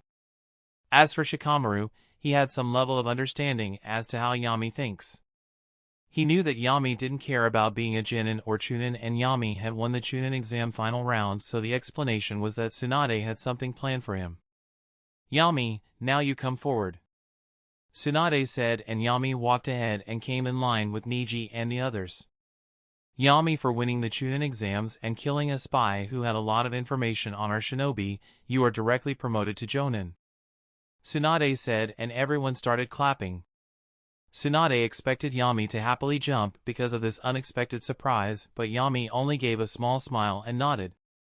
Shizune then pulled out a dark green flak jacket from the same box and handed it to Tsunade. Which, watching the anime, I never thought that Chunin jackets are light green and Jonin jackets are dark green, Yami thought. Tsunade handed the jacket to Yami and then looked at Guy and his students. I do have a piece of bad news for you guys though. Now that Yami is a Jonin, he cannot be a part of Team Guy as he will be at the same level as the Jonin instructors except Kakashi, who used to be an Umbu captain. So from now on Karen will be in Team Guy. Chapter 196, Yami, the youngest Jonin. What? Me? Karen yelped suddenly, catching everyone's attention. She never expected to be accepted as a Konoha shinobi, much less be placed in a strong team like Team Guy. Seeing the flustered Karen, Tsunade smiled and said, that's right, Karen. How many days are Heiei and Yugao going to keep babysitting you? Karen also felt a little embarrassed as she heard that. She realized that she had been enjoying her life in Konoha by just roaming around the village, shopping with Anko and others. She was taking advantage of Yugao and Heiei. If I may, Lady Tsunade, Lee interrupted, I thought Karen was going to be enrolled in the academy. Tsunade nodded and said, yes, you are right, Lee. She was going to be enrolled in the academy at first, but after multiple theory and practical tests along with her performance during the invasion, I and Irika deemed her fit to be an active duty shinobi. Though she won't be promoted to a Chunin this time, she can be a part of your team as a Genin. Niji looked at Yami and then at Tsunade as he said, Lady Tsunade, Karen has the ability to heal her allies, and it is no doubt a good thing for the team, but I myself have studied medical ninjutsu enough to take care of the team, and I would prefer to not get healed by biting someone. The last sentence did bring back a few bad memories for Karen, but she had gotten over it in the past few weeks. Once when she was crying remembering all this, Anko had consoled her and told her about her story with Orochimaru and how she fought against her demons to get back on track. Niji, I am not adding Karen into your team as a medical name. I want her to fight alongside you. You guys don't know how strong the Uzumaki clan was. The adamantium chains that Karen is able to command is not something even a person at my level can scoff at. So don't treat her like a weakling, Tsunade said, which made Niji nod and Karen hold her head high proudly. She also wanted to fight and protect others like Lee and the others had done for her, and now she had gotten the chance to do that. Naruto is also an Uzumaki. Does that mean he also has the ability to use adamantium chains? Sakura, who was standing at the side, quickly questioned. As Naruto's teammate, she was curious. Tsunade chuckled at that and said no, that knucklehead doesn't have the ability. Though he has a big chakra pool which can be used in many different ways. Tsunade then turned to Guy and Yami as she asked. Guy, what do you think? Is she good enough to be a part of your team? And Yami, is she good enough to be your replacement? Guy looked at the slightly nervous Karen with a big smile and showed her a thumbs up. I couldn't ask for a better addition to my team, Lady Tsunade. Karen was happy seeing that her new Jonin instructor was so happy about her addition to the team and also supportive. What about you, Yami? Tsunade asked, and everyone looked at him. Yami turned to the side to look at Karen and said, no matter what everyone says, you are too weak to be my replacement, much less be a part of Team Guy. Everyone was a little surprised by Yami's words, including Niji and Tsunade. Karen instantly deflated as she heard that. Yami wasn't done with his words as he continued, your adamantium chains do have potential, but you are too soft. You do not have the conviction it takes to kill someone. Your hesitation to kill during a mission may very well put Niji and Lee in danger and even get them killed. Karen had heard about Yami being ruthless to everyone, including to his own brother, but she had never seen this side of him. Tears were about to stream across her cheeks when Yami said being weak isn't a crime, but staying weak is one. So you better not be too dependent on those adamantium chains of yours. Karen didn't let those tears fall and firmly nodded a few times. When everyone thought that they would need to stop Yami from speaking more, he ended up making her more inspired. He knows how to play the long game. Tsunade thought as she looked at Yami. Guy stepped forward and ruffled Yami's hair as he said, don't be so hard on her, Yami. From tomorrow she will train in taijutsu with me and I will have her spar with Niji and Lee from time to time. He then looked at Karen and said, don't be so nervous, Karen, with my methods, you will be able to fight shunins in no time. Is he planning to tie those ankle weights to Karen? Alarms blared in Yugao and Hyade's mind. Now all of you can leave except Yami. I have something to talk to you, so stay back. Tsunade said. Yami expected it must be something related to Itachi and Kisame, so he just nodded and stayed back. Even the others didn't question it as Yami was now a Jonin and would be given assignments. After everyone left, the only ones left in the Hokage office were Yami and Tsunade. As the last one to go close the door, Tsunade looked up and said, you guys leave for now. I have something to talk to him about. Instantly 4 Umbus appeared in the office and nodded. They also left the room instantly. She doesn't seem to trust her own guards completely yet. Yami thought. Tsunade sat back in her chair and said, Yami, you are the youngest Jonin in the history of the Hidden Leaf. Next week you will become 10 years old. Yami didn't say anything and slightly sighed. Seeing this, Tsunade got pissed and just stared at Yami as she said, alright, you don't care about such stuff. Now tell me, what do you know about the things happening in the outside world? Chapter 197, Jonin Mission. Yami didn't understand why Tsunade would ask him that, but he decided to just answer her in moderation and only disclose those things that have been made public and everyone in the village knows. The Hidden Sand is in a bad state and is trying to stabilize their situation. The Hidden Cloud has suffered a loss due to the strange animal attack on the border, and now they must be trying to find the animal, I guess. The Hidden Stone is silently watching from the sidelines. I have heard that the Tsuchikage is shrewd, opportunistic, bald, and short. Yami said. The last words instantly turned the mood of the room and Tsunade burst out laughing. Haha, that man should have heard you say this. It would be so satisfying. Ahem, you are right about these villages. Now tell me what is happening specifically in the Hidden Mist, or the Blood Mist like what people call it, for the past few years. Tsunade said. Yami didn't quite remember what happened this time in the canon. I knew that Obito had the 4th Mizukage and the 3-tailed beast under a Genjutsu, but I don't know when that happened. Seeing that Yami hadn't given any answer, Tsunade concluded that this kid hadn't entered the world of global politics, nor did he show any interest in that field. A week before the Chunin exam started, the 4th Mizukage was found dead. No one knows when and how it happened, but right now the supporters of the 4th Mizukage are fighting against clans who have a bloodline limit. Tsunade explained. If they were without leadership, then why would they send Jinin teams for the Chunin exam, and why hasn't this news reached our village yet? Yami asked. He was right that the death of the fourth Mizukage should have been known to everyone in the Hidden Lead, but no one knew about it. Tsunade didn't answer his question as she was lost and thought Yami doesn't know anything about the tailed beasts. The fact that the Hidden Mist hid the death of the fourth Mizukage to stop the stone and hidden cloud from attacking and snatching their tailed beast shouldn't be known to Yami for now. Let him grow up more. Tsunade decided to talk on this topic later, but Yami's next sentence poured water on all her plans. Is it because of the three-tailed beast? Yami asked. How do you know about the tailed beast? And how much do you know about it? Tsunade asked. Only that there are 9 of them and they were all captured and enslaved by your grandfather once. Later they were distributed to the other villages. The fourth Mizukage had the three-tailed beast inside him.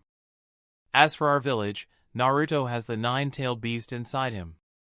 Yami said nonchalantly. Did you know that Naruto has the 9 tails sealed inside him? Tsunade asked with her eyes widened. Yami nodded and said, yes, I read about the tailed beasts in a few scrolls that my father had in his room. Yes, the parents' room is an alternate dimension that contains everything including the Dragon Balls. Who all knows about this?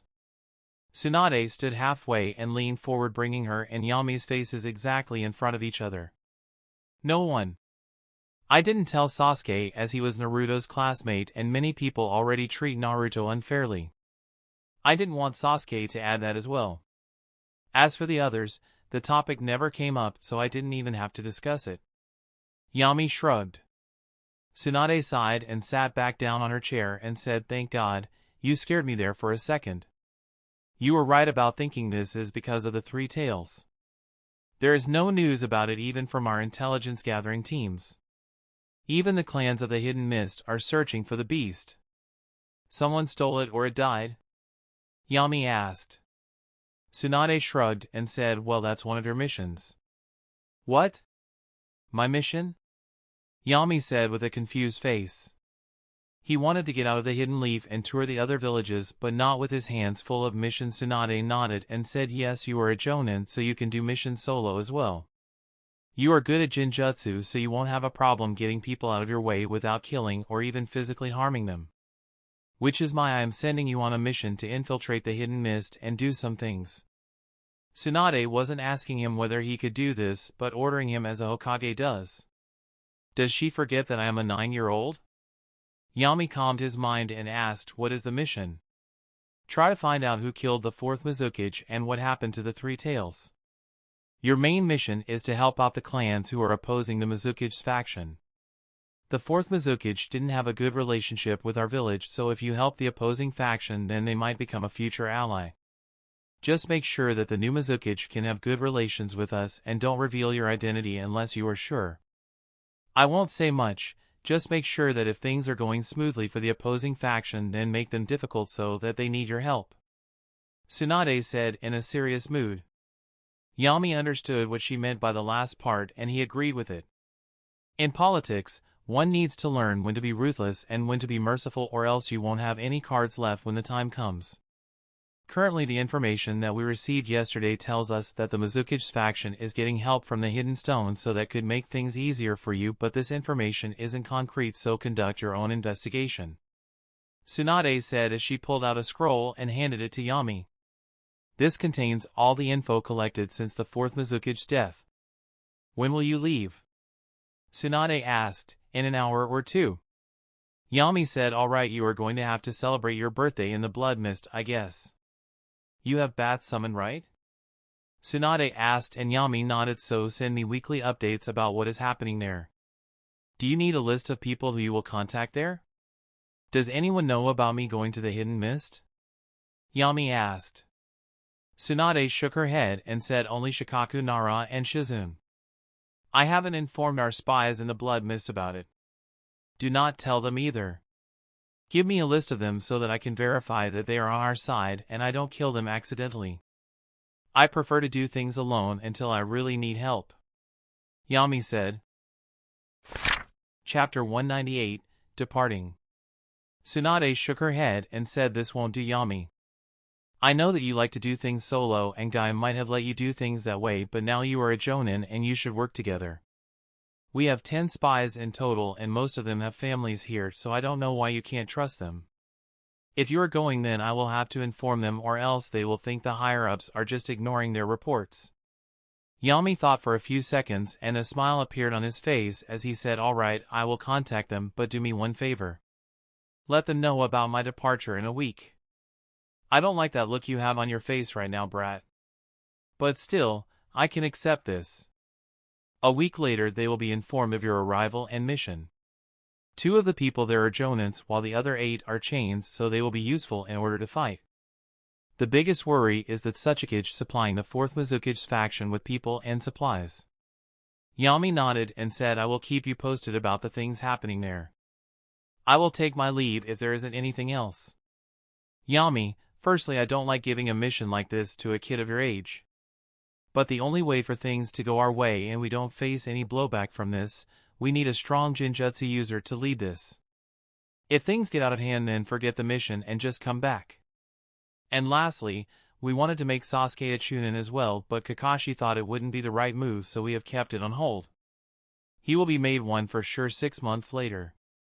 Tsunade said with a slight softness in her voice. She didn't wish to send a kid to her death. It didn't matter to her what the consequences would be as long as Yami returned safely. Yami nodded and left the Hokage office. He sensed that everyone that had come with him had left the building, so luckily no one would be asking Yami what Lady Tsunade wanted to talk about. As Yami reached home, he saw Sasuke cooking. Hearing Yami's footsteps inside the house, Sasuke said, your meeting with Lady Tsunade took longer than I anticipated. What was it about? Sasuke hadn't turned back to look at Yami and was busy cooking. Look back and you will understand. Yami said, which made Sasuke turn back and walk forward in excitement. You were made Chunin. Well, you did win the competition after all, but I thought that they would nullify the entire competition because of the invasion. Yami felt a little bad that his elder brother was being so supportive in spite of being a Chunin himself. Sasuke quickly recognized that expression of pity on Yami's face and patted his shoulder and said, I know what you were thinking, but Kakashi-sensei said I am already at Chunin level, but I should try to win the next competition, which only has 5 months left now. And I agree with him. I don't want a free win and become a Chunin. I want to win it with my own merit. Yami gave an embarrassed smile and said, actually, I was made Jonin. The smile and confidence on Sasuke's face instantly shattered, and he looked at Yami with deadpan eyes. Okay, now I am jealous. You get less pork today, Sasuke said and went back to cooking. I will leave for a solo mission in an hour, Yami said. Sasuke didn't turn back and said, I guess as a Jonin you will have to do solo missions when the time arises. Alright, you go and pack your stuff while I finish cooking, Sasuke, Yami said in a low tone as he realized Sasuke's voice broke a little in the end while talking. Just cutting onions, Yami, take care, Sasuke said. Yami knew Sasuke doesn't like to be seen as weak like this, so he didn't say anything and went to his room. I will become stronger and protect you, Yami. I promise to be stronger when you come back from your mission, Sasuke thought as he wiped the tears streaming down his cheek. Yami packed all his stuff and had a good meal with Sasuke. As Sasuke had said, Yami got only a few pieces of pork on his plate.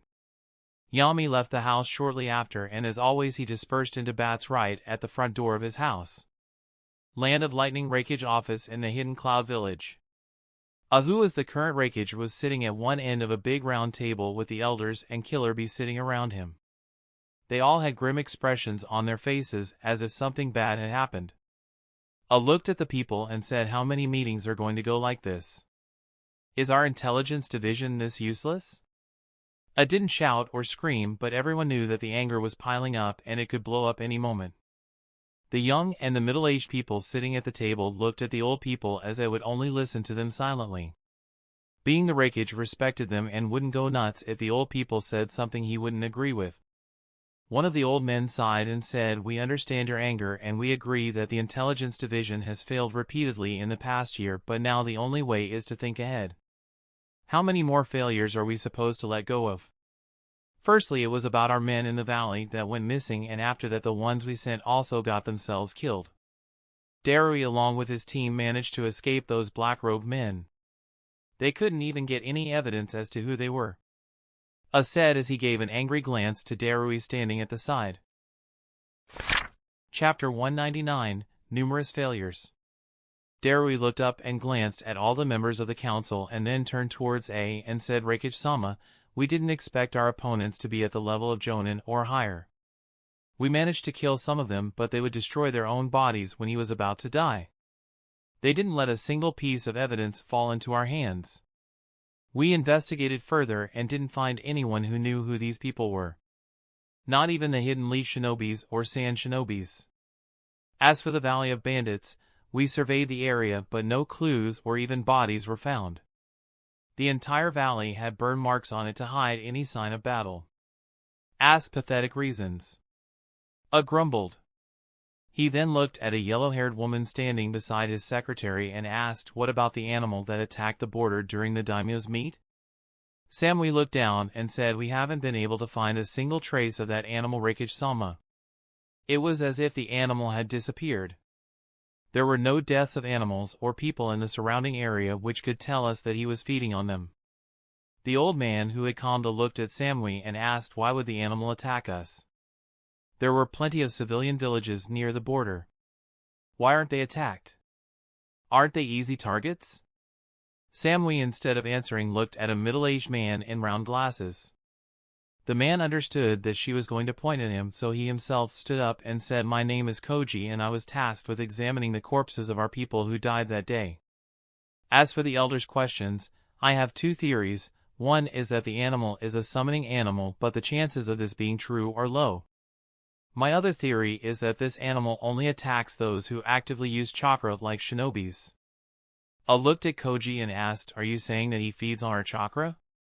Koji shook his head and said, no, Reikage-sama, none of the people had any signs of chakra deprivation or any indication that chakra had been sucked out of them.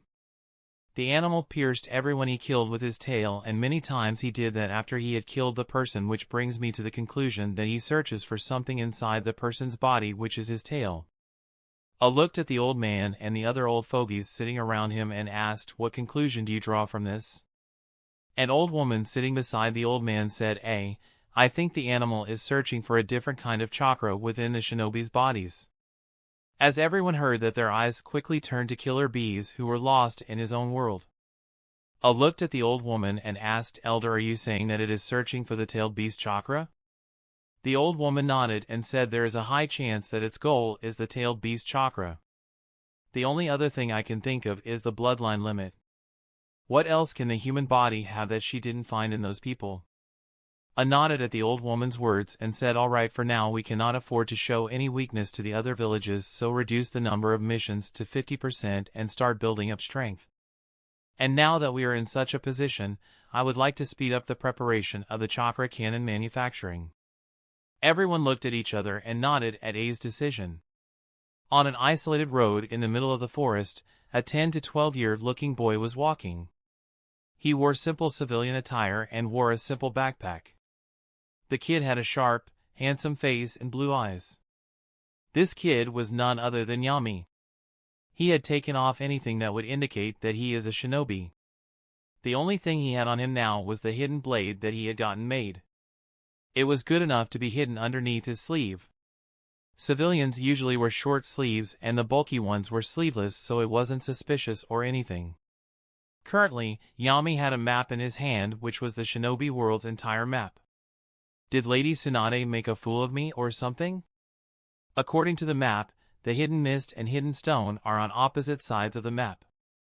Then how can that Tsuchikage send his men and supplies? Yami thought.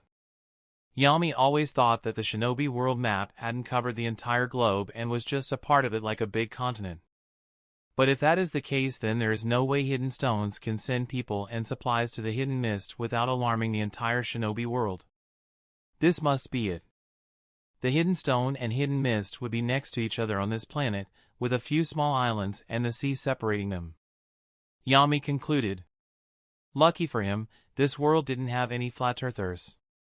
Right now Yami had just entered the land of forests. He had to cross the entire thing, which would take one whole day and night's rest to reach the end of it, from where he can hop on merchant ships. There were direct merchant ships from the Land of Fire as well, but they would have to go through the Land of Whirlpools, or the Land of Waves as it is now named. The only issue was this was a route everyone takes, including shinobis, which makes it heavily guarded by the 4th Mizuki's faction. Yami decided to not get into a conflict until he has a good understanding of the situation. The route that he was taking now was used by only small merchants or those who wished to see the scenery. Yami then rolled the map and shoved it in his bag, and then waved one of his hands in front of him, making a bat fly out of his sleeve. He wrote a few things on a piece of paper, rolled it and tied it to the bat's legs, and said, "Give it to Zabuza and don't disappear after the letter is delivered. Stay near them and make sure no one is on their tail." The bat screeched in a low voice and flew into the thick forest. Chapter 200, The Greedy Attendant. As one of the 7 Mist Swordsmen, Zabuza must have a lot of knowledge about the inner workings and terrain of the hidden mist. Yami thought as he walked into the forest. It was about to get dark, so Yami decided to stay at a good place for the night.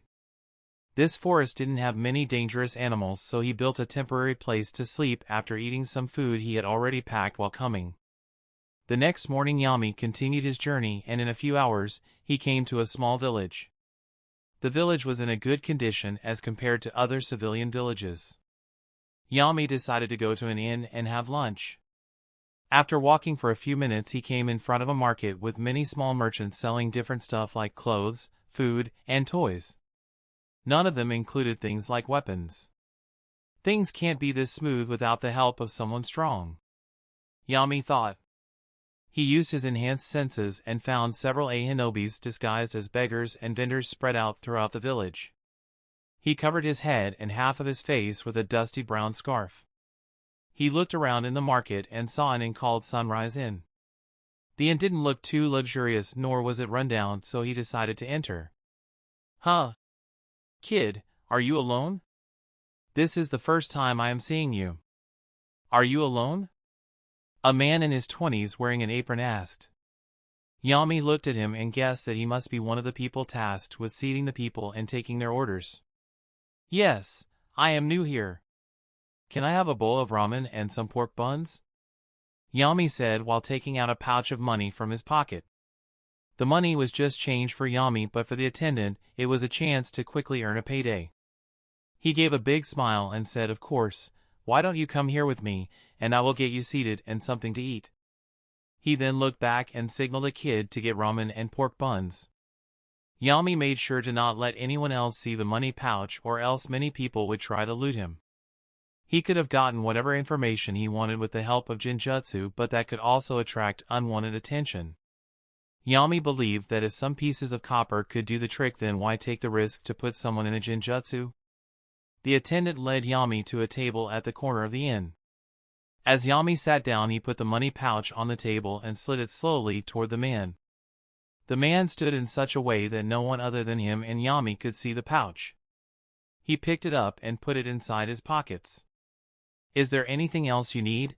the man asked with a cheeky smile which made Yami want to punch him in the nose. "That's what the money was for. I want information about this village. How is it so prosperous and calm in spite of being so close to the sea? How do you deal with the pirates, and what about any bandits who could be in the forest?" Yami asked. He was sure that someone must be protecting the village. The attendant quickly raised his eyebrows and signaled Yami to keep quiet. "Shoo, don't ask this. Only troublemakers ask this. Luckily you are a kid, or else you would be taken in for questioning if you ask around like this." "What do you mean? Don't tell me the one protecting the town is a bandit itself," Yami whispered. No, how could this be? How could this be? Mr. Santo and his siblings are all from shinobis, and they are the ones who have hired shinobis to keep this area peaceful. Though I don't know how long it will last," the attendant said. "Santo? I never heard about someone like this in the canon." Yami thought and asked, "How is this Mr. Santo, and why are you saying that the peace won't last long?" Yami asked. It came as a surprise to him that a group of shinobis was in the land of forests, and the Hidden Leaf didn't know about it. Mr. Santo and his siblings belong to the branch family of the Terumi clan. They are really powerful, but tomorrow they will be leaving this village and going back to the main clan in the Hidden Mist. They said they will leave a few men to maintain order here, but we don't feel safe from the pirates.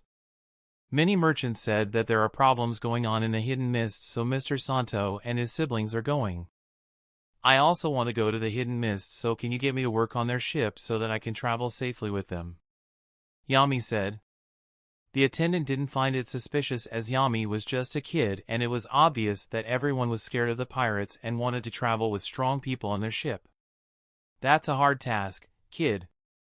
You are not strong enough to even carry their crate of weapons. The attendant laughed. I should have used Genjutsu and even made him see a nightmare. Yami thought as he heard the attendant call him weak.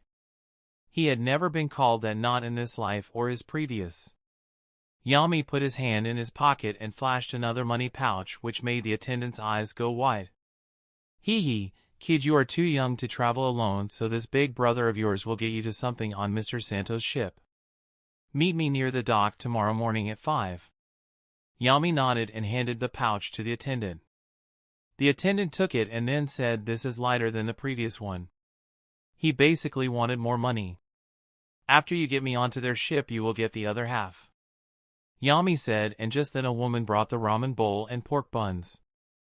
The attendant nodded and left immediately. Chapter 201, The 10th Shinobis. As Yami was eating, the attendant came back and gave Yami a key and said, you can stay on the first floor of this inn for tonight. I am not as greedy as I look, the attendant said, trying to put up a serious face. He doesn't want me to contact anyone else who can get me on the ship. This will make him lose the money he can get tomorrow, Yami thought. He took the keys and continued eating. He had made sure that no one was eavesdropping on their conversation. The inn also had 3 shinobis at different places like the counter and the seats, and one was sitting on the roof. All these people are Jinin and low Chunin level. I guess the only strong ones are Mr. Santo and his siblings, the attendant said. Terumi clan. Wasn't the 5th Mizukage from the Terumi clan? Yami thought as he finished his food and went up into the room.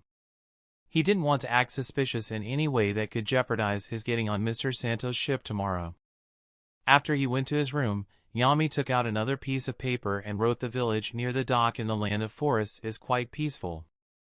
But the ones that protected them so far will leave for the Hidden Mist, so this village might be in danger from the pirates and bandits. Yami then rolled it and made some symbols on the ground with his blood, summoning a bat. Yami had only one messenger bat, but this time his bat had already gone to deliver the letter to Zabuza and also follow him till the Hidden Mist, so Yami summoned another messenger bat. Give it to the Hokage only when she is alone, Yami said as he tied the letter to the bat's legs and let him out of the window. This bat seemed to fly faster and higher than his own messenger bat and disappeared in no time. As far as I know, Lady Tsunade, she will send shinobis here to protect the village after Mr. Santo leaves with his family and men. This is the least I can do for these people, Yami thought as he closed the window and laid on his bed. Yami didn't leave his room and even ordered dinner in his room. He kept on calculating different scenarios and thinking about solutions for them. Very few of them ended with him keeping his identity a secret.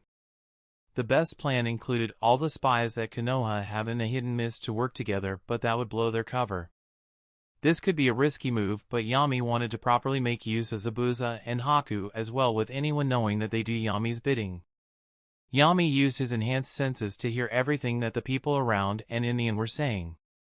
The shinobis who were guarding the inn and the roads surrounding it were talking about how most of them are leaving tomorrow and how they are scared to fight after reaching the Hidden Mist. The villagers were a bit nervous, but they didn't let it affect them much as they trusted Mr. Santo and his siblings to make arrangements to keep them safe. Yami sensed that the villagers had become quite dependent on the shinobis protecting them, just like the ones in the Hidden Leaf. The reason the shinobis were afraid was because they didn't have much experience in fighting those who were shinobis as well. They mostly fought against pirates and bandits that relied on dirty tricks or brute strength. Yami thought he might have to leave in the darkness of the night to collect info, but he already had more than enough info for now, so he slept in his room. The following day Yami woke up at 4 and got ready. He wore clean clothes this time, but not too lavish as to someone who questions his identity or origins. He could have transformed himself into anyone he wanted, but he guessed that his being 10 years old was the biggest advantage. Yes, yesterday was Yami's birthday and he had now turned 10 years old. At 4:40 Yami left his room and came down to the dining area of the inn. He saw the same attendant eating grilled fish and rice. As he saw Yami come down, he waved his hand and said, "Come here, kid, and eat something. You never know what food you get at sea." Yami nodded and sat on the chair beside the attendant. The chef served Yami some food which he ate and left the inn with the attendant. As they were walking toward the docks, the attendant gave Yami some basic knowledge about the Terumi siblings. The eldest one is Mr. Santo, who is 24 to 25 years old. 1 year younger than him is his sister Miss Kana, and the last two are 19 years old Toru and 18 years old Nana. All four of them are strong shinobis, and Mr. Santo and Miss Kana are Jonin and Chunin level shinobis. You have no idea how strong a Chunin is, kid. By the way, kid, what is your name? I didn't ask you yesterday. Yuta. By the way, since when are Mr. Santo and his siblings staying here? Yami said. Since the hidden mist came to be called the blood mist. I mean, that's what I have heard. I came to live 4 years ago, the attendant said, and Yami noticed that they had reached the docks. He saw a big ship and many people on it. Most of the people were shinobis, as Yami could feel the chakra fluctuations in their body. He also sensed 6 strong fluctuations inside the ship as well, which Yami guessed must be the siblings, but he didn't know who the rest two were. Wait here, the attendant said, and ran toward a bald man who was instructing people to load crates onto the ship. He talked with the bald man for a few seconds and even pointed at Yami a couple of times. Yami walked toward the two of them while they were talking. The bald man looked at Yami and said, "Yuta, you will be paid 5,000 ryo to help out on the deck. I will pay you half now and the rest after we reach the hidden mist. For a 12-year-old, you are quite brave to travel the seas alone. I'll give you that. We will leave in 15 minutes, so hop on the ship and wait for me on the deck." Yami gave the attendant the money he had promised and boarded the ship. He saw that the ones doing the work on the ship were Genin-level shinobis or civilians. He looked at the vast sea, as this was the first time he was seeing such a big one since he came to this world. In the land of waves he had only seen lakes and rivers, but seeing a majestic blue sea without plastic floating on it was new for him. Chapter 202, Journey at Sea. Yami sat on one side of the deck looking at the scenery of the sun rising. He got flashes of watching the sunrise and sunset with his mother, but Yami didn't let it affect him much. For the next few minutes, all the cargo was boarded onto the ship, and even the people working split, with half coming onto the ship and the rest leaving. A long horn blared from the ship indicating that the ship is leaving the dock. The ship started moving and Yami saw the attendant waving his hand as he shouted, "Meet me when you come back, Yuta." Yami didn't reply and just waved his hand. "Hey kid, are you done with that so I can give you some work?" a voice came behind Yami. The bald man intended to startle Yami a bit by appearing behind him, but Yami could hear him coming. Yami just turned back and said, "What do you need me to do?" The bald man was impressed by Yami's calm attitude and said, "Yuta, for now everything is clean and there is nothing to worry about, but after everyone has lunch on the deck, you will help the others clean it. For now, if anyone needs any small thing done or needs an extra pair of hands, then they'll call you. Here, this is the 2,500 ryo, as promised." The bald man handed the money over to Yami and explained what he needs to do. There was a door on the deck that led to other rooms inside the ship. The door was guarded with 2 Genin-level shinobis, and Yami sensed stronger shinobis inside. The only ones going through that door were the shinobis. Yami had completely hidden any leakage of chakra from his body. Due to this, the only way to know that he is a shinobi would be to see him through a Byakugan. Yami was a little worried about this, as the only Byakugan in the hidden mist belonged to Ao, who was one of Mei Terumi's trusted men. Yami had decided to let her become the Mizukage and make her feel that it would be impossible without the help from the hidden leaf. The 7-day head start that Yami had asked Tsunade was about to finish in 4 days. After that, Yami would have to meet them and devise a plan to carry out the mission. After sitting on the deck for a few hours, Yami heard movement coming from the rooms. He looked towards the guarded door and the next second the door opened. At first 2 Chunin-level shinobis walked out and looked around to see if everything was alright. They weren't able to sense Yami's gaze, so Yami didn't have much expectations of strength from them. After the 2 teenagers came out and started gawking at the open sky. Both of them had auburn hair and had a crest showing a burning red jasmine flower. Yami recognized this to be the family crest for the Terumi clan. "Brother Toru, didn't I tell you it won't rain today?" the girl who Yami assumed to be 18 years old Nana said. The boy clicked his tongue and said, "So what?" "When we reach closer to the hidden mist, there will be heavy rain." This kid was 19-year-old Toru. Yami realized that even though they were shinobis and were 18 and 19 years old, they were quite immature. They hadn't gone through any life-changing fights which would make them grow. They have been grown in a greenhouse-like environment. Yami thought, and then he saw 4 people step out. 2 of them had auburn hair and the jasmine fire crest of their clothes, which meant that they were Santo and Kana. Kana looked a lot similar to Mei as Yami remembered her from the anime. Kana looked beautiful, but she was mature as well. Both of them had swords tied to their side. As for Santo, he definitely had the eyes of someone who has killed people. He had rough hands, which indicated that he trained a lot. Not much when compared to Lee, but Santo seemed like a hard-working person. Yami was impressed with the strength of the 4 siblings, and they were definitely enough to protect the village in the land of forests. There were 2 more people with them. These people had black hair like the others, and they both wore blue clothes and the shinobi headscarf of the hidden mist. One of them was in his 40s while the other was the same age as Kana. Yami guessed these 2 must be kind of protectors sent by the hidden mist to teach or take care of the siblings. Yami looked away as he didn't want to risk anyone noticing his gaze. He was sure that the middle-aged man would sense his gaze if Yami didn't try to hide it intentionally. All in all, Yami assessed the situation and concluded that if need be he can kill everyone on the ship and safely leave this place.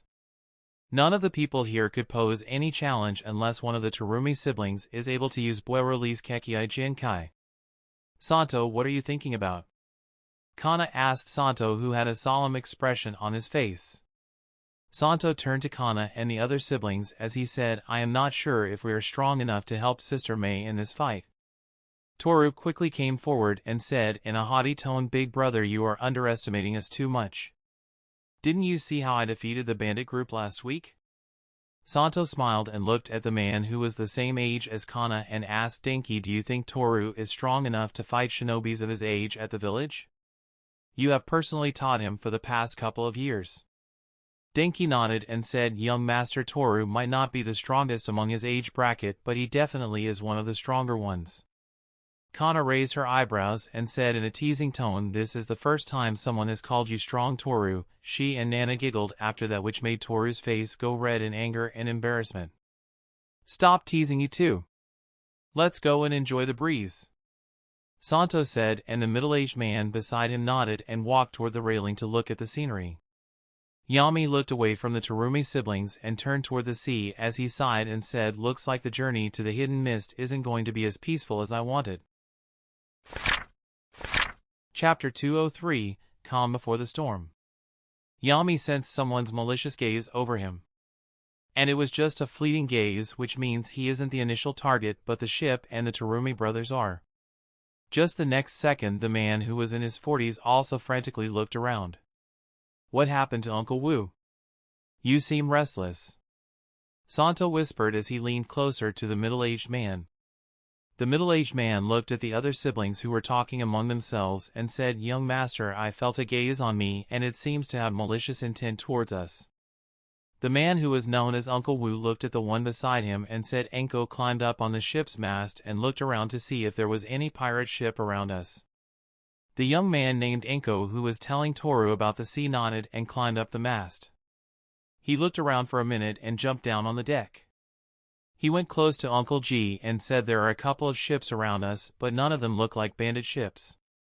Santo looked at Enko and said, "Enko, taking care of Toru and Nana is your responsibility.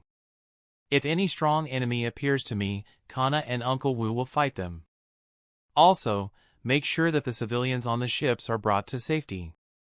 Anko nodded. Yami, who was looking at the sea, heard all this, and before he could hear ahead, the bald man called him Yuta, "Come here, kid. I have work for you." Yami looked back at the bald man and walked toward him. All 4 young masters are on the deck and help the others set up a table so they can eat and relax at the deck. This wasn't too harsh of a task, so Yami obliged and started helping those who brought the table and chairs from the storage room of the ship. The Terumi siblings also enjoyed the view, and the people working on the ship were busy admiring Kana's beauty. In spite of having auburn hair, she didn't look like an angry habanero but like a calm and elegant beauty. "Let's go and eat something," Anko suggested, and everyone including Santo and Uncle Wu nodded at that. They all walked toward the table and chairs Yami and the others had set up. By the time they reached, Yami had just arranged the last chair around the table and left. Santo gave Wu a look and Uncle Wu understood what he meant. He looked at the bald man and signaled him to come here. The bald man was startled by this and came running toward Uncle Wu. The other siblings didn't understand what was going on between Santo and Uncle Wu. "What is Protector Wu?" the bald man asked while giving a short bow. "I have told you many times not to let children work unless she is the only feeder of the family, and now you are making that kid work. By his clothes, he doesn't look too poor." The bald man shook his head saying no and said, "I was actually helping him out, Protector Wu. I was told by a friend of mine that this kid wants to go to the Hidden Mist, and as Protector Wu and Anko along with 4 young masters are on this ship, he thought to work here and even earn a small amount. The kid looked really genuine, so I gave him chores. With all of you here, it's not a surprise that he thinks this is the safest ship on the waters right now." Santo and Uncle Wu's expressions became soft as they heard that. Toru smirked and said, "Hee, I alone can protect the ship from those pirates. I will also protect my sisters from them." Kana pulled Toru's cheek and said in a teasing way, "Oh, are you going to protect me? Until a couple of years ago, you were wetting your bed due to nightmares." "Sister Kana, why would you?" Toru said as he felt embarrassed by the sudden revelation. Everyone at the table started laughing when suddenly Uncle Wu got up with a serious face. "What's the matter, Uncle Wu?" Kana asked, seeing the serious expression on the man's face. 5 ships are headed towards us. Get ready, everyone. They don't look like the bandits we usually face," Uncle Wu said, which alerted Inko and the others. The bald man quickly ran away and blew a horn alerting everyone of danger. Yami also sensed the ships coming, and one of those ships had people that can use chakra. Yami and a few others helped the people go inside the ship so that they weren't harmed. The only ones left on the deck were the bald man along with Yami and 3 other helpers, the 2 protectors Uncle Wu and Anko, and the Terumi siblings. In the next few seconds, a group of shinobis also came out on the deck ready for battle. Anko wanted to take Toru and Nana inside the ship to safety, but they refused to leave their siblings' side. Uncle Wu and Santo stood at the front, followed by Kana and Anko. Behind him were Toru and Nana, and at the very back were Yami, the bald man, and the others. There are only a few Jonin levels among the bandits, and the rest are Chunin and Genin levels. The problem is they are more in number, and the Terumi siblings might face problems due to being in the middle of the ocean and being less in quantity. Though the first problem can be easily solved by walking on water with chakra control, not many people waste time practicing chakra control and such stuff instead of actual fighting. As the 5 ships came into view, they noticed that they weren't surrounded, but all 5 ships were in front of them blocking their way. Yami noticed that among the bandits there were many people who were mixed up. There are trained shinobis among those bandits. Could they be from the Hidden Stone? Yami thought. Wu, at last we meet. How many years has it been? Ha ha ha. Chapter 204, Kurai the Traitor. The voice came from a bearded bulky man with a big sword on his back. The man wore a black sleeveless shirt and dark green pants. He also had various scars on his arms and one on his cheek. He had messy grayish hair and his eyes were looking at Wu. Everyone was confused as to how the pirate called Uncle Wu by his name, and by the way he spoke, it was as if he knew Uncle Wu already. Wu looked at the burly man for a few seconds before his eyes widened and he said, "Kurai, is that you?" "Haha, I didn't expect you to recognize me this fast." "How is it possible? You should have died after you fell off that cliff," Wu said, still unable to believe what he was seeing. "Uncle Wu, do you know this bandit?" Santo asked as he looked at Kurai with his sharp eyes. "Yes, me and Kurai used to be friends and studied in the same class, but later he was found to be selling our village's information to the Hidden Stone, so me and my men hunted him down.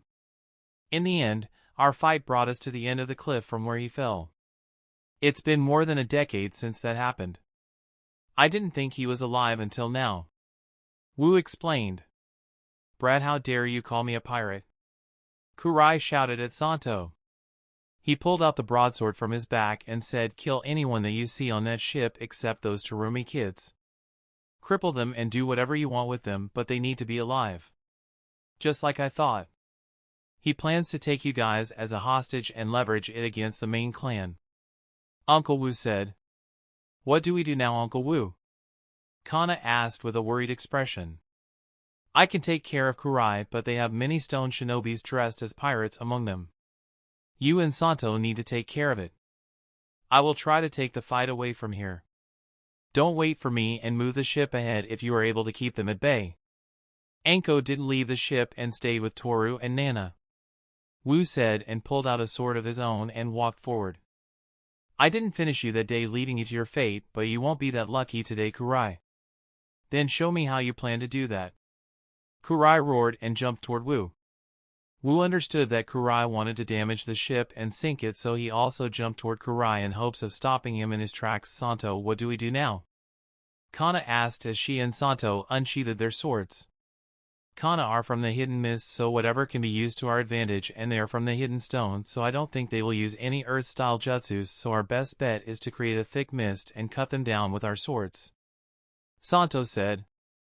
Up in the air, Wu and Kurai clashed against each other and Wu was clearly pushed back, but he managed to stop Kurai from landing on the Terumi ship.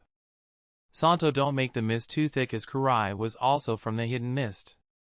He could also take advantage of it, Wu said, and made some hand signs which made 2 jets of water rise from the sea and move toward Kurai. Wu expected Kurai to block the 2 jets, as there were people on the ship who wouldn't be able to block it and it could also damage the ship. But Kurai didn't care about the others and he easily avoided the 2 jets of water, which caused the ones behind him to get hit and be thrown back into the water. A few people even died because of the jutsu. Most of the people who suffered from this attack were small-time bandits, so Kurai didn't even look back at the damage that was caused. One masked man who was standing on the ship to the left took out his kunai and shouted, "Attack them together. Get on their ship and start killing. Don't let the Terumi kids escape." Anko unsheathed his sword and stood in front of Toru and Nana as he said, "No matter what, don't go ahead and just defend this place. Toru and Nana, both of you go to either side of the ship and make sure no one climbs from the side or sticks paper bombs onto our ship." Both the kids nodded and went to either side of the ship.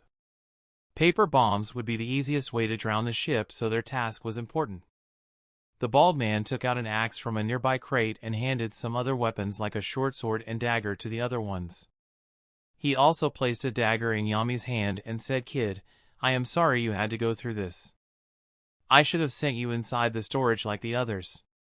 For now, hold onto the dagger, and don't let anyone pass through that door." Yami nodded as he looked at the bald man, but inside he was cursing him, "Fucking baldy, you had all the grown civilians go in and hide while you kept a kid up on the deck. How brainless are you, and now you have the audacity to tell me to protect them." The bald man looked at the helpers and said, "Just like I said to the kid, don't let them go through this door. Our families are beyond this door." He said the last part in a soft voice. Yami, who had just cursed him, felt a little bad for doing it, as he didn't know the people living here were going along with their families. Which answers why it was so guarded and why the supplies were this many. In the battle between the ships, Santo and Kana were trying to kill the shinobis with the help of the mist, but the stone shinobis were not easy to kill. The ones dying were only small-time bandits which were brought as cannon fodder. Chapter 205, Horror.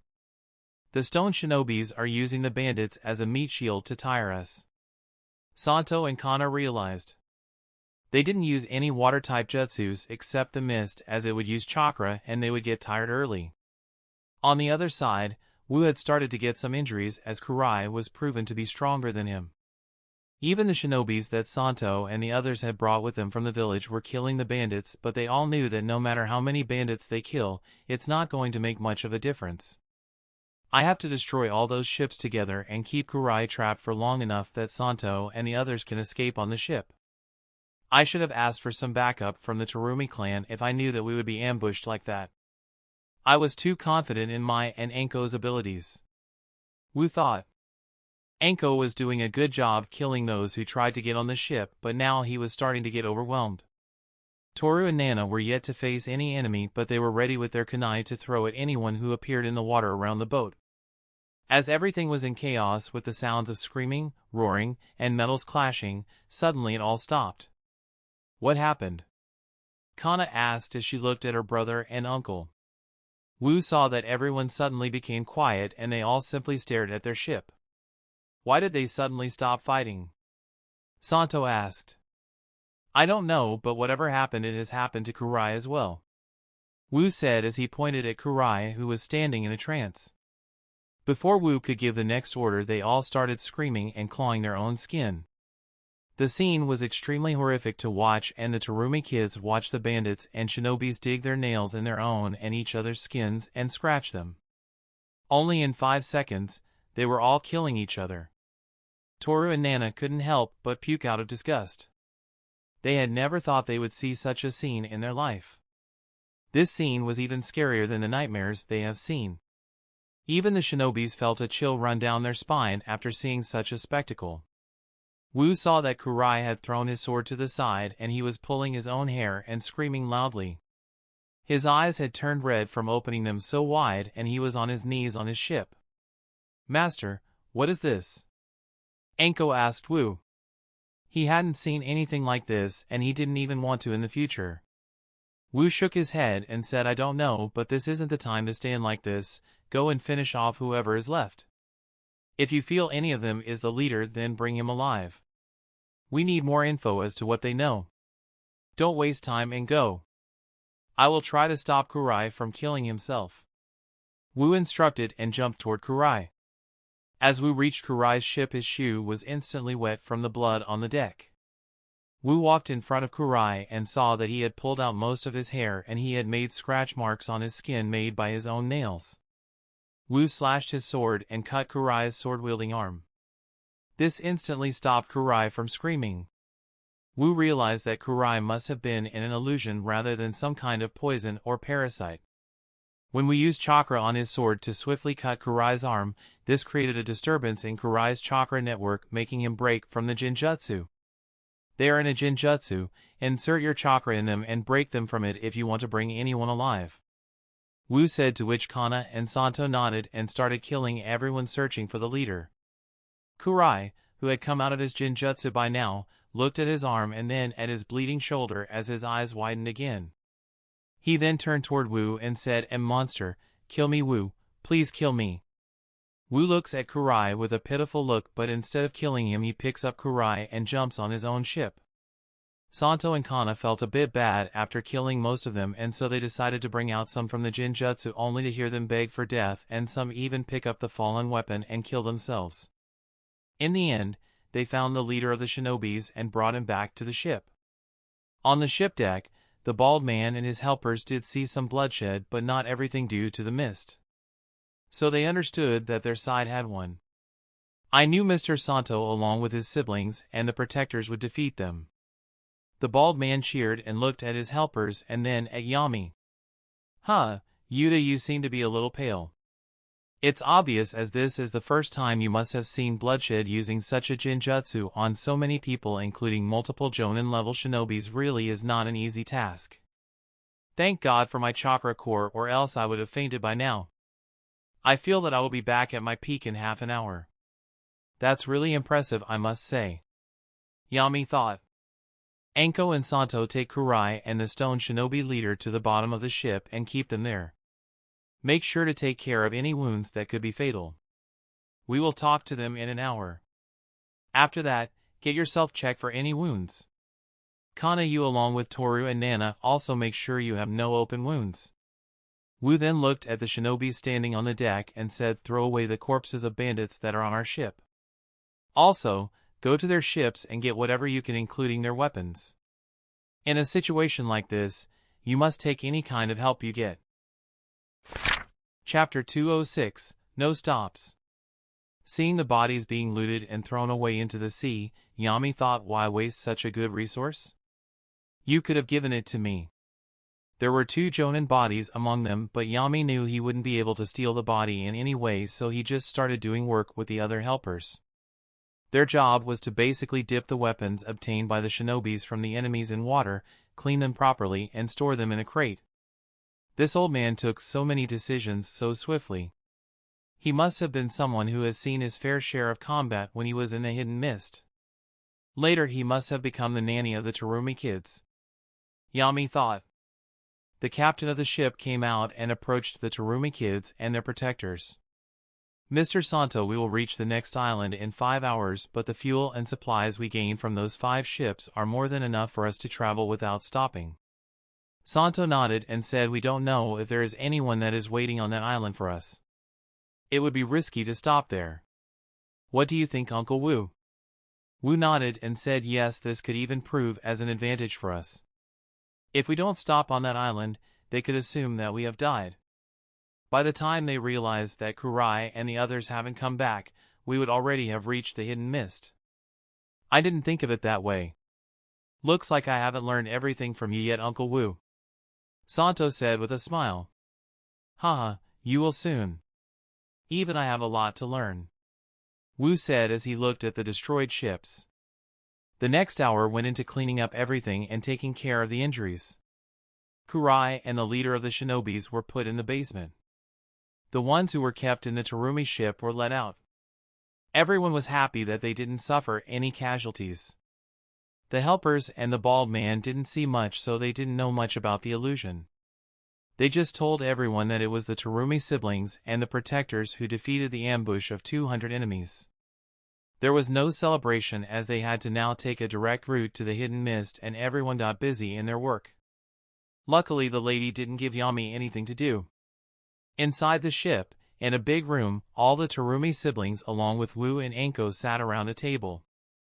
Big brother, why don't we all celebrate our victory? After I reach the village, I will tell Mom and Dad about today. Toru said in a proud tone. Kana looked at him and said, you will do no such thing, Toru, and anyways, I don't think you faced a single opponent. She spoke in a scolding tone. She didn't want her little brother to go bragging away. Santo also interjected in between and said, Toru, this wasn't our victory. Toru and Nana understood what Santo meant. They were losing, and suddenly all their opponents started killing themselves and each other. Anko and Uncle Wu, what do you think? Kana asked. Anko just shrugged while Uncle Wu said, as far as I can tell, it was an illusion of sorts. I have never heard of a Genjutsu that works this way. I think we will know more when we ask Kurai and the other one. I have sent someone to bring them here when they come back to their senses.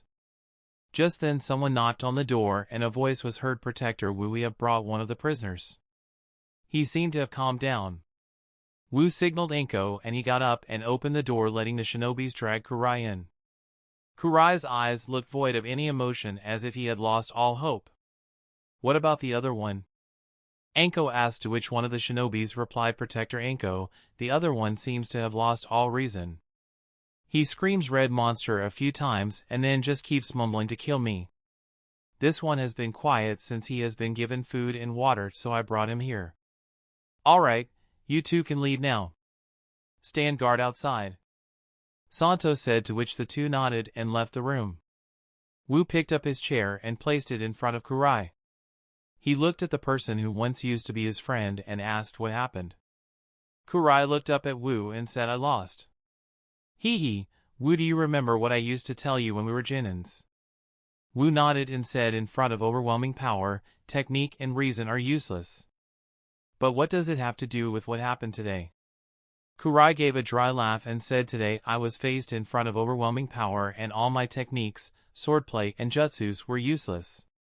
Haha, I never thought I would fight against an opponent of a Kage level. Everyone's eyes widened as they heard that. Santo and Kana quickly stood up as they heard the word, Kage. They couldn't even imagine reaching that level, and now Kurai was claiming that someone with Kage level strength defeated him. What are you even saying to Kurai? Have you truly lost your mind? Who are these people that put you and the others into an illusion? Wu said in a little angry tone. For him, what Kurai was saying was unbelievable. People? Wu, you are mistaken. It was only one man who put us all in that illusion together. While I was fighting you, I didn't have much visibility on your ship, so I couldn't see much, and I didn't need to, as you were the only one capable of defeating me, or so I thought. Then I saw a pair of red eyes through the mist, and I felt my heart gripped by something, and my body turned cold for a second or two. The next thing I know, I am in the middle of nowhere with skeleton hands pulling me down and worms crawling through my skin. I had lost all sense of reason as I was trying to pluck out those worms. Wu said all that in a single breath and started breathing heavily. Chapter 207, The Long Route. Wu looked at Enko and said, "Take him back." He wasn't going to believe what Kurai had just said. It wasn't that he didn't want to believe it, but the chances of this happening were 1 in a million. Wu took Kurai's words as the rambling of a madman. You, worms in their skin. That sounds so horrible. Nana said, to which Toru replied, yes, that's why they were scratching themselves like this. Don't believe everything you hear, kids. Wu said as he turned toward Toru and Nana. Uncle Wu, what do you think of all this? Kana asked. She felt that there was some truth to Kurai's words. Kana, our village has only 4 Kage level shinobis. One is Miss May and the other one is the patriarch of the Terumi clan. As for the other villages, even they have a handful of Kage level shinobis, and none of them have any reason to help a small fry like us. Wu said as he shook his head in regret. He and the Terumi siblings may be the strongest in the land of forests where they lived, but in the outside world and among the 5 great villages, they are just small fries. We are not small fries, Toru said as he stood up from his chair. He could hear someone belittling him and his siblings, even if that person is his own uncle. Santa stepped into the conversation and said, Toru, you haven't fought anyone from the 5 great villages, and that's why you are saying this. The thing that makes Kurai's statements impossible is that there isn't anyone on the Kage level that can put so many people in a Genjutsu, including Jonin level shinobi. Genjutsu is not used widely, and no one in history has been able to have Genjutsu strong enough to rival a Kage level shinobi. Wu explained. Nana leaned forward and asked, what about the eyes?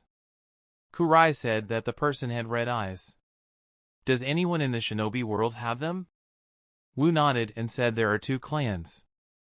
The first one is the Chinoite clan, which is not believed to be extinct. What about the second clan, Uncle Wu? Kana asked. Even she was curious about this matter. The second clan is the Uchiha clan. They were a strong clan, but a few years ago the eldest son of the patriarch slaughtered his own clan, and in the end, the only ones remaining alive from the Uchiha clan other than him are his 2 younger brothers who live in the Hidden Leaf. Those 2 are still kids, and even the eldest one among them must have just become a genin. Wu said. Master Wu, what if the one to save us was the eldest Uchiha? Enko asked. Wu shook his head and said he is Kage level shinobi and an S-rank criminal, but he was heartless enough to kill his own parents, so why would he save us? Don't think that the red eyes must also be part of the Genjutsu.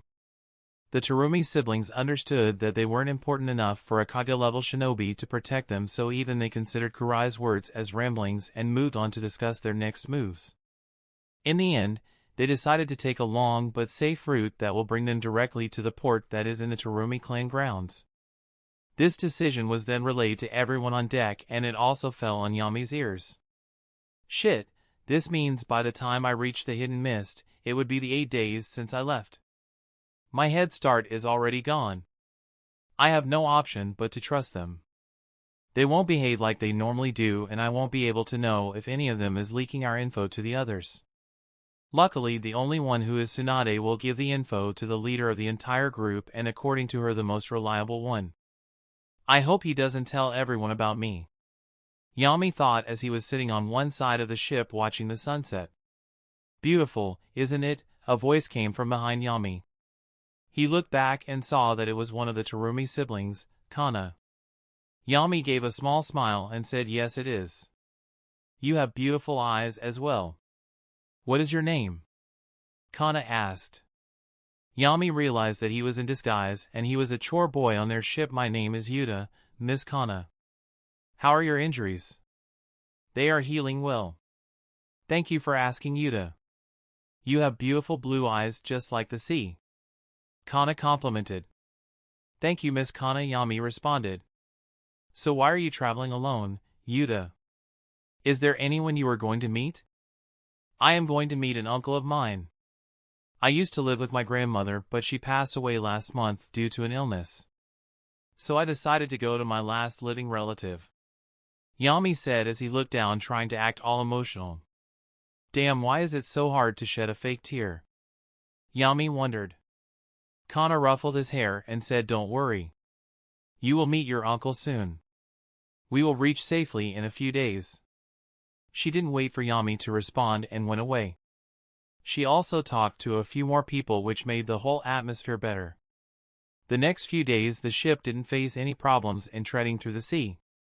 The pirates who would appear nearby would run away when they see the Terumi clan crest on the ship. The bald man didn't make Yami do much work. Yami only had to clean the deck after the dinner was done and just bring food supplies from the storage room to the kitchen. As most of the people on the ship were with their families, no one bothered him other than the usual talks like Kana had with him.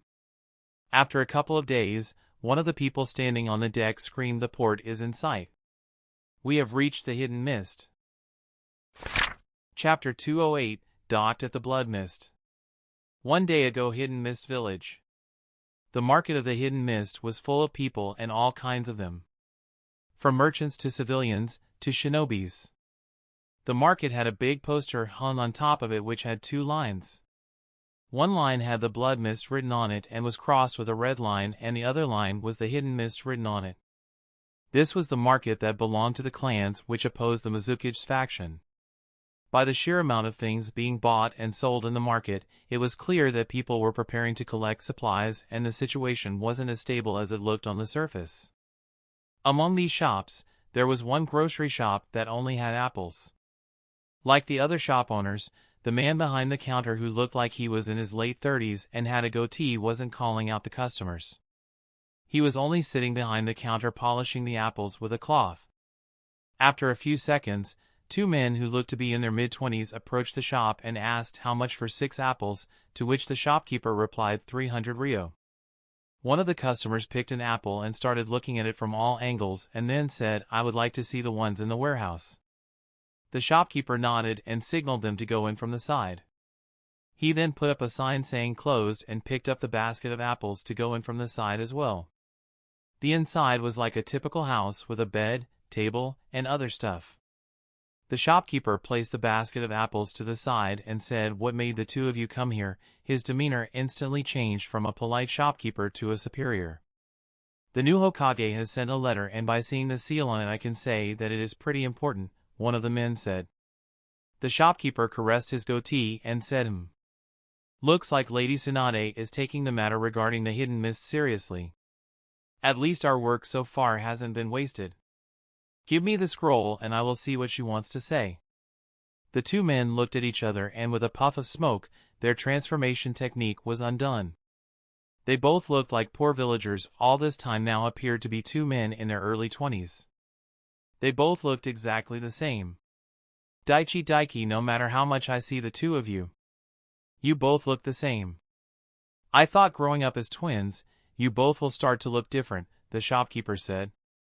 Both the men smiled as one of them said, "Hideki-sensei, we were lucky enough to get chosen for the same genin team and then even got this mission together, and we think us looking the same and being in sync is our main strength." This man was none other than Daichi. He then looked at his brother Daiki, who took a scroll from his pocket and handed it over to Hideki. These three were none other than Konoha's spies living in the blood mist. Hideki looked at the scroll and then at the brothers and asked, "Do the other 7 know about it?" to which Daichi shook his head and said no, we haven't informed them about the arrival of this scroll. We didn't want to get their hopes up. Hideki nodded and proceeded to unseal the scroll. He started reading it and his expression kept changing from happiness to anger to confusion. He had an annoyed expression by the time he finished reading it. He directly burned the scroll on the spot.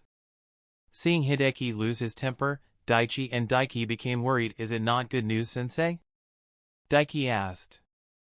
Hideki sighed and said, in a way, yes. Hokage-sama wants the Mizuki's faction to lose and we need to help the opposing faction openly if necessary.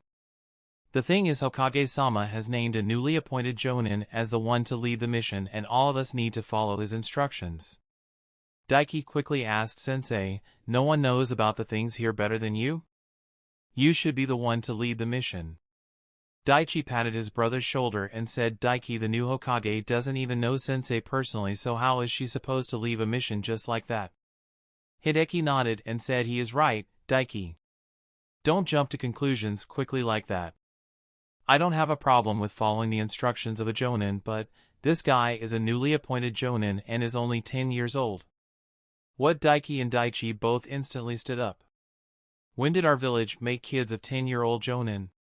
When we were 10 years old, we were still in the academy trying to make a clone of us that can at least stand upright for 30 seconds. Daiki said. Hideki smirked and said, Daiki, our village is known to create prodigies and this kid may be one of them, but making him a Jonin and then sending him to lead a mission like this seems like too much. I will need to test this kid before even making him a part of this mission. Present time, hidden mist port where Terumi's ship docked. As the ship stopped by the port, the shinobis on the ship became alert. They knew that this port belonged to the Terumi clan, but they had to be sure that there was no looming danger like the ambush that they faced last time in the sea.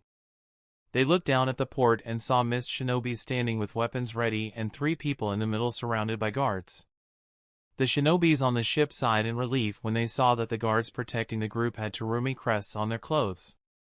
They are the Terumi family guards. I don't think there is any danger for us to go out, Anko said as he looked around.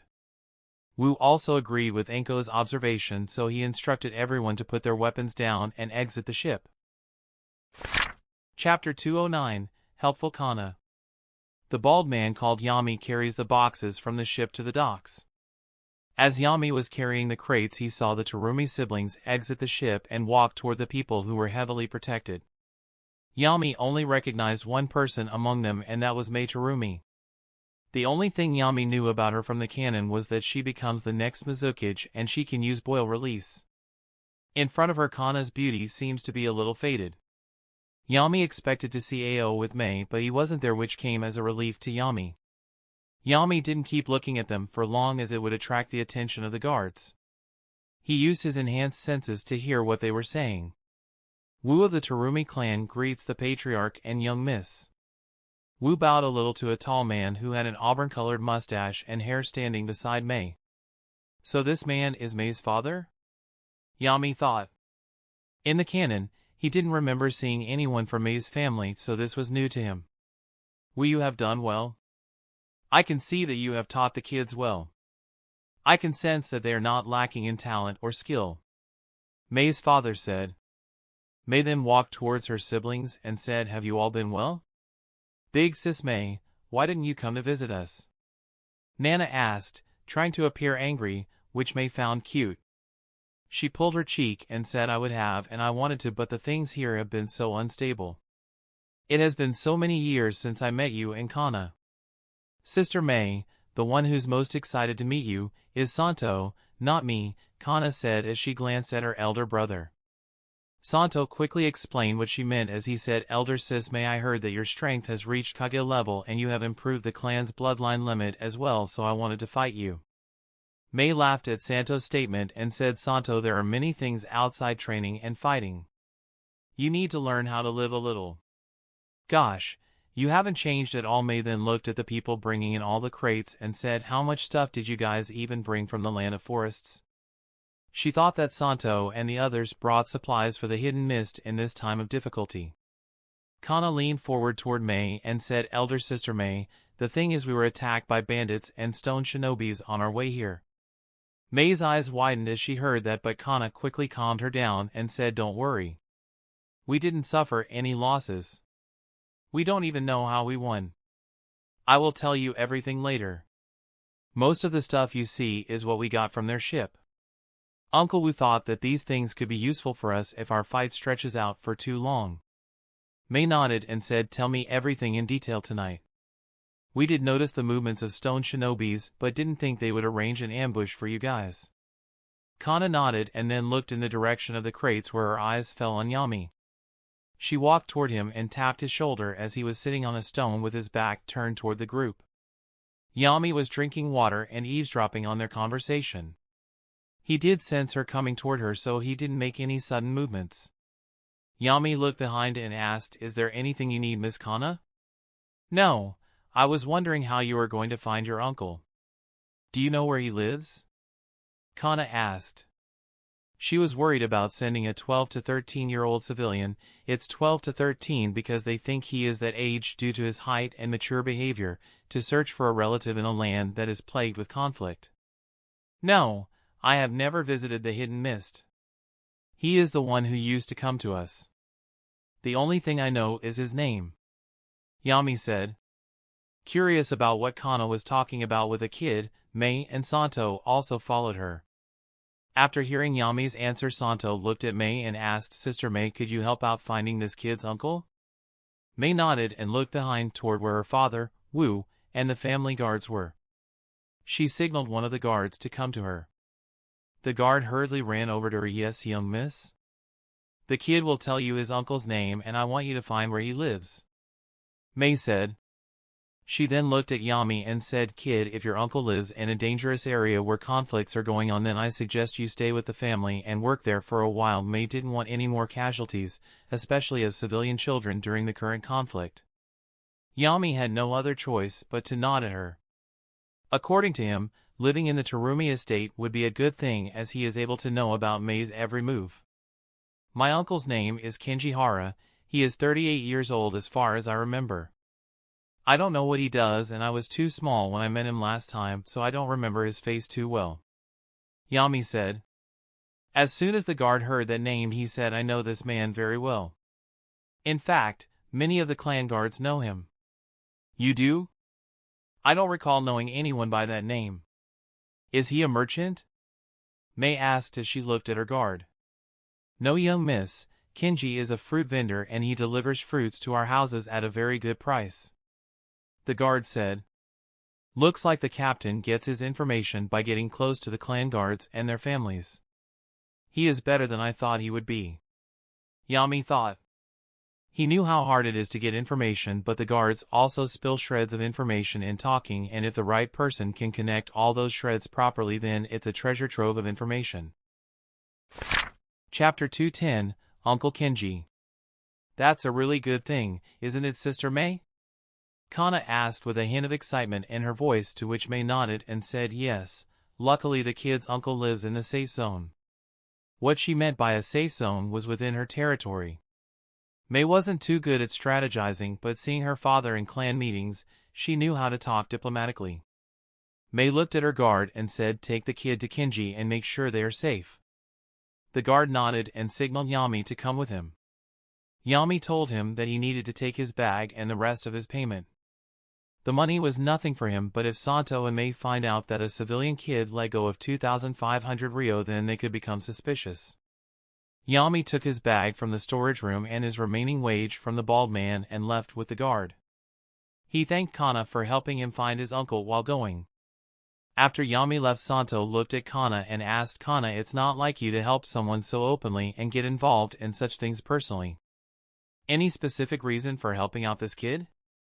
Kana looked at her brother, who knows her the best, and then at Mei, who also had a curious gaze. "I don't know. When I saw him sitting on the side of the ship watching the sunset, he looked like someone who has no worries and is just letting his life flow like a river, but when I looked into his eyes, I got a different feeling, as if he is thinking about a million things at the same time. While talking with me, he was never flustered and always remained calm, which wasn't even possible for the guards who stayed with us since we were kids." Mei smiled after hearing Kana's words and said, "You should become a scholar, Kana. If that boy was any older, then I would have thought you were in love with him or something." Santo and Mei laughed, to which Kana couldn't help but shake her head at her siblings' antics. Yami along with the guard was walking in the market. No one bothered to look at the guard, as it was common for clan guards to stroll through the market for patrol or even buy stuff for their families. After a few seconds, both of them stopped in front of a closed shop with a small house on the side. The guard went ahead and knocked on the door thrice as he shouted, "Kenji, come on out." Within seconds the door opened with the late 30s goatee guy opening the door. Kenji saw the sudden visit from a clan guard who was on high alert and was about to ask the reason when the guard said, "See who is here to meet you." The guard stepped aside only to reveal Yami standing behind him. Kenji, whose real name was Hideki, got confused as he didn't realize the one Tsunade told him about was standing before him. Before Hideki could say or question anything, Yami gave a smile and jumped into Hideki's arms. Seeing a kid jump into his arms and detect no malicious intent, Hideki subconsciously bowed and let Yami wrap his arm around him. Yami moved his head toward Hideki's ear and said, "Captain Hideki, welcome your nephew Yuta properly on Hokage-sama's order." Hideki's eyes widened as he realized that the one he and his students were bitching about yesterday was currently in his arms. This happened outside Hideki's house, and this was visible to everyone who could see his shop. Two passers-by also saw this and stopped as their jaws dropped to the floor. These two were none other than Daichi and Daiki, who Hideki had placed to find any indication that Hokage-sama sent Jonin here and is trying to contact them. Hideki quickly gained his composure and hugged Yami as he said, "Yuta, my little nephew, look how much you have grown. It has been so long since I have met you." Seeing that Yami had met his uncle and Kenji was fine, the guard said his goodbyes and left. As soon as he left and Yami entered the house, the demeanor of Yami and Hideki changed instantly. "That was a very reckless way to come to me. You could have gotten my cover blown or worse, gotten yourself and me killed," Hideki said in an annoyed tone. He was impressed with how Yami made contact with him, but he had never seen such a reckless shinobi before. It made him wonder what their current Hokage was even thinking. "TSK, as if I wanted to. Kana Terumi and Mei Terumi were the ones who did all this. I just wanted to get close to the Terumi family through them and find some information as to what is happening," Yami said as he sat on the sofa. He had a cold and unapologetic tone in his voice which pissed Hideki more. Before Hideki could retort more, Yami looked up towards the ceiling and said, "I don't believe we have met. You guys must be twins." Hideki didn't think that Yami would sense the twins eavesdropping from the outside. Even the twins looked at each other. They nodded at each other and entered the house through the window. They stood on either side of Hideki. Hideki sighed and said, "If you just wanted to stay close to the Terumi house, you could have just said a random name which they would have never found, and you would get to work in the Terumi clan grounds." "And how did you know the captain's alias?" Daichi asked, to which Hideki said, "Daichi, it was me. I had sent all our aliases to the village so that they can locate us quickly. I didn't know it would be used in this way. The reason for taking your name is because Tsunade-sama insisted on working with you guys. I prefer to do things alone than let myself get dragged along with you guys," Yami said, which Hideki was furious about. This kid whom they think isn't even worthy of being a jonin is now belittling them. Chapter 211, Stubborn Hideki. Doing a couple of missions and earning some praise has made you an arrogant kid. This is not a small matter, and you think you can handle it alone without any of us? Daiki said while raising his voice a little. In fear that this could be heard outside, Daichi quickly reprimands his twin. "Keep your voice down, Daiki. Stop getting riled up so easily." Seeing the brother talk, Yami said, "Daiki must be the smaller one." Daichi looked at Yami and asked, "How do you know?" "He is impulsive, gets riled up quickly, and listens to you immediately. This tells me he is the weaker link among you two, and most of the time this is seen in the younger twin." Yami shrugs. This sentence gets Daiki angrier, but he doesn't say anything as he knew he would be giving Yami more ammo. Hideki signaled Daiki and Yami both to stop and said, "Yami, I don't know what the new Hokage saw in you to make you a jonin, but we cannot put our lives in the hands of someone like you. So I suggest you just leave now and forget about leading this mission, much less being a part of it." Just tell us what Hokage-sama wants us to do and I will have these two escort you on a merchant boat to the Land of Fire.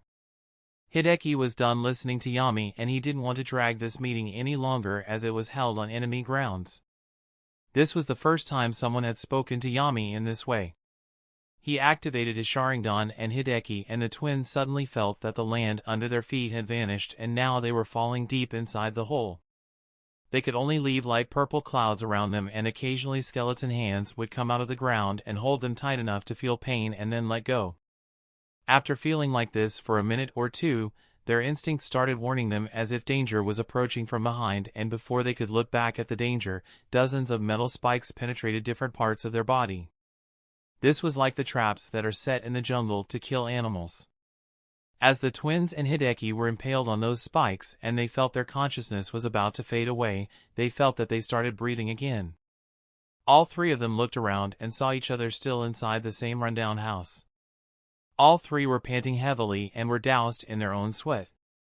Daiki and Daichi touched their backs subconsciously to confirm whether the spikes had really pierced from their backs or not. They looked up at Yami with horrified gazes. Hideki's condition wasn't any better. He looked like someone who was about to lose his mind. What was that? Hideki asked as he was panting. Daiki and Daichi were also staring at Yami. Yami smiled and said, just a glimpse of what I can do and one of the reasons I will be leading the mission. I will go and look around in the village and by that time it would be good if you come out of the sorry state you are currently in. Doing something that I haven't told you won't lead to your death as we are from the same village but will definitely lead you to regret living. And prepare some good food to eat. Yami said as he deactivated his Sharingan and proceeded to calmly walk out the door. Inside the house, Daiki went in to take a shower while Daichi stared at Hideki. Sensei, what do we do? He asked. He had never expected such an outcome. To Daichi's surprise, Hideki just gave a small laugh and said, didn't you hear what the new captain said? Get yourself fixed up and prepare some food. Sensei, what are you saying? Daichi asked. Daichi, the only thing the world respects is strength and that kid has certainly shown his. Are you confident enough in defeating him? Hideki asked as he glanced at his student. How can I even fall victim to his Genjutsu? Daichi shrugged. Ahem, no need to mention what happened today in front of others. Go and prepare something while I change my clothes. Hideki said and left the room as well. An hour later Yami came back. He didn't buy anything or do much, just roam around the market and understood what the current situation was. He was convinced that the conflict can turn into a full-blown confrontation any day now. From what he heard people and a few spies from the Mizukage faction talking, Yami found out that the sides of the bloodline clans were weaker after the 4th Mizukage faction gained a lot of help from the Hidden Stone village. As Yami entered the house he saw Hideki along with the twins had spread out a few maps on the table and were discussing something. You guys have made yourselves busy, I see. Hideki looked up at Yami and said, Yami, I do accept that your Genjutsu prowess is commendable but in times of conflict such tricks don't work. We need actual strength and experience which me and the students have in plenty and we would love for you to be a part of the group. At first, Hideki was ready to drop his weapons and accept Yami as the captain but after talking to his students, he had gained the majority of his lost confidence. He accepted Yami to be strong but he was thinking logically as well. Yami was just 10 years old and had no experience in such conflicts nor did he know much about the inner workings of the two sides that were about to clash. I thought this thing was done an hour ago but he seems to be more stubborn than I thought. Fighting him here would be a stupid move and I don't want many people to even know my strength so I will just play along for now and make the necessary moves through Zabuza and Haku. They should be here in a day or two. Yami thought. Chapter 212. No time for trust. I will tell you about the mission but I am not working under you. I will cooperate with you so that we complete this mission. We don't have enough time to build trust and then follow a hierarchy. Does that work for you? Yami asked. This way Yami would get the information he wants from the spies and he won't even have to work with them all the time. Yami, I still think that's too ambitious of you. But you are right and we do not have much time. Lord Third liked to only watch things from afar and only act if it is going to affect our village directly. On the other hand, Lady Tsunade seems to have taken the initiative to do something this time. So tell me about it. What's the mission? Hideki asked. Yami glanced at Daiki and Daichi, who were also standing beside Hideki, and said Lady Tsunade wants the Hidden Leaf to build a closer relationship with the Hidden Mist. Hideki frowned and said, but how are we going to do that now? We are already too late, and the Mizukage faction received the backing from the Hidden Stone. Yami smirked and said that's why you are going to back the Bloodline Clan's faction and have one of them become the next Mizukage. That will put them in our debt. The eyes of the three widened when they heard this ridiculous idea. They didn't think Yami would suggest they enter into direct conflict. What? Are you crazy? We are so few in number, and except for Hideki-sensei, all others are only Chunin level. Daiki shouted, and Hideki raised his hand signaling Daiki to immediately stop. Hideki then turned to Yami and asked, why did you say that you are going instead of we are going? Because that's how it's going to be. I want the spies to approach the Bloodline Clan leader and tell them that you will help. Yami said in a casual tone, but Daichi instantly leaned forward and asked, you want our years of hard work to go down the drain? What kind of a stupid plan is this where you pull out perfectly rooted spies from an enemy village, or any village for that matter? Yami said, what do you think will happen if the Bloodline Clans win? I don't know what you are saying. I don't think it's going to become a problem for us, as we are already living on the Bloodline Clan side. Daichi shrugged. Yami shook his head and said the Bloodline Clans will kill everyone they find suspicious. You may have lived in this village for the past few years without being caught because the Hidden Mist was busy with its own problems, but when it's over they will investigate each and every one. After what happened to our ship, they know they have a traitor amidst their ranks. Daichi and Hideki nodded as they thought deeply about what Yami said. They had indeed taken a lot of advantage due to the internal problems of the Hidden Mist. This won't be possible after this conflict is put to rest. Hideki looked at Yami and asked, what was that last part about your ship getting attacked? Yami waved his hand signaling him to let it go and said nothing much. Just a couple of pirates and stone shinobis ambushed us, and I had to help out the Terumi siblings in the end. Don't worry, they don't suspect me. You should have told this to us before. I will include it in this month's report that will be sent to the village. Daichi said. No need to. I will include it in the report I will write today. She wants weekly updates. By the way, where are the other spies of our village planted here? I do have their aliases, but I don't want to waste time in finding their location. Yami said as he started eating. Lady Tsunade trusts him more than I thought. Does he have any strength other than illusions? Hideki wondered. He was currently tiptoeing around Yami to gauge his strength, but Yami didn't want to react much to it. I will send a signal to our spies to gather and meet you tomorrow, then we can formulate a plan. Hideki said. This was a straightforward procedure, so he just casually mentioned it, but to his annoyance Yami denied it. I don't trust them, and I don't trust you guys either. For the next few days, I will need to confirm that none of the spies had turned against our village. I have my own way to know if it is the truth, so don't worry. Yami said. I want to retort your statement, but it is possible for some of the spies to have been caught and made into double agents. Until then, what are you going to do? Hideki asked. Yami shrugged and said, my uncle is a vegetable vendor, so it is obvious for me to help him out at the shop. Blood Mist Village Mizukage Building. Two people were sitting across from each other in a dimly lit office. One of them had the headband of the Hidden Mist, while the other one had the headband of the Hidden Stone. The one with the headband of the Hidden Mist had light blue hair and white tape around his neck. He was a tall and slim man. The one with the Hidden Stone headband tapped his fingers on the armchair and said, we suffered quite a loss based on the information you provided us. A few jonins and even a dog that we had spent resources on nourishing have gone missing due to this. How are you planning on compensating us for this, Moji?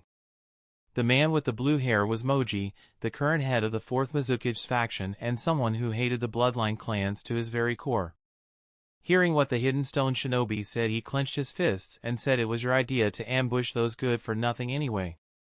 I told you they don't have much power, so no need to focus on them. And now you want to extort us for your gamble? Chapter 213, Yami the Vendor. The next day Yami was sitting near the window of Hideki's house looking out at the market and seeing the people buying and selling things. Yesterday night he didn't go out to gather info as he sensed many people hopping on top of people's houses. He sensed that there wasn't only one group but two groups.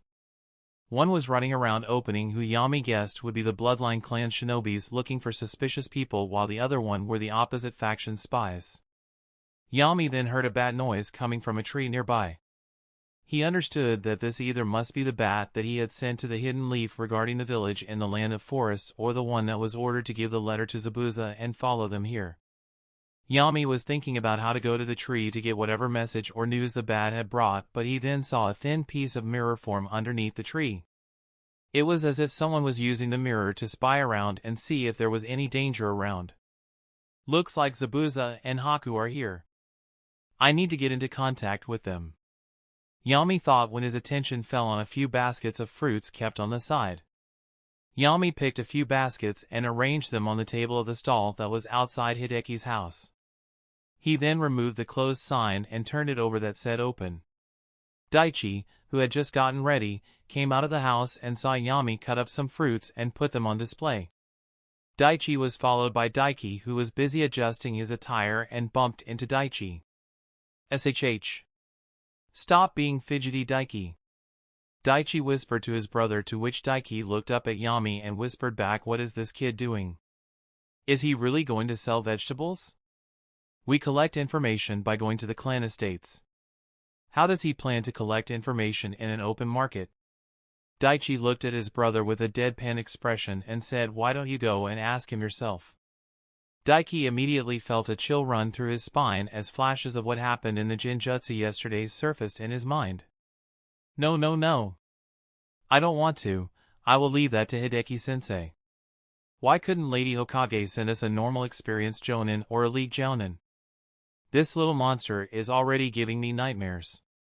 Back at the stall, seeing the fruits cut in different shapes like flowers and all, many customers came to Yami to buy fruits. Among them, a girl with a scarf on her head quickly came near him and said, give me 200 ryo worth of apples. Yami nodded and proceeded to pack a few apples in a box when one of them dropped from his hand. After a bit of fumbling, Yami cleaned and packed them all in the box and passed it to her. Yami gave her the box and she paid for it and walked away.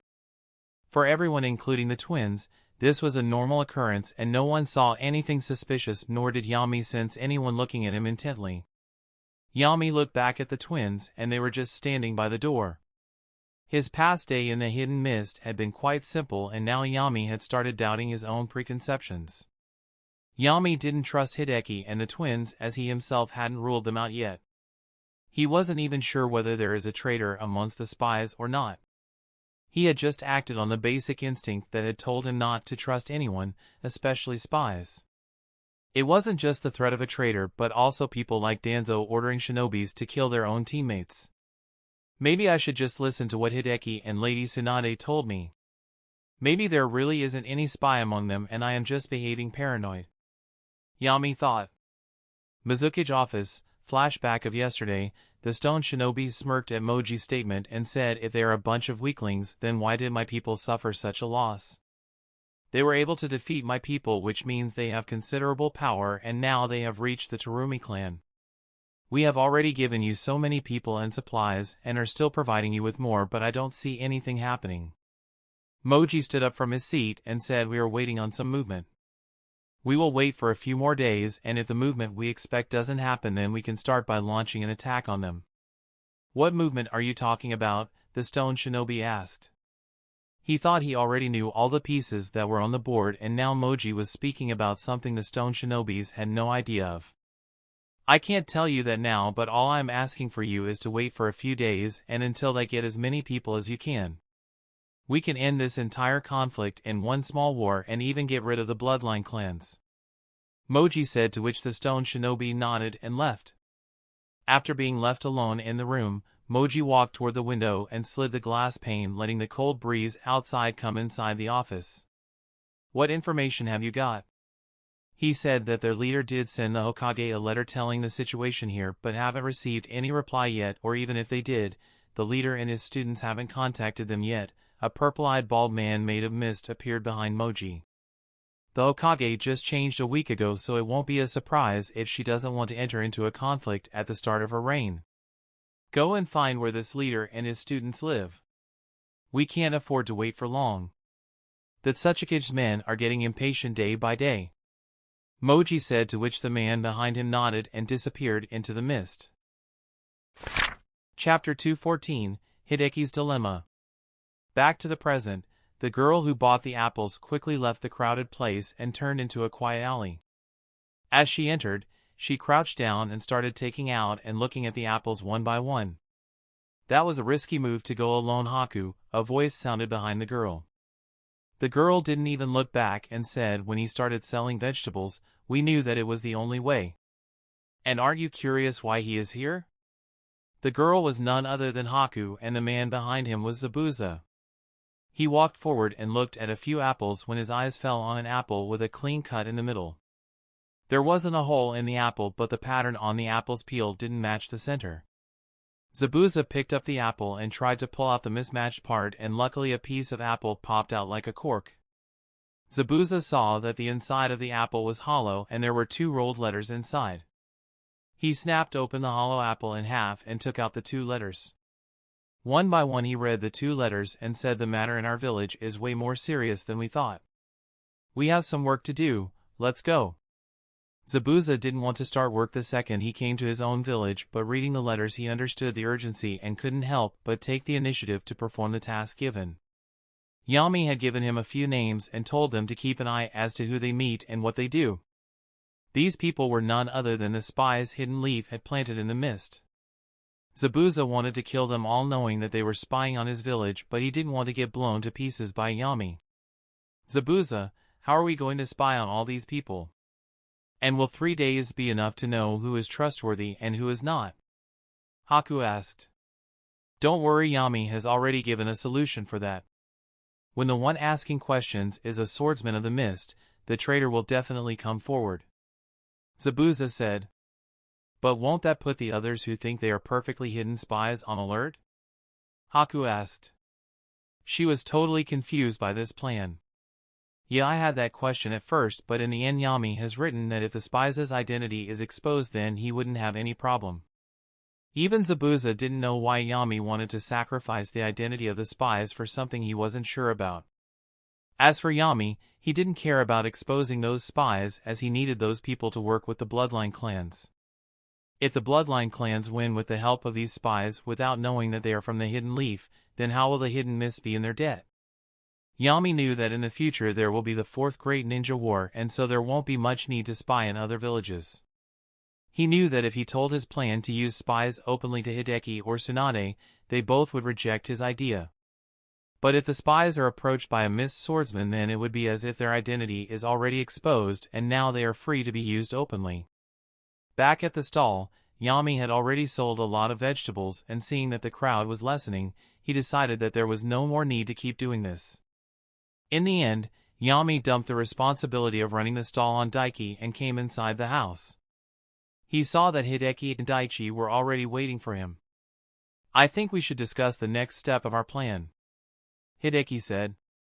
I need more information on the bloodline clans, especially regarding how ready they are for the conflict that is about to occur, Yami said. Daichi glanced at Hideki and said, but that is very secretive information. Even the guards guarding the outposts of the estate have no knowledge of this. The only way to find out about it is to infiltrate the estate.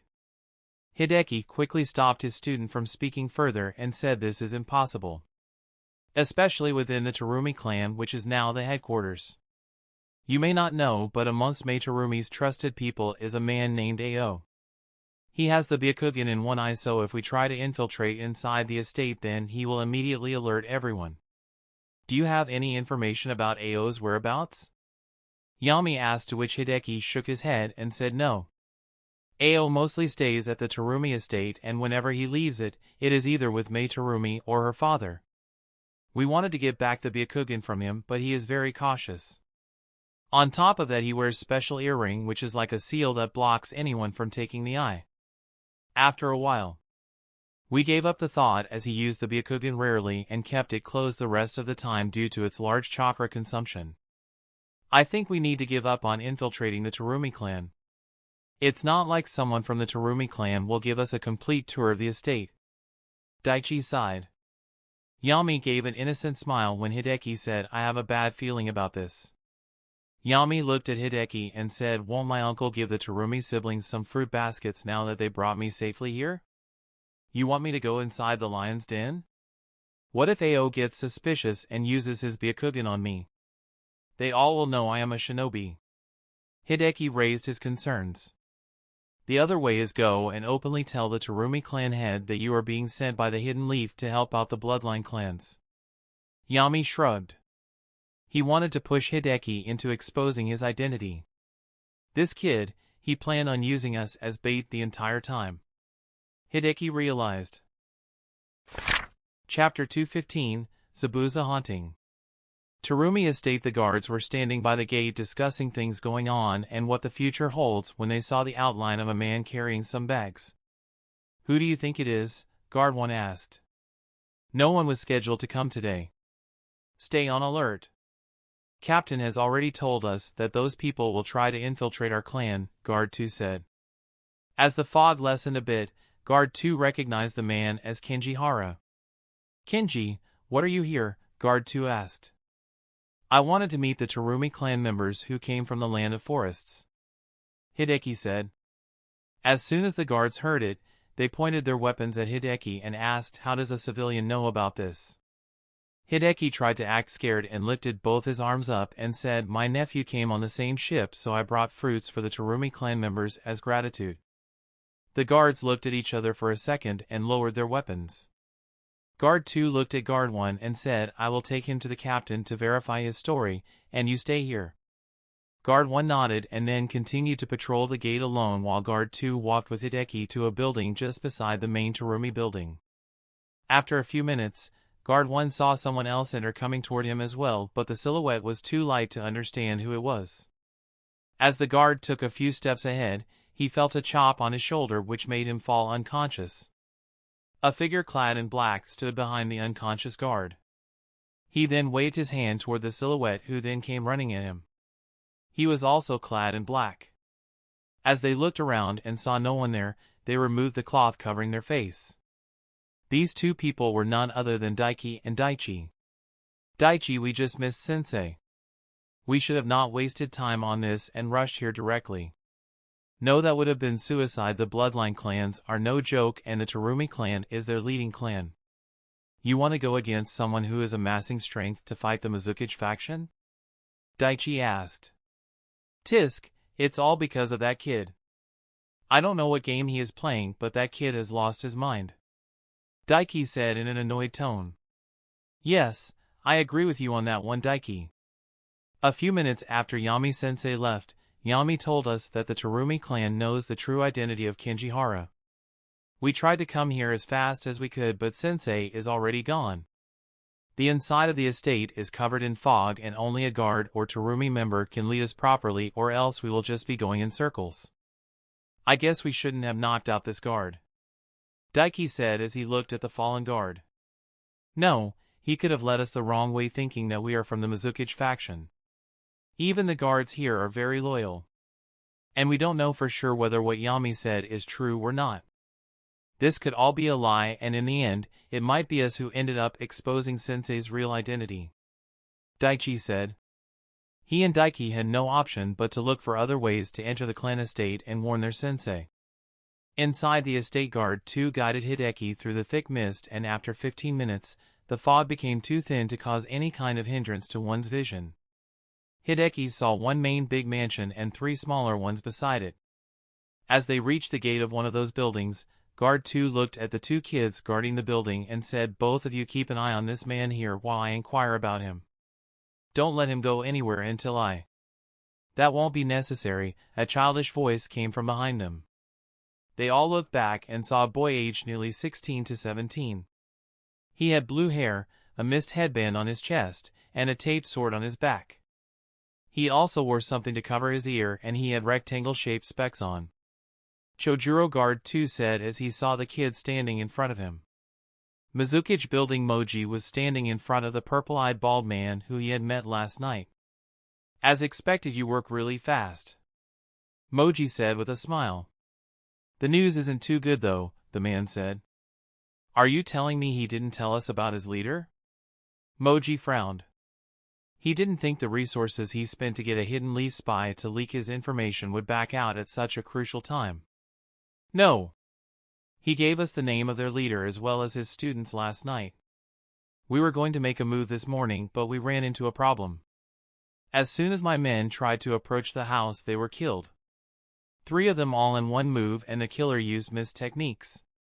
Could be one of them? Other villages also have a few missed techniques, Moji stated. Maybe. To our surprise, the people in the house didn't react at all, as if they didn't know that they were just saved. And from the latest information my people got, the man called Kenji has a nephew named Yuta who came to our village a few days ago. Chapter 216, Annoyed Zabuza. Hari, could that kid be someone sent by the Hidden Leaf? They won't send a single kid as a backup, but definitely as a messenger. It was good that you were able to spot him and even find his name, Moji asked. The purple-eyed man Hari shook his head and said, I don't think he is any of it. The kid is selling vegetables outside the house just like Kenji, and I got to know the name from the people in the market. I didn't have to investigate anything. It is said that the kid came from the land of forests and Kenji had no idea he was coming. Even he was surprised. Moji raised his eyebrows and smiled as he said the chances of the kid being his real nephew is high. The fact that our people died when they tried to approach their house means that Kenji really is a spy. That kid is Kenji's weakness. If we have him in our custody, we can force Kenji into not entering into an alliance with the bloodline clans. Our victory will be secured if the bloodline clans don't have the Hidden Leaf support. Hari nodded and said, I will formulate a plan and kidnap the kid. The students of Kenji won't be much of a problem if we overwhelm them with numbers. Our only problem is the one guarding that place in the shadows. Hari was about to say more, but a curious shinobi jumped outside the window. What are you doing here? Hari frowned. The man standing outside was one of Hari's squad. He looked at Moji and quickly walked inside the office. Hari-sama, we spotted Kenji leave his house and head for the Terumi estate with a couple of baskets in his hand. We would have normally ignored this, but then we saw his 2 students leave Kenji's house in black clothes and rush in the same direction. Hari couldn't connect the dots of what this could mean. Why would the students follow their own teacher? Nothing was making sense to him, so he looked at Moji, who seemed to have gotten to his own conclusion. Moji's face, which was smiling a few seconds ago, suddenly turned furious as he said, idiots, Kenji is making his move. He isn't going to the Terumi estate to sell fruits but to initiate the alliance talks. His students aren't following him but are going for backup.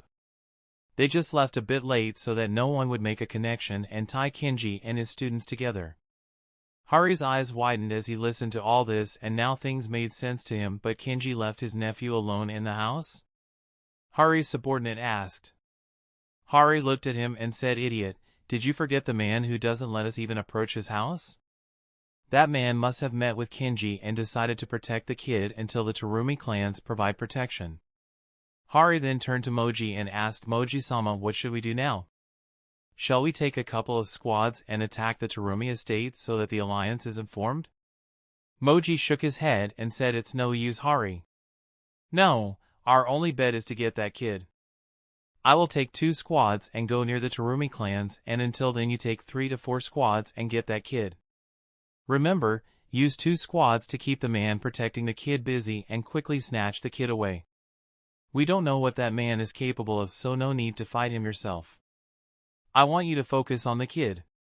He is the key to keeping Kenji and the spies on a leash and could very well be the key to our victory. Hari nodded and left with his subordinate.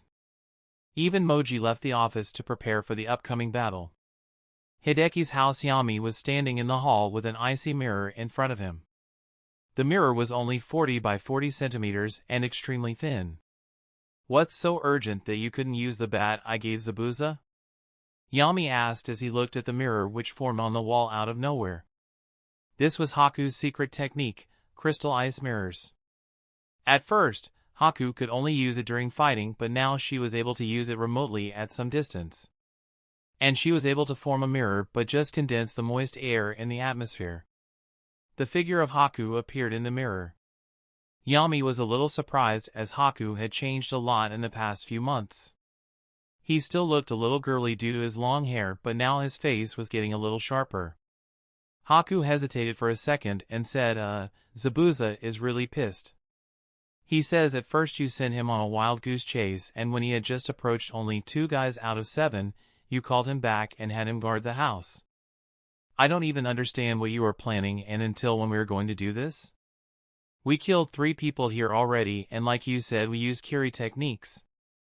Yami didn't bother answering Haku's questions and said, Haku, just remember that one man's strength is another man's weakness. Yami then flicked the mirror, making it break and fall on the ground as it turned into water. I wanted to find if there was any traitor among these spies, which is why I sent Zabuza. It wasn't only because spies can be turned into information sources after being caught by the host village, but also because I thought one of the spies might be from Danzo's faction and that One-Eyed Hog might use the spy to warn the Mizukage faction. I also cannot negate the fact that Kiri and stone shinobis were roaming in boats near the seas that connect the Land of Fire and the Land of Mist. It could very well be Danzo who gave the tip.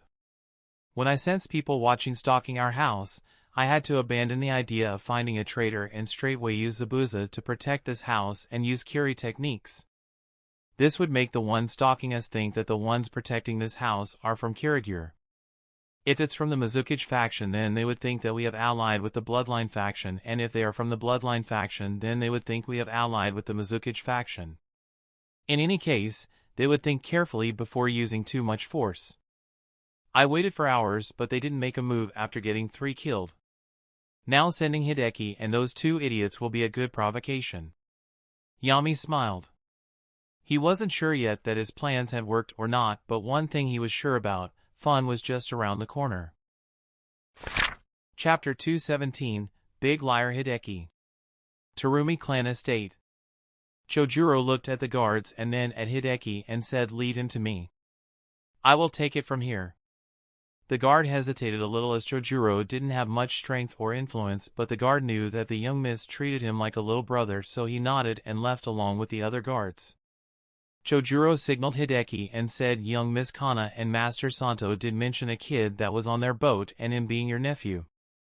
Hideki thought that the Terumi shinobis must have investigated him and found out about him being a spy, or else why would one of the 7 mist swordsmen come to him?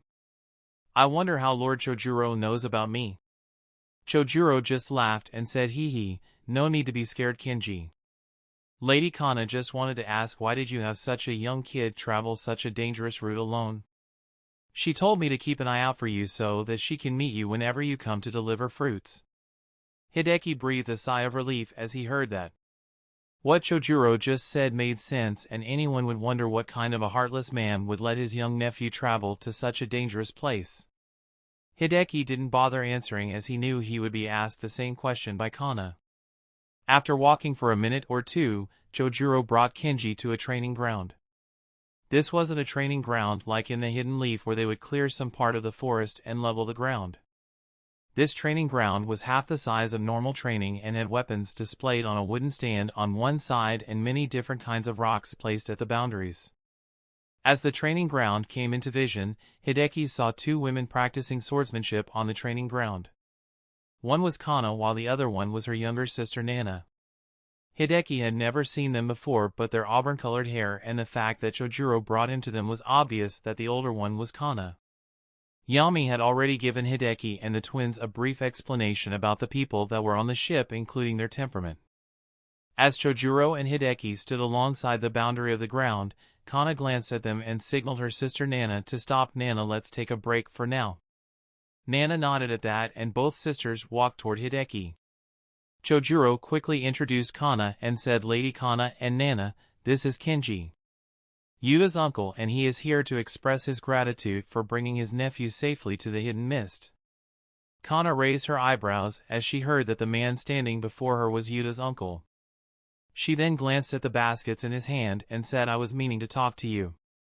It is good that you came here yourself. Fuck, what have I gotten myself into? No, the kid got me into this mess. I came so deep into the Terumi estate, but I haven't seen a single squad preparing for the conflict that could come. Hideki thought. He didn't know what to say to Kana, so he just held one of the baskets in front of him and bowed as he said, Lady Kana, I thank you and your siblings for bringing Yuta here safely. Yuta also told me that you took care of him while he was on the ship and even saved him from the pirates. Kana smiled and took the basket from Hideki's hand and said, I will accept this token of gratitude, Kenji, but tell me, why didn't you go to him and had him come here alone? Hideki, who was a veteran spy, lied to his teeth while also taking out some frustration he had built up because of Yami. Lady Kana, due to the ongoing conflict, I couldn't leave the Hidden Mist and couldn't write anything to Yuta. After his grandmother's death, he came here without informing me. I was even surprised when I saw him here that day. Kana tried to guess whether Hideki was telling the truth, but she was easily fooled. She herself had Chunin strength and hardly any experience in interrogating shinobis, so she concluded that Kenji was telling the truth. She was about to say something when she heard footsteps from where Chojuro and Hideki came from. I didn't know that we had a guest today. A voice came. Everyone looked in that direction and saw Mei Terumi walking toward them. Lady Mei, I had just brought Kenji to meet Lady Kana. She wanted to meet him and he came to give her and the others some fruit. Chojuro quickly explained. Mei had already instructed others that the 4 siblings will be training at the estate and they are not to be disturbed. She wanted to increase their strength so that they don't end up as a casualty. Mei glanced at Kenji and just gave a small nod, then looked at Kana and said, Kana, Nana, I will train you for the next few days. I have a lot of things to teach you. Young miss. A man wearing a mist shinobi headband body flickered beside her. Please come to the mansion immediately. This man was none other than the same guard that escorted Yami to Hideki's house. Seeing her guard behave in such urgency, Mei asked, what's the matter? Did something happen to father? The guard shook his head and said, Sir Ao caught 2 spies in our estate. They both are in our custody. The entire estate is being put on high alert and you and everyone else have been called back. Moji seems to be getting impatient. Send spies into our estate, Mei said with a hint of anger in her voice. She had quickly concluded that these 2 spies may have come from the Mizukichi faction. Hideki, who was hearing all this, suddenly thought, I have a bad feeling about this. God, please, these 2 idiot students of mine be with that monster at my house. Chapter 218, Bad Timing. Flashback, half an hour ago, the twins had decided not to enter through the gates that have missed on the other side. It was too much of a risk to go through that maze and not end up lost or worse, caught. They continued to survey the estate and luckily, after a few minutes, they found a small gate from which servants were going in and out. There was only one plump guard near the entrance and even he was dozing off on a chair. This gate was used by the servants to go back to the village. Except for the guard who barely had the strength of a chunin, the others were all civilians. Some servants were smoking and even drinking at some distance from the gate as they leaned on the walls surrounding the estate. Daichi, this is from where we can go in, the impatient Daiki said.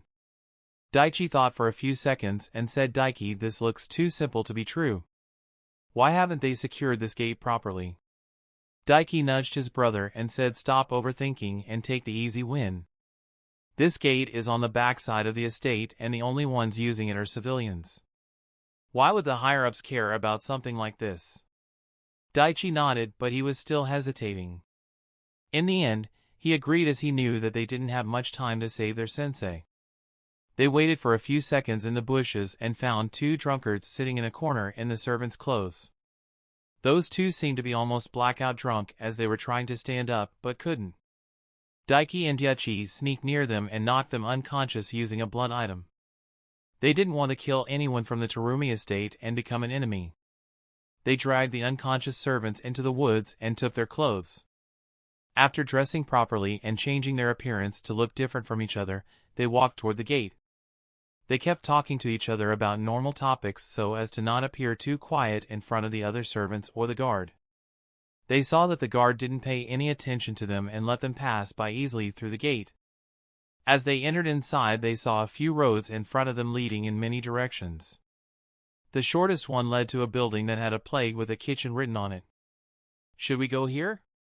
We can mix in with them and then go to the main mansion with the pretense of serving food. Daiki asked his brother.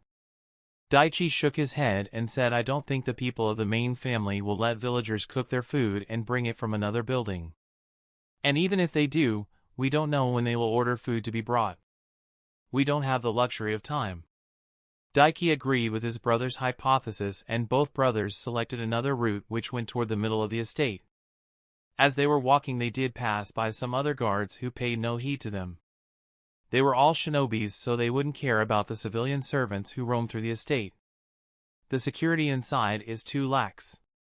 These people are really overconfident with their security, Daiki said as he looked around.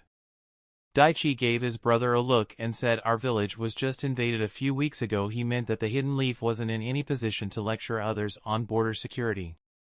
They had just faced a big invasion and it had occurred in the middle of the village.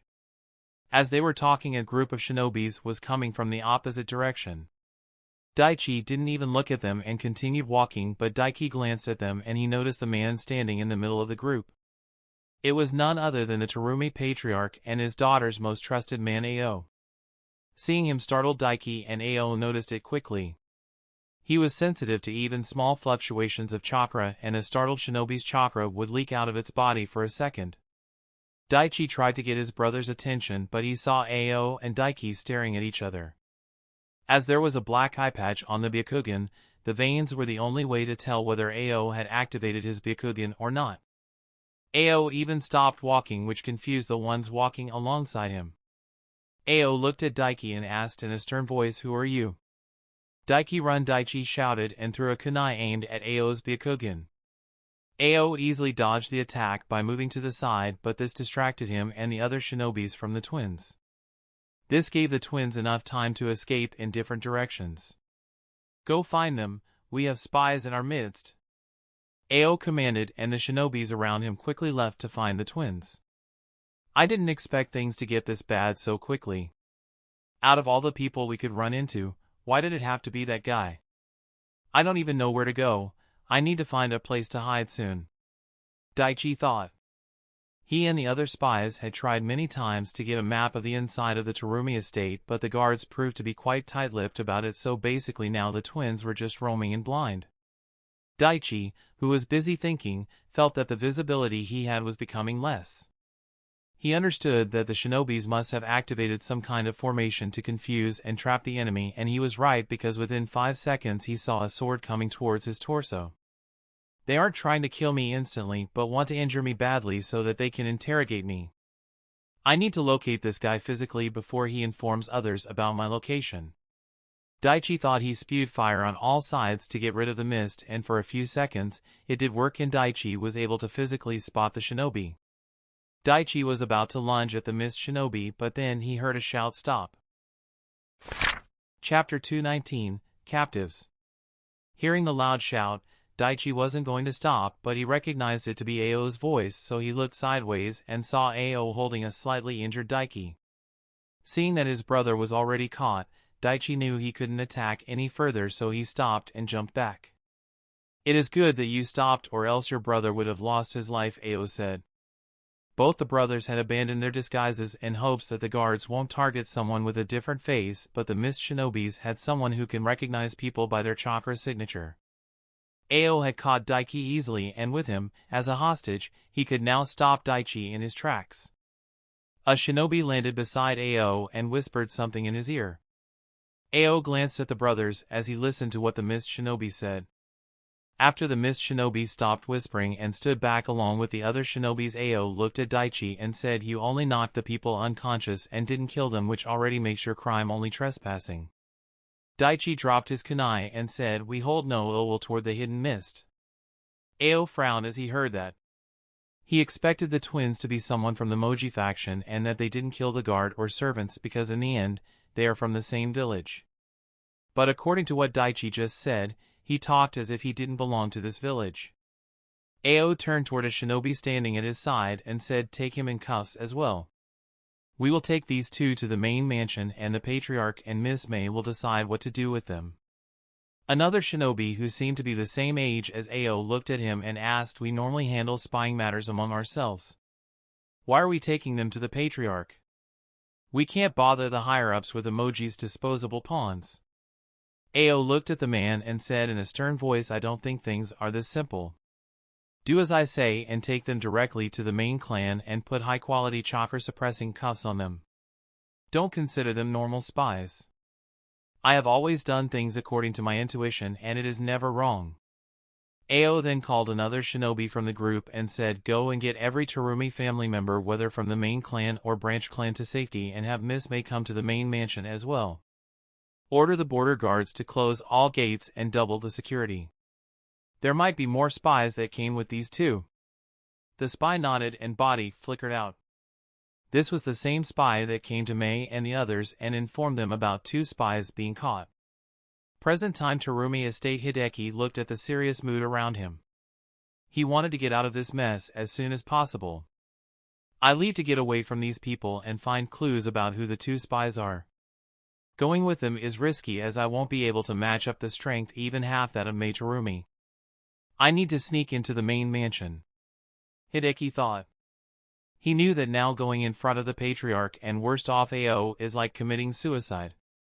Hideki leaned toward Chojuro and said, "I think I should leave now. Things seem pretty serious here." Chojuro shook his head and said, "All the gates must be closed by now and no one is allowed to leave. Come with us and you will be safe. Don't worry." May along with her siblings also heard what Chojuro said and chose not to comment on it, which was like a silent approval. "Let's go, everyone," May said and started walking in the direction of the main mansion. The others also followed her, including Hideki. As he was walking, he saw the security in the estate had gotten tighter and everyone was fully equipped for a battle. Seeing the state the village is in, they must have been ready to get into a full-blown war with the Mizukage faction. They are ready as if the Mizukage faction is marching here with its army, Hideki thought, seeing the well-prepared shinobis. After a few seconds, they reached the main mansion, which was a big mansion of red and blue in color and had the Terumi crest flagged on all sides. The security outside the mansion gate was even more than the other places. As they reached the gates, the shinobi that had informed May turned toward one of the other shinobis and asked, "How is the situation inside?" The shinobi glanced at the open door and said, "Sir, Ao took the two spies inside the mansion a few minutes ago. Santo along with Enko and Elder Wu has also gone in." May nodded and continued to walk in. Chojuro signaled Hideki to follow him, and just like that, Hideki, who didn't even want to come in front of anyone from the main Terumi clan, was now standing inside their mansion. As Hideki and the others entered, Hideki's heart sank low as he saw his two students standing in the middle of the hall with their hands cuffed. Being their teacher, he wanted to jump in and save them, but he knew they were big enough to take care of themselves, so he won't need to act unless there is no other way. Hideki looked at them properly and saw that both of them only had superficial injuries. He sighed in relief, seeing that they didn't need urgent medical attention or anything. Why are these two even here? And did that little monster also come here? Hideki was thinking when his train of thought was broken by the sound of heavy footsteps. Hideki looked at the very end of the hall and saw the patriarch of the Terumi clan walk to his chair and sit down. He had big broad shoulders, auburn hair, fierce-looking eyes, and wore one ring on each finger of his hands.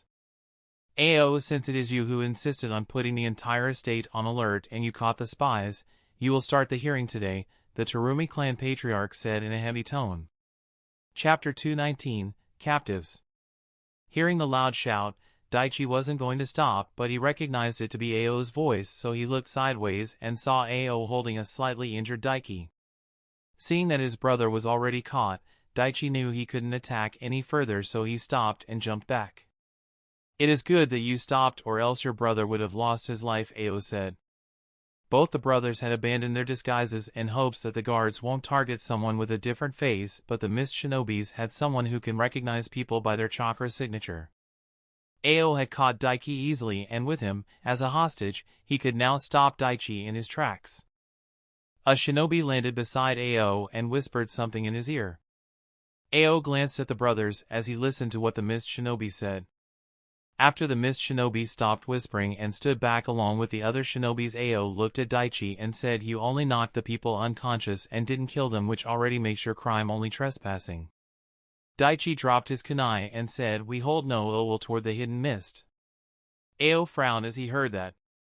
He expected the twins to be someone from the Moji faction and that they didn't kill the guard or servants because in the end, they are from the same village.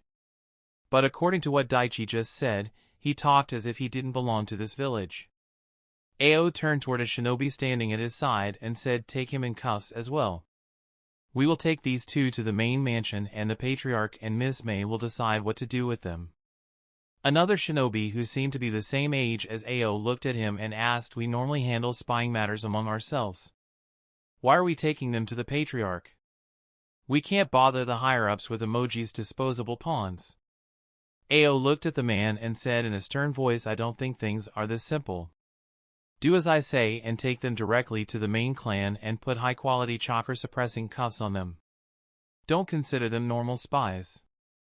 I have always done things according to my intuition and it is never wrong." Ao then called another shinobi from the group and said, "Go and get every Terumi family member, whether from the main clan or branch clan, to safety and have Miss May come to the main mansion as well. Order the border guards to close all gates and double the security. There might be more spies that came with these two." The spy nodded and body flickered out. This was the same spy that came to May and the others and informed them about two spies being caught. Present-time Terumi Estate Hideki looked at the serious mood around him. He wanted to get out of this mess as soon as possible.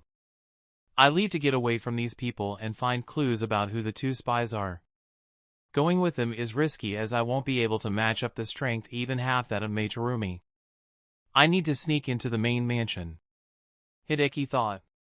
He knew that now going in front of the Patriarch and worst off Ao is like committing suicide. Hideki leaned toward Chojuro and said, "I think I should leave now. Things seem pretty serious here."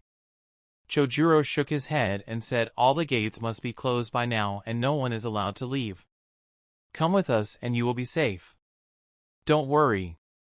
May along with her siblings also heard what Chojuro said and chose not to comment on it, which was like a silent approval. "Let's go, everyone," May said and started walking in the direction of the main mansion.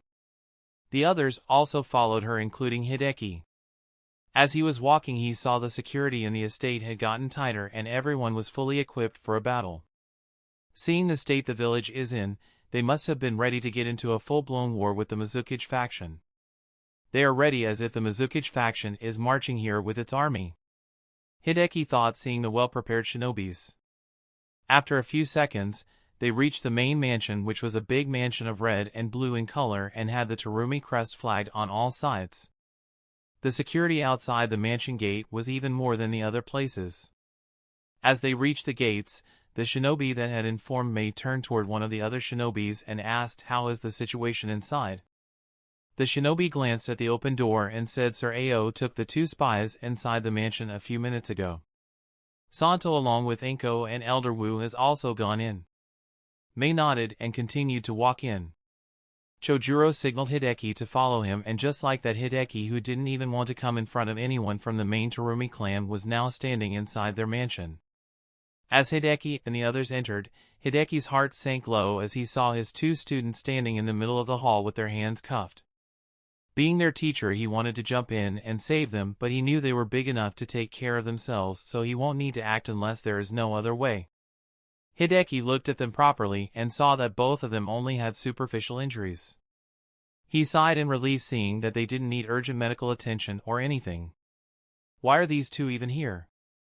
And did that little monster also come here? Hideki was thinking when his train of thought was broken by the sound of heavy footsteps. Hideki looked at the very end of the hall and saw the patriarch of the Terumi clan walk to his chair and sit down. He had big broad shoulders, auburn hair, fierce-looking eyes, and wore one ring on each finger of his hands. "Ao, since it is you who insisted on putting the entire estate on alert and you caught the spies, "You will start the hearing today," the Terumi clan patriarch said in a heavy tone.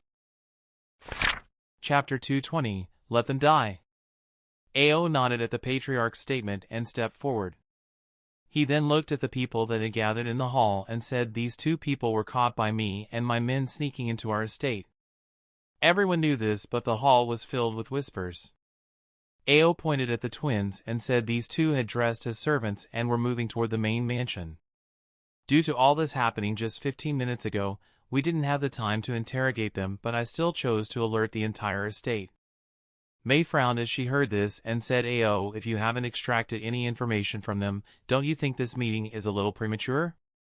You could have interrogated them for a few hours and then called this meeting.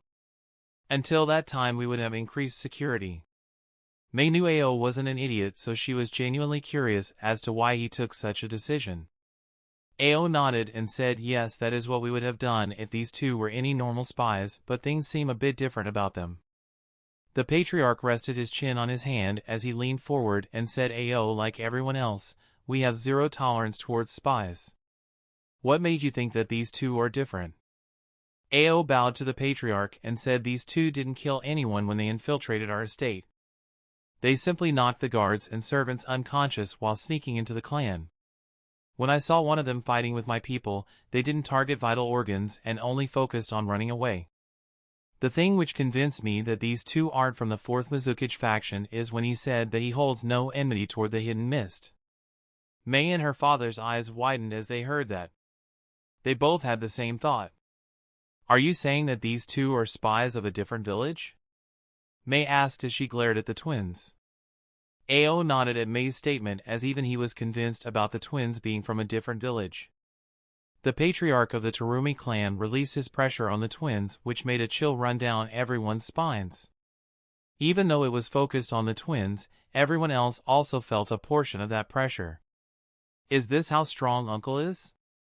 I need to become strong so that I can support my elder sister Mei and the others. Santo, who was standing beside Enko and Wu, thought. His training had become more rigorous since he came here. The twins were properly trained in the village on how to go through torture and such pressure without divulging any information. They bite their lip and hold their ground. They weren't going to spill any secrets, not until their sensei permits them to. Seeing that the twins weren't giving into his pressure, the patriarch stopped and leaned back on his chair. "You two held out good enough. At least that tells me you are from one of the other 4 great villages." Hearing this, Daiki's expression changed little, which was more than enough for the patriarch and Mei to get the confirmation that he was right. The patriarch knew that he didn't have the time or the means to break a spy from the great villages. He looked at Ao and said, "Ao, seeing the current situation, we cannot take the risk to keep them alive. When conflict with Yagura's people starts, we need to be focused on it and cannot get sidetracked because we have a spy in our prisons who could escape and leak the news outside." Ao was a little disappointed, but he did understand the patriarch's reasoning and said, "I understand, Lord Patriarch. I will dispose of these 2 spies and have our Umbu Hunter Corps find who all these 2 met. We could have more spies in the village, so I will get to work." Ao decided to kill the 2 of them right in the hall, as everyone present here were all shinobis, including Toru and Nana. No one would have any problem watching 2 people get a swift death. Hideki, who was standing at the back beside Chojuro, was getting more and more anxious as time passed. He expected the twins to be in prison, but unfortunately, the patriarch of the Terumi clan didn't want to take any chances when the situation was this fragile. Ao took out a kunai from his pocket and walked toward the twins. "Even though I wanted to keep you 2 alive, this is as far as you can go." The twins didn't say anything as they felt lucky to get such an easy death. Daiki was a little hesitant at first, but seeing his brother stand tall beside him, Daiki chose to face death as well. Ao waved his kunai toward Daiki's throat, but before the kunai could touch Daiki's skin, a shuriken whizzed from the crowd in the hall and hit the kunai in Ao's hand. No one in the hall had expected this to happen, even the patriarch. He quickly stood up to see who threw the shuriken. Mei and Ao were also searching for the man, but their search didn't take long as Hideki, dressed in civilian clothes, stepped forward. Everyone who knew Kenji as Hideki widened their eyes and loud whispers began among the crowd. They didn't understand why the fruit vendor they knew for so many years would do this and how he even managed to do it. The patriarch who was standing looked at Hideki and asked, "Who are you?" Chojuro and Kana were about to step forward and explain everything, but Mei signaled them to stay back. She herself stepped forward and glanced at Hideki once as she said, "Father, he is Kenji, a fruit vendor from the village. A few days ago Santo, Kana, and the others came to our land, and his 12-year-old nephew was among them. He had come here today to show his gratitude to Kana and Santo for keeping his nephew safe at sea." The patriarch turned his head toward Hideki and asked, "Why did you stop AOL from killing them, and how are you so good at something that only a shinobi could do?" Chapter 221, Risky Move. If it wasn't the main mansion of the Terumi clan, the patriarch would have instantly come to the conclusion that Kenji is a spy, but he didn't think his family would bring someone inside the main mansion without being completely sure that she is not who they say they are. Even Mei and the others didn't feel much suspicion toward Hideki, as most of the estate guards knew him well for years. Hideki looked at the twins with complicated emotions and said, "Well, it is my duty as their teacher and captain to save their life." Everyone was surprised when they heard that, because the difference was not only in his words but also in how he said them. When Hideki played the part of Kenji, he would be a soft-spoken fragile man in his 40s, but now his demeanor had totally changed. The guards who were standing at the corners of the hall stepped forward to apprehend Hideki, but the patriarch signaled them to stop. Kana was truly shocked, as the man who was standing in front of her a few minutes ago had completely changed. The patriarch sat back in his seat. He was a little relieved that a spy had shown himself, but also worried because the spy had managed to enter his closest circle without anyone being suspicious. He could tell from the expressions of Mei and her cousins that they had no idea who Hideki was, nor were they suspicious in the slightest. Mei and the other four are all a little naive and trusting. It is good that AO is at Mei's side, or else I would be more worried. But what worries me the most now is this man has openly claimed to be their captain and teacher. Why is he so confident? This conflict between us and the Agura faction has taken long enough for the other villages to show interest and even try to interfere. The patriarch thought as he glanced at Mei along with her cousins and then at Hideki. "So you are a spy as well, and being a fruit vendor is your alias. So which village are you from?" The patriarch decided to ask questions straightforwardly. These people could very well be from the Hidden Stone, but the fact that they hadn't killed anyone while trespassing made the patriarch think that these people might not be from the Hidden Stone. Daiki clenched his fists and shouted, "Sensei, people don't do this for us. We have already put you in such a position." On the other hand, Daichi didn't make any noise and continued to look down. He was truly ashamed of what his teacher had to do in order to save him.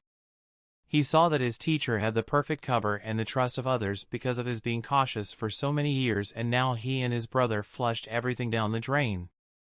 "Daiki, I am doing this not just for you but also for our village and this village's peace. So both of you don't blame yourself for this," Hideki said. He said it just to shut up Daiki, but inside he wanted to dash out a beating to his students. Hideki glanced at the Terumi patriarch and gave a small bow as he said, "My real name is Hideki, and these two are my students, Daiki and Daichi. We are from the Hidden Leaf Village." As everyone heard the Hidden Leaf Village, the whispers spread again.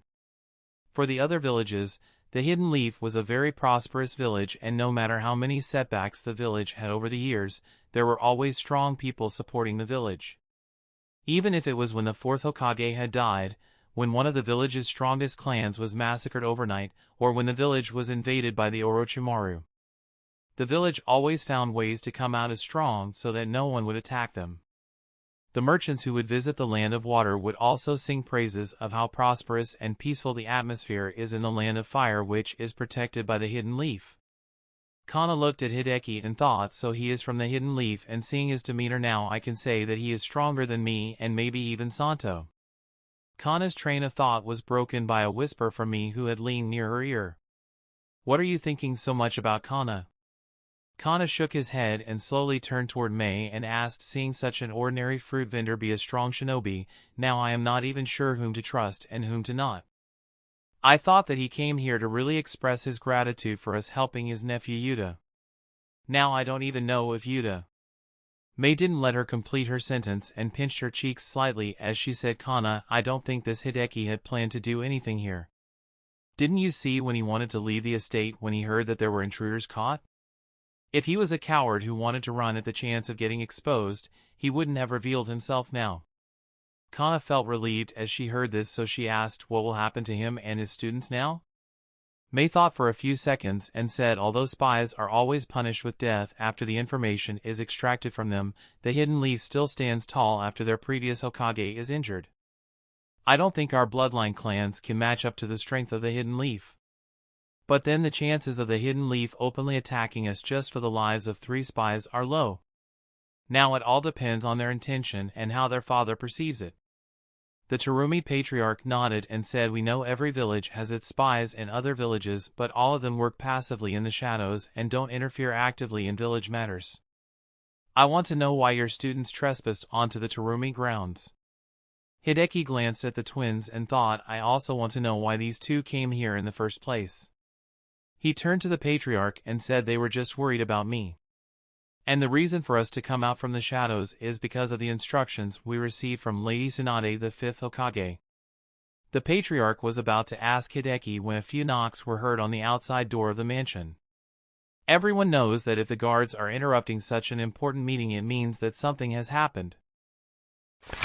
Chapter 222, Kana's Worry. Everyone turned toward the door to see why such an important meeting was being disturbed. The Patriarch glanced at Mei, who nodded and said, Father, I will see what is happening, you carry on here. Kana, Santo, follow me. Kana and Santo quickly stepped forward and walked with Mei toward the door. As Mei opened the door, she saw one of the guards had a troubled expression on his face. The guard looked at Mei and glanced to the side as he said, Young Miss Mei, sorry was interrupting the meeting, but I think you need to hear this. Mei frowned as she heard this and looked in the direction where the guard had just glanced. She saw 3 mist shinobis who were injured standing to the side. She didn't know what happened, as small scuffles between them and the Mizukage faction was a common thing. She stepped out of the hall followed by the 2 siblings. Kana closed the door behind her back and stepped outside as well. Mei looked at the 3 shinobis and asked, Why are you here? If you are injured, you should go to the hospital quickly. The 3 shinobis glanced at each other until one of them decided to answer, Miss Mei, we were patrolling the Koza village and everything was peaceful as the village is one of our safe zones, but now it was attacked. The ones who attacked the village were all powerful and we didn't even know where they came from. They covered the entire village in mist. Even we who used the same technique found it hard to see. Kana's eyes widened as he heard this. Have the Mizukage faction launched a preemptive strike? Mei shook her head and said, Don't jump to conclusions, Kana, and let him finish. The guard nodded and said, We all did try to fight back and surprisingly a few of them were taken down, but in the end, we were no match for him. Though our losses were low, we don't know what they are doing beyond the fog. We all alerted the nearby checkpoint and surrounded the village, but we didn't find any army supporting from the back. Mei nodded and said, This doesn't make much sense.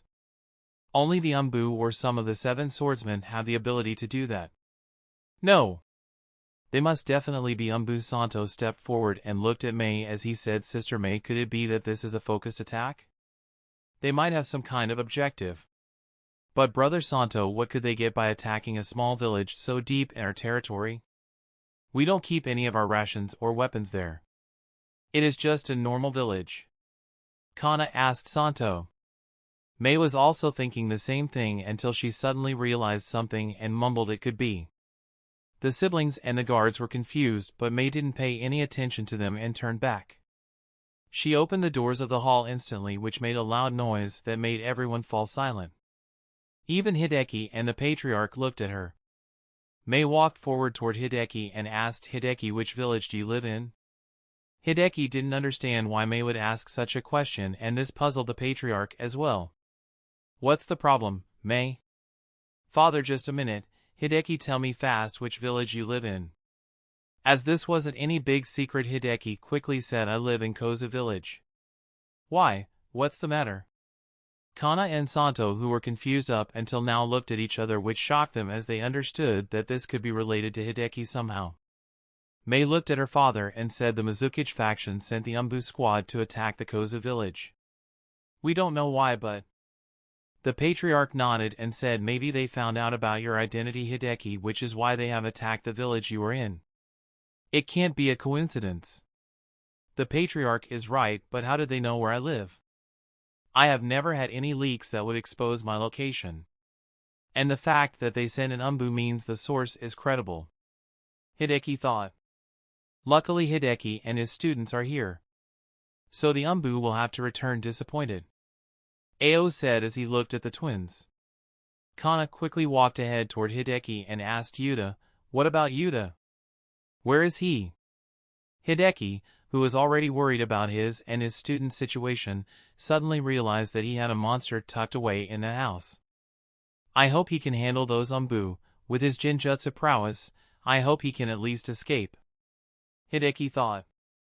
Yuta is still in the village, Hideki said in a grave tone. Kana looked at Mei with a panicked expression and said, "Sister Mei, we need to go to Kozu village right away." Mei wasn't someone who would make decisions on the fly, so she looked at her father for attention. The patriarch was definitely going to send someone who finds out what is happening inside Kozu village, so he nodded to Mei, going with Kana. Toru and Nana, who were standing at the side watching all this, also wanted to go, but Anko blocked them and whispered, "I know you want to help Kana, but this is too dangerous.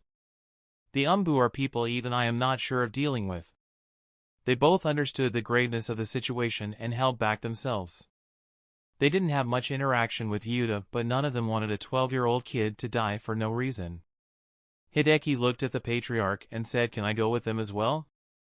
I want to meet my nephew as well. I am worried about him."